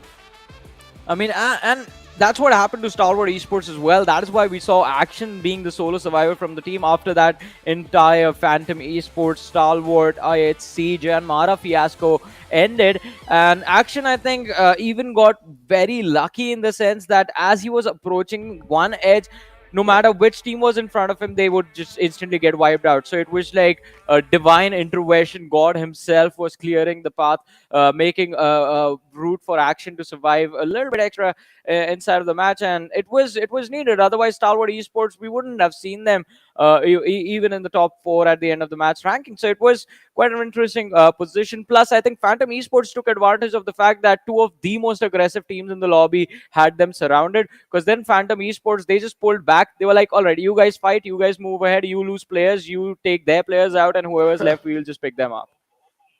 A lot of they do who. All right, let's take a look at the Oppo moments and let's find out how the previous game really did look out. Let's take a look at the highlights. All right, I'm pretty sure there has been quite a lot of highlight moments. So yeah, as you can see, it's a Phantom Esports right here. This is how things really kicked off in the previous game. Savage Esports left in such an uncomfortable spot. Sanchir tried his best to fall back, but then again, it was next to impossible. And Skylightz Gaming, they just got dismantled because of some rookie mistakes. The way they were so oblivious about the fact that there might just be a team in the front. The Skylightz Gaming, it seems like they did not care. Yeah, I agree with that to a certain extent. I think they just took the early game position in this match a little too lightly. They got a little too overconfident and felt like, all right, we are going to be completely isolated, which wasn't the case, I think. And Venom Legends, I think, in the early game stages, they were having a pretty fun time, but weren't really able to handle the pressure as we transitioned towards the mid-game to the late game. And then there was a lot of chaos. I mean, from the 17-18 minute marker to all the way to the very end of this match, constant team fights were happening, individuals getting picked apart. Look at that, Alex was shooting somewhere else, did not even realize there was a man on the low slope towards his right, gets picked off for free. Oh, man. And then you have Phantom Esports as well right here. Seal, they just get dismantled because, again, so many teams, as I said, they got screwed over by the play zone. And this is one of the most brutal truths of Sanhok, right? And I've been mentioning this over and over again since past couple of years. Sanhok is a zone-favored map. If the zone's going to be favoring you, you're going to find yourself in huge luck. Now, this is why Heel Strat and Sanhok, they're so useful, but so far in the SA region, I haven't really seen a lot of teams going for that. Well, I mean, teams, they might not have gone for a few key plays, but there's still the last Erangel of the day. Let's see what is going to happen in that match. In the damage histogram, though, I think this was a pretty standard Sanhok. Apart from the zone shifts, of course, because, I mean, whenever we talk about this particular map, you always talk about the fact that you can't really avoid those fights, and that is what happened. Teams were dishing out the damage, but the problem with Sanhok also becomes, because of how small the maps is, the fact that if you get a knock, you need to go for the finish instantly. Otherwise, there is a very high probability of you missing out on your elimination points, as we do see for the teams that were eliminated quite early on in the game. Venom Legends, Vibes dishing out 513 damage, but not able to secure a single elimination point from this match. And now, finally, we have the overall rankings in front of us. So a wonderful game for Phantom Esports, brings them into the top 5, in fact, right on the 5th position. And DRS, look at them within the top 10 finally. As I said, the climb is slow and steady. I mean, it's slow, but it needs to be steady. And if DRS just keep on being consistent, if they have a decent run tomorrow, I think they can definitely try and find their way into the top 5. I mean, again, look, this is the final day of the week 1 of Super Weekend, right? And we still have one more game to go, so DRS can try and keep the consistency factor going. They can try and keep the momentum rolling in their court. But as you can see, the latter half of the board in front of you guys is Train to Kill have found themselves in the 11th spot. Then you have Savage Esports on 12th. Still, these teams, they're not really doing so great. JyanMaara, after that chicken dinner, it seems like now they have been cooled down. And this is the problem with JyanMaara, right? They're just really hot and cold. Sometimes you're going to find themselves in those hot moments. And now JyanMaara has been cooled down. But again, they need to start heating themselves up. If they don't, the chances of them even making week 2 Super Weekend 2 is quite tough. I think JyanMaara have already woken up, though, because, I mean, remember how we started the day, right? I did not even think they were going to be sticking around to the rest of the competition, but now climbing up in a single day from the 16th, first clearing up the deficit, and now making it all the way to the 14th position. I think the process of JyanMaara just reviving themselves has begun, and you got to stop making those weird faces, man. I don't think so. It has begun, though. That's your perspective. I always like to think about the positive rather than the negative. So I would like to hope that JyanMaara will, in fact, have a decent day today and end at least the first week on a high note. I mean, it would be nice to see, because JyanMaara have a pretty big legacy behind them. And when teams like that, that have been a major reason of the entire PUBG Mobile scene in Nepal, sort of booming up from the start, they've been there. You see them struggle. It's heartbreaking. So, I mean, definitely a pop-off every now and then. It's going to be appreciated. But I think, again, the team needs to deliver. I know the lads that they have, the lineup that they have is an experienced set of players. So, was just hoping for them to step up. They have started to do that. Now we can see them compete where they usually do. That is towards the middle of the table. Right now is where they are. And it is going to be an interesting climb. But if someone goes up, that means someone falls down. And this time, that is ElementriX on the 16th position, which is not, I think, that anyone expected. And ElementriX, as well as one of the players, or one of the set of players that is quite experienced. I feel like at this point they have to be the most experienced in that experienced player in that region. And now it seems like, let's take a look at the player camps and let's see if they're ready for the games or not. As you can see, the players are also getting hydrated up. So this is like a friendly reminder for you guys as well. Make sure to grab that water, make sure to grab that coffee, hydrate yourself, brace yourself, fasten your seatbelts, because the next game, the final game of Super Weekend 1 is about to start. Well, the final battle for the first week, at least, as the first Super Weekend, ladies and gentlemen. This is going to be the last game to be played, and it is going to be quite interesting to see what the results are going to look like. Because now, I think as far as the top of the leaderboard is considered, there are clear differences between the teams. But for the teams that are just playing for the survival at this point, I think things are looking more and more intense with every single match. And this time, the trajectory of the plane leaning heavily towards the south, starting from the west, of the Gatka farms going all the way towards well, the small little river not river, the water body separating Milta and Nova Repnoi, Milta Power and Nova Repnoi.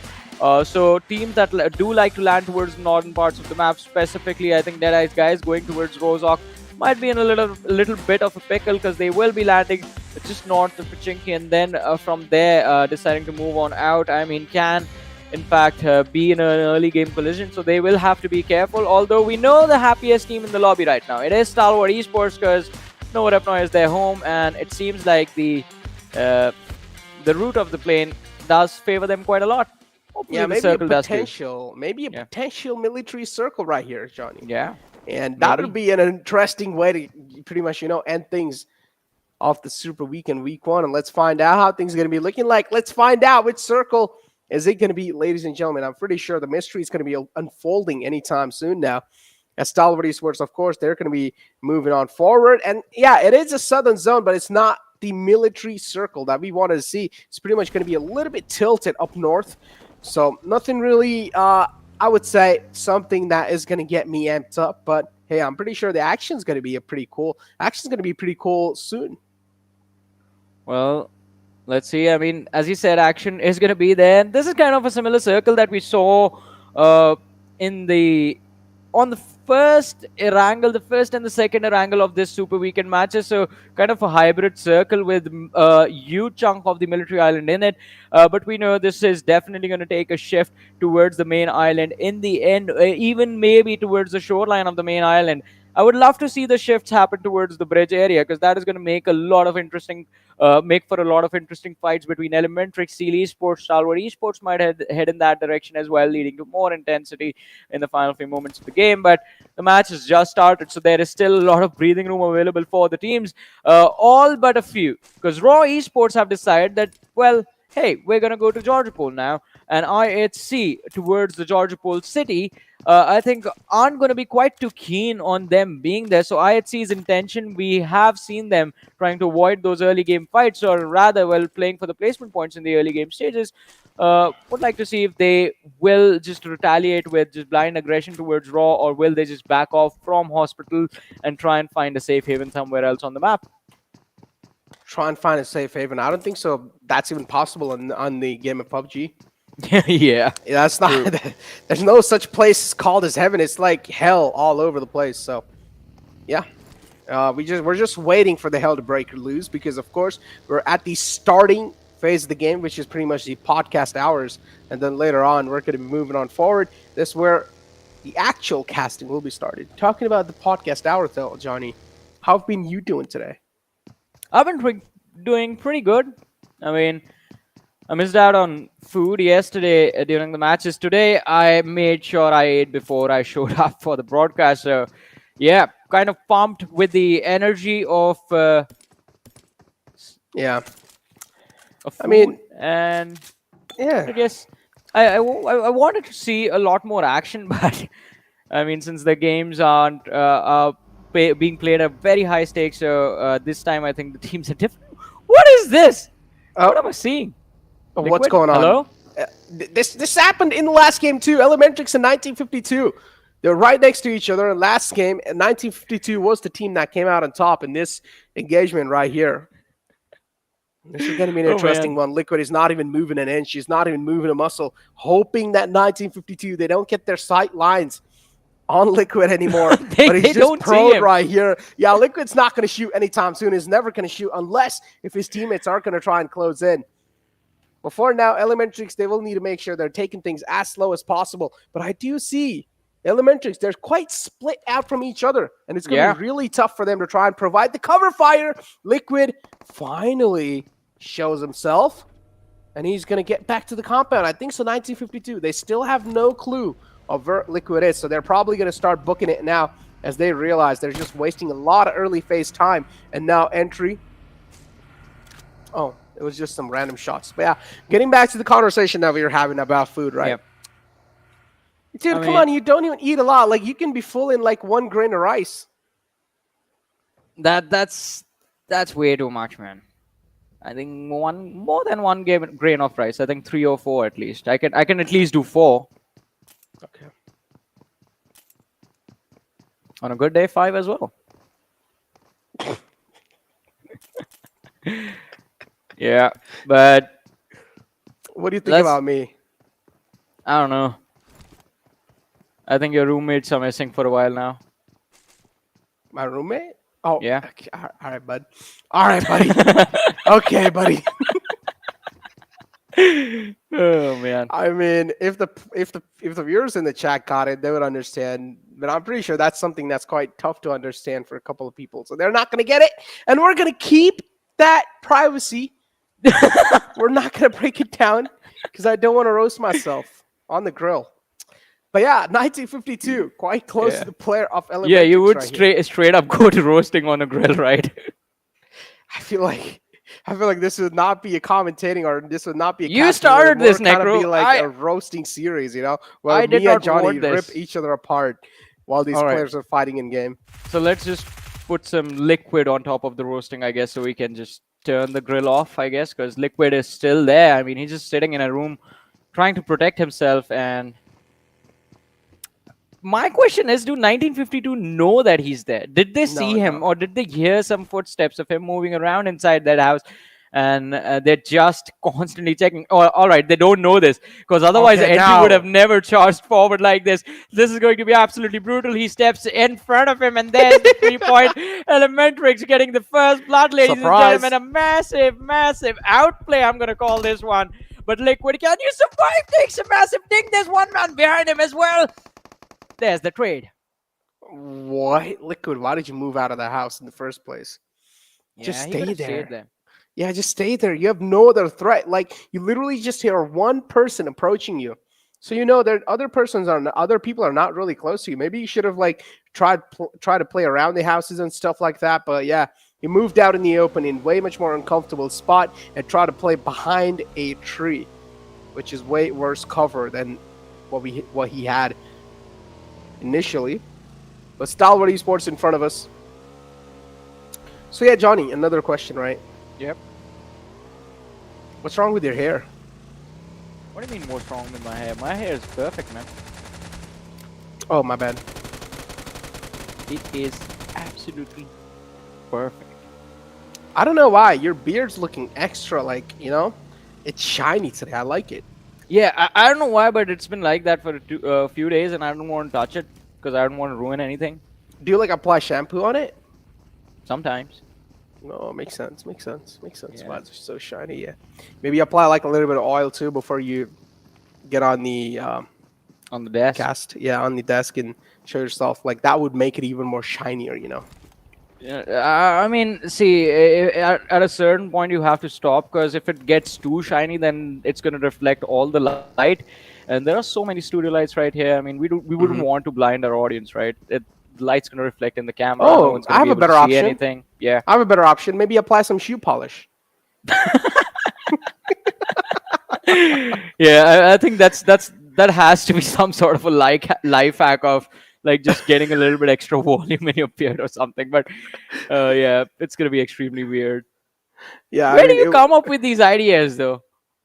I don't know, man. My brain's just like that. All right. I'm weird.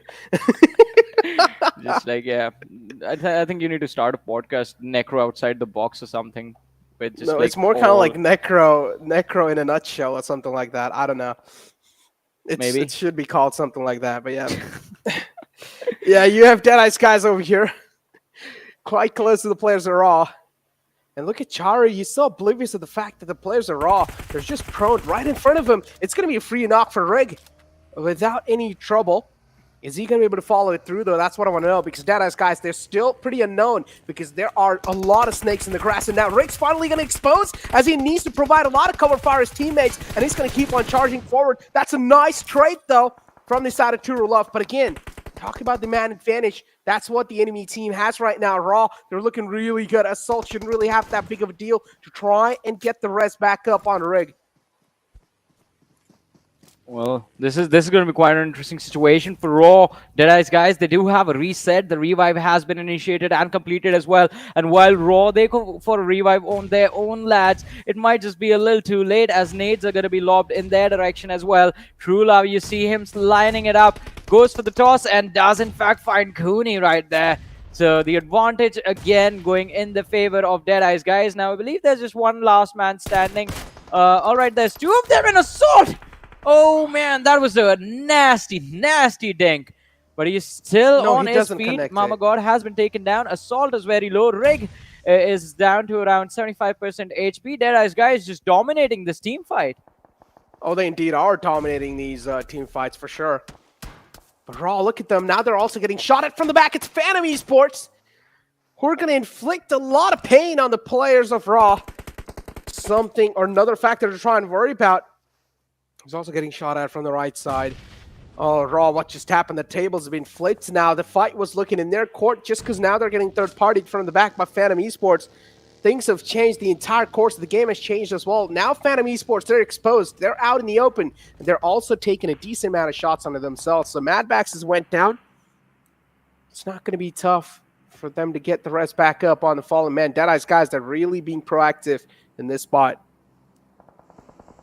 Well, let's see. I mean, Deadeyes Guys, they're doing everything that they can to make sure that this last game, they are able to secure those extra points that they need. And look at 90 Degree laying down on this rooftop, just sunbathing out in the open. And JyanMaara, well, they are here for the houses, in fact, not for the rooftop. So they're not going to notice him for a while, at least until they come across this yellow vehicle right next to the house and then realize, oh, someone might be here just hiding out in the open. And the other lads from the side of 1952, though, they have to be extremely careful. The more they move around, the more possibility of them getting spotted out by the lads of JyanMaara. And JyanMaara just picking off a few extra points for free. Especially 90 Degree is the man who needs to be extremely careful since he is further a little bit away from his teammates. And look at 1952. Oh, that's a nice shift. Oh, that's a good one. Yeah, imagine if the shift's going to be on the end zones, right? Oh, Like yeah. right on the edges of the water and the high ground. That's going to be an interesting end. As you can see, Deadeyes Guys as well. One of the players has been knocked out. Now it's going to be quite tough for the final man up to try and get the rest back up on both the players on the board. As Venom Esports, they're going to charge on in, and that's what you can see on the map. As you can see, it's going to be one of the players. It's going to be Slipknot actually, who's going to be really proactive and aggressive. Who's straight up going to send it right next to him. And look at 90 Degree, entire squad of JyanMaara right next to him. Evil Eyes Wells in the front. JyanMaara. They have a little spidey sense. They have their little spidey senses tingling. There might just be someone in the front, but they don't exactly know their positions. Well, that's Oh, now that's what you call a crispy one. oh, wow! I think that would have just like made you toss your phone away and just find something new to do. I guess that was just a brutal, nasty shot right there. And I think Trulov, he's just gonna bleed out in the. This was a beautiful moment, so kudos to the observer for showing this to us, plus the shot previously. And as you noticed, like 3 different vehicles all just going away from the team, from the players that was knocked out in the open. Phantoms Mad Max is here to pick Vexy up, I believe, as they're gonna go try and push forward to the lads of Deadeyes Guys. Vibes on the other side. Joker finds an important cover for his team right on the edge of the circle, which I think will definitely be a wonderful position for them if they manage to hold this against the lads of IHC, who looks like are headed in the same direction. 3 players up for Vibes. Don't know how the game plan is going to be looking like for them so far. They still need a chicken dinner. They still need an opening for themselves in that chicken dinner factor. As you do see, ElementriX kind of going down against the players in the front. And it's going to be Seal who are able to dismantle them single-handedly. Orange as well is going to follow it up. Yozu is going to get confirmed. Orange is still being ticked off as it's all down to Incuss, the final man alive. He's trying his best to fight back. But again, the team in the front, Seal, they're just not letting them have even a second of off time. They're just going to keep on pressuring. They're going to keep on amping up the aggression against him. And the ElementriX, talk about the mental performance in this one.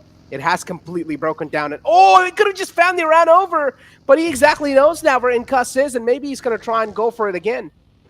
Well, let's see if the second opportunity is going to be handed out to him. Wally is driving around, trying to ram on the tree, but Bad Rev is going to fall down to a nade from IC.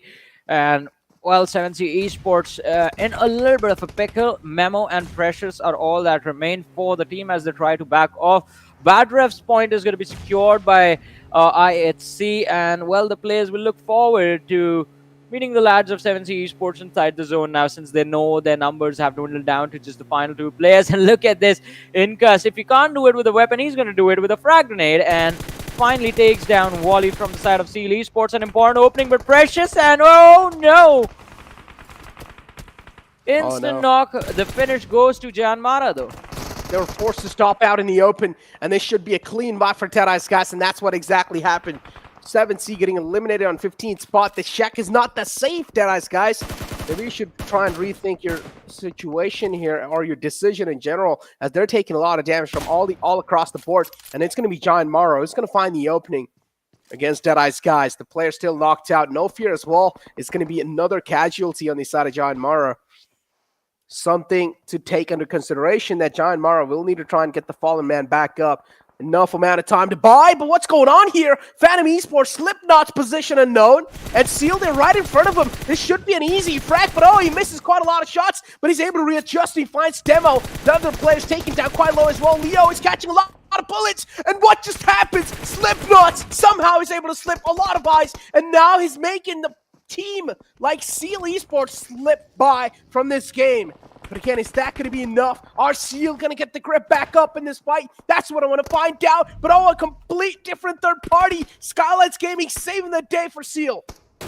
Well, let's see. Seal Esports, they have been given a second life, but will they capitalize on the opportunity? Skylightz Gaming are going to be here, and they also reposition. Baron has been spotted out, but the smoke is going to protect him for a few more seconds.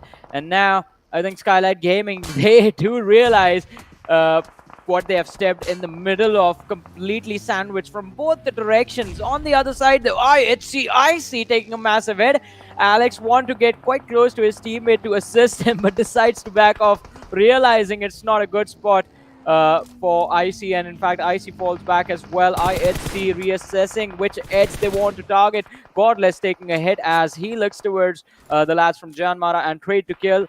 And Sunday, she's stuck behind this rock, has the US to use as cover as well, but IHC, they're heading towards him.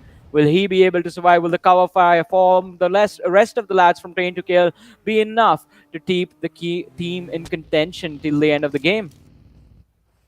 IHC having this risk to play with. IHC still knocked out in the front. And Rafa is trying to get the confirmations through. It shouldn't really be that big of a deal. He's able to find the connections through the smokes as well. And he should be able to follow it up with a couple of more. Had the crosses trained, and the crosses were right on the mark as well. But Rafa, he's trying to rethink this through. Something which is a wiser decision, but he should, I feel like, keep on raining down those bullets. Maybe bullets is a factor that he needs to try and worry about. TDK in the front, a little too right to react. And Rafa, he should have been a little bit more proactive and a little bit more quick to react in that factor. As Sandesh is barely going to slip out of harm's way. His HP bar is not even visible. That's how low he is. Rafa catching a bullet from the back. And oh, so many rookie mistakes. And he whiffed a lot of shots as well. Rafa, one of the most awkward ways to go down. Well, that was definitely awkward, but look at this. Stalwart Esports stop. He's trying to push forward through the Molotov. Does in fact connect the nade right there. DRS. They are, well, going to be guessing as to how to recover from that fight. Stalwart Esports did lose out on two of their players as well, who were knocked out. But look at this, what a surprise. Vibes Joker handing IHC the early exit from the game. But can Vibes push forward? They are doing a phenomenal job in this match as well, having lost only one of their players, still being able to secure those extra elimination points. Train to Kill on the other side. Just the final player left, Seog. He's trying to drive towards his teammates to help them back on their feet, but it's not going to be an easy task. And look at where Stalwart Esports are fighting. This is so close. One misstep and you're going to fall down, get knocked out. DRS, they're going to get free picks. Oh my god, Killer YT from the back is able to sneak a kill. Or at least he's able to get a knock through. That's a big knock as well. Killer YT is stuck at this point. If he's going to be able to trek his way through, that's going to be impressive. Nate locked in from his side. He's trying to find a safe way up. He's trying to find a safe ride up. But Stalwart Esports is just trying to deny it over and over again. A nice fight from Pika with that nade right there. Killer YT is going to go down. Delta as well from the back. The go call is being made. Delta realizes this now. It's going to be a waste of time. They're trying to get this fight through. So maybe you would just try and reposition and try and play for a little bit more better amount of placement points. Venom Legends, Rafat again has went down. Rafat, for some reason, this man keeps on going down. Rafat, you need to get your stuff together. Well, let's see. I mean, as you said, he needs, definitely does need to get his stuff together and be on point when he returns. But for now, Venom Legends, I think the rest of the lads, they are going to try and pick up the slack that's been left behind by Rafat while he waits for a resurrection, a revive to come towards him. JyanMaara, although they have stopped applying pressure on this team, and well, to be fair, they don't really have the numbers to push any further in this team fight, so they will have to resort to just staying back and waiting to see what Venom Legends will do. Delta from DRS, the Clutchmeister from the previous map is again in a similar clutch situation and does in fact secure the finish, the elimination for Pika, although Scry does fall down to the lads of Venom Legends. And I think one comeback after the other. Venom Legends, they're looking very strong in this map right now. Hopefully they are able to close this out. How is Delta still alive? That's what I want to know, because Savage over here right in the back, 1952, realized there's a lot of players, or at least a lot of threat lingering in the back. It's going to be Hustler from Savage. They want to get rid of this man so they can try and focus in the future or in the front. 1952, you clearly do see the paranoia setting in his wall. The wall of death now, the play zone is going to be dealing a lot of damage, so it's going to be hard for Hustler to try and tank it any longer. He should go down to the play zone soon, and that's what's going to be happening. It's the circle takes a hard shift, though. Look at Seal Wally, all by himself, right in the smack center of the next zone as well. He's found himself a little battle to play with. Well, let's see. C1, this is going to be quite tricky for him. Hustler right in front inside of the blue. We'll look to see if he can create some sort of cover, but I think he's just going to fall down. And there it is. Savage Esports are going to be eliminated from this game. Down to 7 teams, 16 players still surviving. Utility exchange between the lads from Venom Legends and JyanMaara. It looks like Gunner's position is about to be compromised as the nade from Rafat just connects, and JyanMaara, they're down to the last surviving player, Sudan, trying to see if he can make something happen. It's a 1v4 that he has to survive in order to secure extra points for his team, but I don't think that's going to happen. Venom Legends just absolutely dominating in this fight. That was a perfect nade, and whoa, I spoke too soon as Rafat again gets knocked out. Yeah, there's a Molotov being tossed by Susan, and now he waits to see the players charging towards him. Has a UMP, which can actually give him an upper edge on in close quarters combat, but he has to be quick about this. 28 bullets in the mag right now, and he gets surrounded from the flank. Stepping out in the open was a bad decision in this point. Yeah, I don't know how he gets knocked out first all the time from these side of Venom Legends. But yeah, Seal also taking an exit. They're going to follow it up on 6th place. Vibes, Skylightz Gaming's right next to him, but the problem is Skylightz Gaming, they're getting shot at from somewhere else. 1952, right on the top. They have a nice Overwatch angle on the players of Skylightz Gaming. Mafia Ninja was taken down solo. Now he's going to try and bandage himself back up. Vibes here, trying to take things really slow. And as soon as the next circle shift's going to come through, I'm pretty sure the hell's going to start to break loose. This circle's already out in the open. There's not a lot of cover to play with. The only cover you can play around with are those trees. And as soon as the circle, if it takes shift a little bit on the northern side, there's going to be no cover to play with. Maybe a temporary cover made with those vehicles. But 1952, finally, they get a clear line of sight on the players of Skylightz Gaming. Nemo taken down now. And this team right here, they're being a menace for Skylightz Gaming. Well, let's see. Skylightz Gaming, this is going to be a testament for them if they can secure one way or the other top 2 finish right now. They do have a very nice slow, but every single one of the players in front of them has laid down to the ground, prone down, just like the snakes that everyone fears in the world of PUBG Mobile. And a wonderful grenade from Joker does find the opening. Skylightz Gaming, I think, might be headed towards an early exit in this match as well. Galson steps out, goes for the spray, but Evil Eye prones right in the nick of time. And even though he was able to survive the initial engagement against Galson, he falls down just a few seconds later. And now finally in the top 3, ladies and gentlemen, not a single Mongolian team to be seen. It is between Venom Legends, Vibes, and 1952, with Venom Legends being the team with the man advantage. 3 players still standing strong Vibes, they will have to go for a revive, but I don't think there is an opportunity for that since Joker is in the backlines completely isolated, and 1952 C1 is going to be the last player for their team as well. Venom Legends, they've been waiting for this moment for such a long time. Having a lot of players up as well. Pretty much 3 players up for them. Rafa's been taken down a while ago. Vibes, though, Joker only is going to be the man left alive. He's trying to go for the reset. Is he going to be able to do so? That's what I want to know. And he should be able to do so. Yep, he does. Sticks the res. And Venom Legends, somewhere down line, they have little line of sight. They have a little glimmer of what exactly is happening in the front. C-Vine's going to be here prone. The next circle is going to take a huge curveball shift on the players of Venom Legends. And I said this, if it does go up north, there's going to be no cover to play with. Maybe a temporary cover of vehicles to try and play around with. Wipes, they move out a bit. They take a lot of shots. And now they're also getting shot at by Venom Legends right there. Rage is going to find the opening. Wipes again, they go down. Joker will need to get the reset back up. Well, let's see. I mean, it is going to be between these two teams. Steel Shot trying to go for a spray on Joker, and well, Vibes, they have been eliminated. Just the final latch to deal with now for Venom Legends, and well, they do that quite nicely as well. Finally, ladies and gentlemen, Venom Legends have arrived, and in the final game of the first Super Weekend, managed to secure an important chicken dinner. $1,000 go towards them, and also they are now part of the top 8. They are on 7th position. Exactly. Oh man, they boosted themselves up so high. They catapult themselves on the overall ranking so high up. Hashtag 7th position to end the Super Weekend run. I would say that's not a bad place to go out from, right? Pretty much a consistent performance is what it shows. And I would say 7th to 9th position is not a bad note to end on in the first week, because you still have 2 more weeks in the front to try and capitalize and move on in a little bit more up if you guys want that money for yourself. Winner chicken dinner, of course. Venom Legends proven on all the grounds, proven pretty phenomenal. But now I want to see the overall rankings, and I want to see if Stalwart Esports' position on the top hashtag 1 has been taken away or not. Oh man, that's going to be quite intense to see.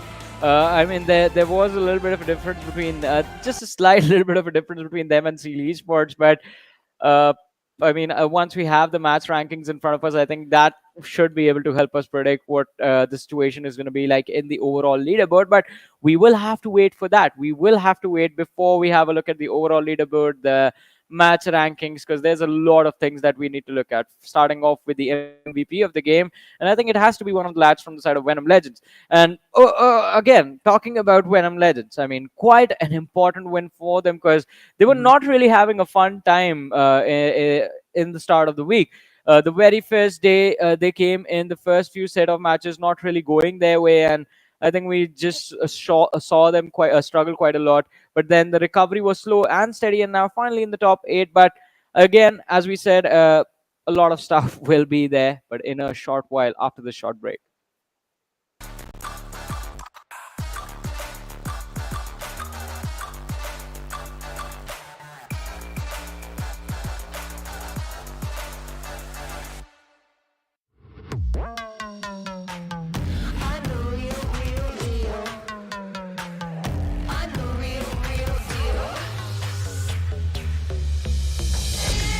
It's a bang, you know my name.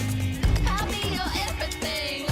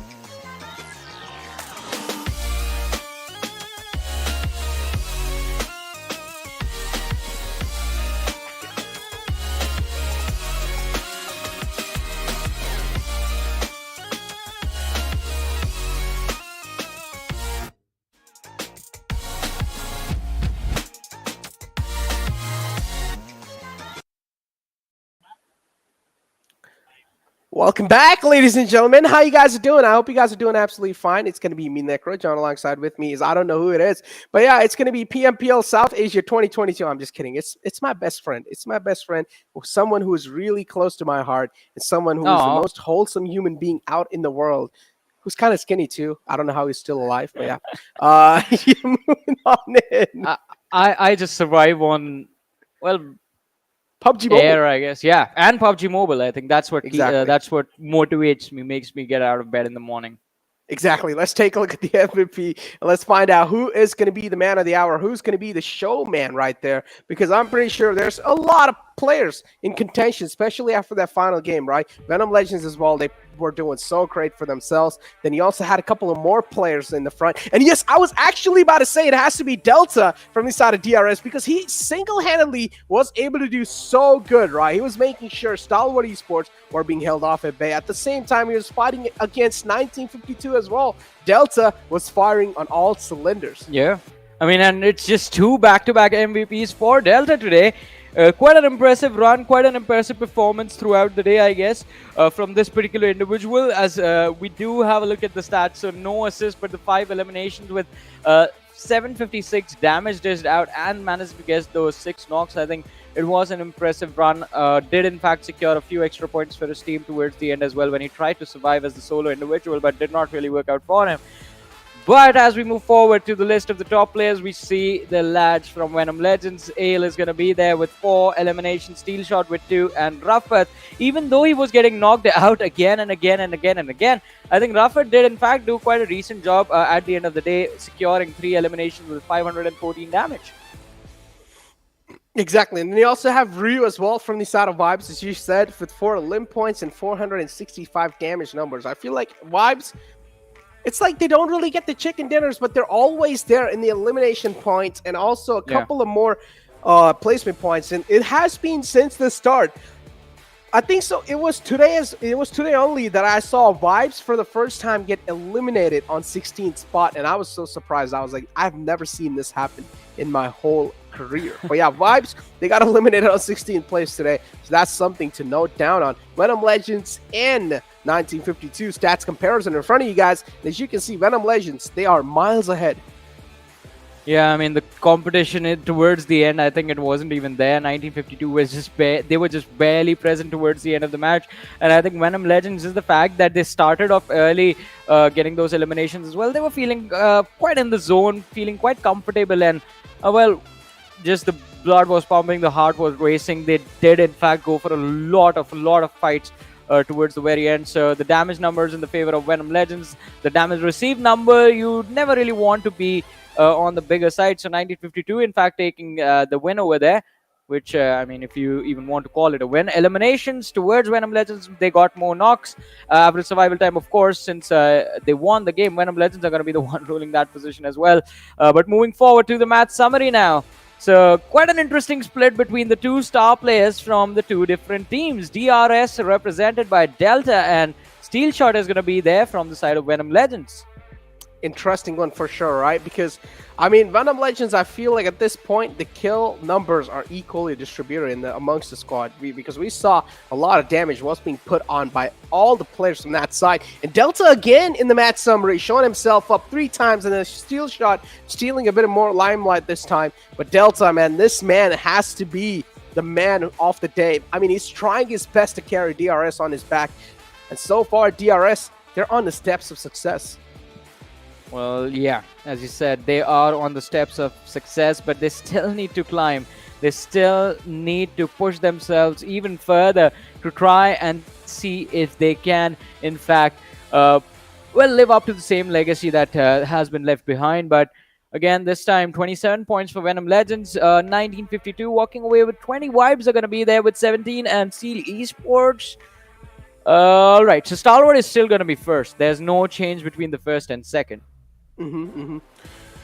Stalwart, okay, so as you said, Stalwart has to be first. There aren't really going to be any changes because they got the 5 total points for themselves. So yeah, they're barely able to topple it over. It's interesting too, right? I mean, There has to be like only like 3 or 4 points difference. Maybe 4 points a bit too much. Maybe like 2 or 3 points difference. There's no way there's a lot of difference left between these two teams, because Seal, they have 7, Stalwart Esports, they have 5. I want to see the overall rankings. I mean, it's just really tough for me to like, I'm a kind of person, I don't really like suspense. I just want everything revealed to me. I don't like mysteries. I don't like secrets. I want everything in front of my eyes. Me neither, buddy. I mean, unless, I mean, we are looking from an outside perspective. I don't like receiving surprises, but I would love to watch someone else receive it. And I think that is quite exciting and entertaining to watch. Just the reactions. Oh my God, what just happened? That's quite a wholesome statement, Johnny. This is why I call you a wholesome man. I mean, I just try to be, man. But I think there's just one more wholesome thing that we need to look at. Well, wholesome if you are a part of the top 5, and quite scary if you are anywhere outside the top 8. And by that, I mean the overall rankings. But before that, I think the next thing that is going to be in front of us is going to be the zone analysis. Oh, let's take a look at the zone analysis and talk about wholesome. I feel like I'm pretty wholesome too, Yeah, you are. In a physical way. I mean, like wholesome. But you're fine. You're fine, Necro. You're a good guy. You're a good person. Okay, good person. All right. See, Necro is the one surprised because he did not expect a compliment. I mean, you're a wholesome man, so I expect a compliment all the time from you. But yeah, let's take a look at this zone analysis, and let's get our heads back in the game as we have this zone right here. Now, we were talking about 1952, how they had entire thing rolling for them, how they had the momentum as well rolling for them. But then later on, that compound got heavily controlled, or heavily contested by a lot of teams. Yeah. JyanMaara was one of those that were actually aiming for that one. But then later on, you see that split coming in, right? And I've been saying this over and over again since the start of the day. I'm not really a fan of splits in late game zones, and that's why you see one of the players that was split out, he got taken out, he got gotten rid of. Yeah, and I think it was quite an unfortunate moment right there. But again, I think today also, not just today, but this entire time, the meta has sort of shifted with the way the teams have been playing. With their positioning, because now, I mean, earlier on in positions like this, when you have an open circle, not really giving priority to anyone else inside of the match, you would see teams going for those split fanned out approaches, and that helped them out, because if one individual got picked off, the other ones would just go into hiding and just play for survival. But now, since everyone does not like mutually, I think that it has been agreed that, all right, guys, we're not going to take fights forcefully. We're not going to force any sort of aggression. I think that sort of results in those individuals getting knocked out, trying to go for revives, trying to get closer to their teammates, or their teammates trying to approach, thinking, oh yeah, we can go for a revive, and them just getting baited themselves. Yeah, let's check out these Oppo F21 Pro moments, and let's find out how things really went down in the previous one, because we did see some skull-cracking shots with the bolt action as well. This is how things really got kicked off, as Liquid was able to find a frag against 1952. And then a little rookie mistake from his side, moved out in the open, which I personally feel like he should have held that ground he had inside the house. That could have been way much more better way to try and counter these entire squad of 1952. Roswell here, it seems like they had the ball in their court, but then later on it just got dropped as soon as they got third party from the back by Venom Esports. Yeah, I mean, it was a very unpleasant surprise for them, but I think Venom Esports also have looked, how do I put this? I mean, they've been improving day by day, but I don't really see them putting up the same performance that they put up on day one. I mean, it was quite an impressive run from Phantom Esports, but I think there's a lot more that the team can deliver, and that is what I want from them. I know that this is not their best. This is not them at their best. This team is a team that is, I mean, so there used to be a previous lineup called X Brothers, and that has been now switched up to Phantom. So the players do in fact have a lot of experience. They have a lot of firepower. It's just that I think they are also taking their sweet time, just getting used to the feel of what the rest of the teams are up to. And towards this point, I think at this point already, Venom Legends had the most dominating position inside of the match. It was just the fact as to when they decided to end the game, they could have ended it. So towards the end, I think they were just waiting for Vibes to take an exit. As soon as that was done, they just got up from their covers and just like went YOLO, securing that final elimination point. talk about securing the final elimination points. Venom Legends going pretty huge in that previous game with 12 elimination points for themselves and 36 damage dealt. Then you have other teams right underneath them. For example, 1952, who were in the second spot with 8 elimination points and 920 damage dealt. And then you have Vibes right as well, right there in that sweet spot in third place. Did you see 7 elimination points and 1261 damage dealt? I mean, this game has to be a game where a lot of teams have crossed that 1,000 damage barrier. Well, let's see. I mean, a lot of the teams, I mean, it was quite an interesting situation because as you did mention, I mean, a lot of teams crossing the 1,000 barrier. I think it was due to the fact that the circle was out in the open from the early stage of the game, and the teams even realized this. So a lot of the teams were already, I think, finally post 10-minute marker were contesting the south positions of Pochinki, and because of that, a lot of fights in the open happened. And well, as you said, finally we have the overall rankings, and yeah, a 3-point deficit. I think Stalwart Esports are going to go back and they're going to be very angry that, like, yeah, we could have secured those 3 points and been on the first at the end of the first week. Yeah, I mean, if I'm Stalwart Esports, I'm smashing my head against the wall, and I'm like, come on, man, 3 points only? Like, are you kidding me? But look at the top 3, though. It's dominated by Mongolian teams, and this has something to prove in itself. This region, over the years, over the time, has improved and developed so much that it's insane. And I'm pretty sure there's quite a lot much more underdog teams, right, that are still yet to show themselves. So I am really looking forward to explore this region in general. But then you have Vibes as well right underneath them with 0 chicken dinners. And this is something that I've been pointing out since I started casting the final day, is that Vibes with 0 chicken dinners, they're still on top 4. And that's quite impressive. Savage as well, somewhere down line today, they decided to show themselves up, but they got shut down right after that. So it's kind of like the hot and cold moments for teams in the latter half of the board. But hey, look who is back in the action and a part of, well, the top 12 now. 1952 jumping up 3 positions.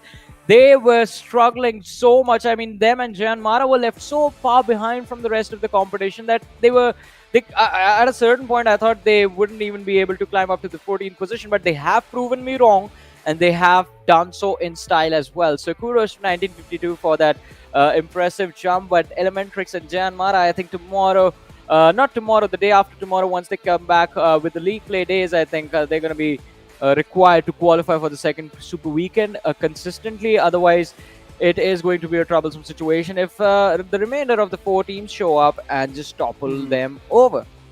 I mean, definitely it's going to be interesting scenarios. As you can see, action right here as well from Stalwart Esports, with, of course, the elimination leaders. I mean, this man has to be there on the top without a doubt. Action and Top, this duo always has to be the elimination leaders over here. Well, actually, with 46 eliminations, then you have Demo as well with 39, and this is the latter half of the elimination board, which is going to start off with Turulov and end on Seal Baron. Seal, overall squad, I would say the kill points are equally distributed, and this in itself shows that this squad is well tuned. Yeah, I mean, definitely. Stalwart Esports, they are in their best form right now, and I think the more they get used to the other teams, the better they're going to look inside the match. But IHC, I think, is going to be the team that's going to give them the most trouble, along with Stalwart Esports, of course. Looking at the elimination leaders right now, from the 6th to the 10th, I think the difference not really being there between the lads in terms of the number of eliminations that they have. It's just the survival times and the damage numbers separating these individuals. But again, it has been a very, very exciting first week. And even though we expected the teams from Nepal to put up a much more tougher fight, it has just been Vibes Esports from the region who have kept the teams from Mongolia in check. But still, even they weren't able to be consistent enough to be a part of the top 3 for the whole week. Now they are stuck on the 4th. There's a little bit of a difference between them and the 3rd position, but again, the top 3, it is just 3 Mongolian titans there. I mean, again, Skylightz Gaming, again, was one of those teams that I had my eyes on. But even now, they're on the struggling phase. And that's what makes me question about this region in general. Like, what's going on with the research, right? Like, Yeah. is the research lacking? Are you guys not really able to practice that well with each other? Before now, let's take a look at the day summary and let's find out how the day really looked like. Of course, Savage kicked things off with a nice chicken dinner on Erangel, but not really as nice as expected because they didn't really have a lot of points. I think so 19 points accumulated with the chicken dinner. I would say that's not that great, but still, hey, at least they had the momentum rolling after that. But then later on, as I said, hot and cold on the latter half of the board. I mean, and as he was talking about the struggles that the teams from Nepal are facing, I mean, I don't think it's just lack of research, but I feel like it's them being a little too predictable.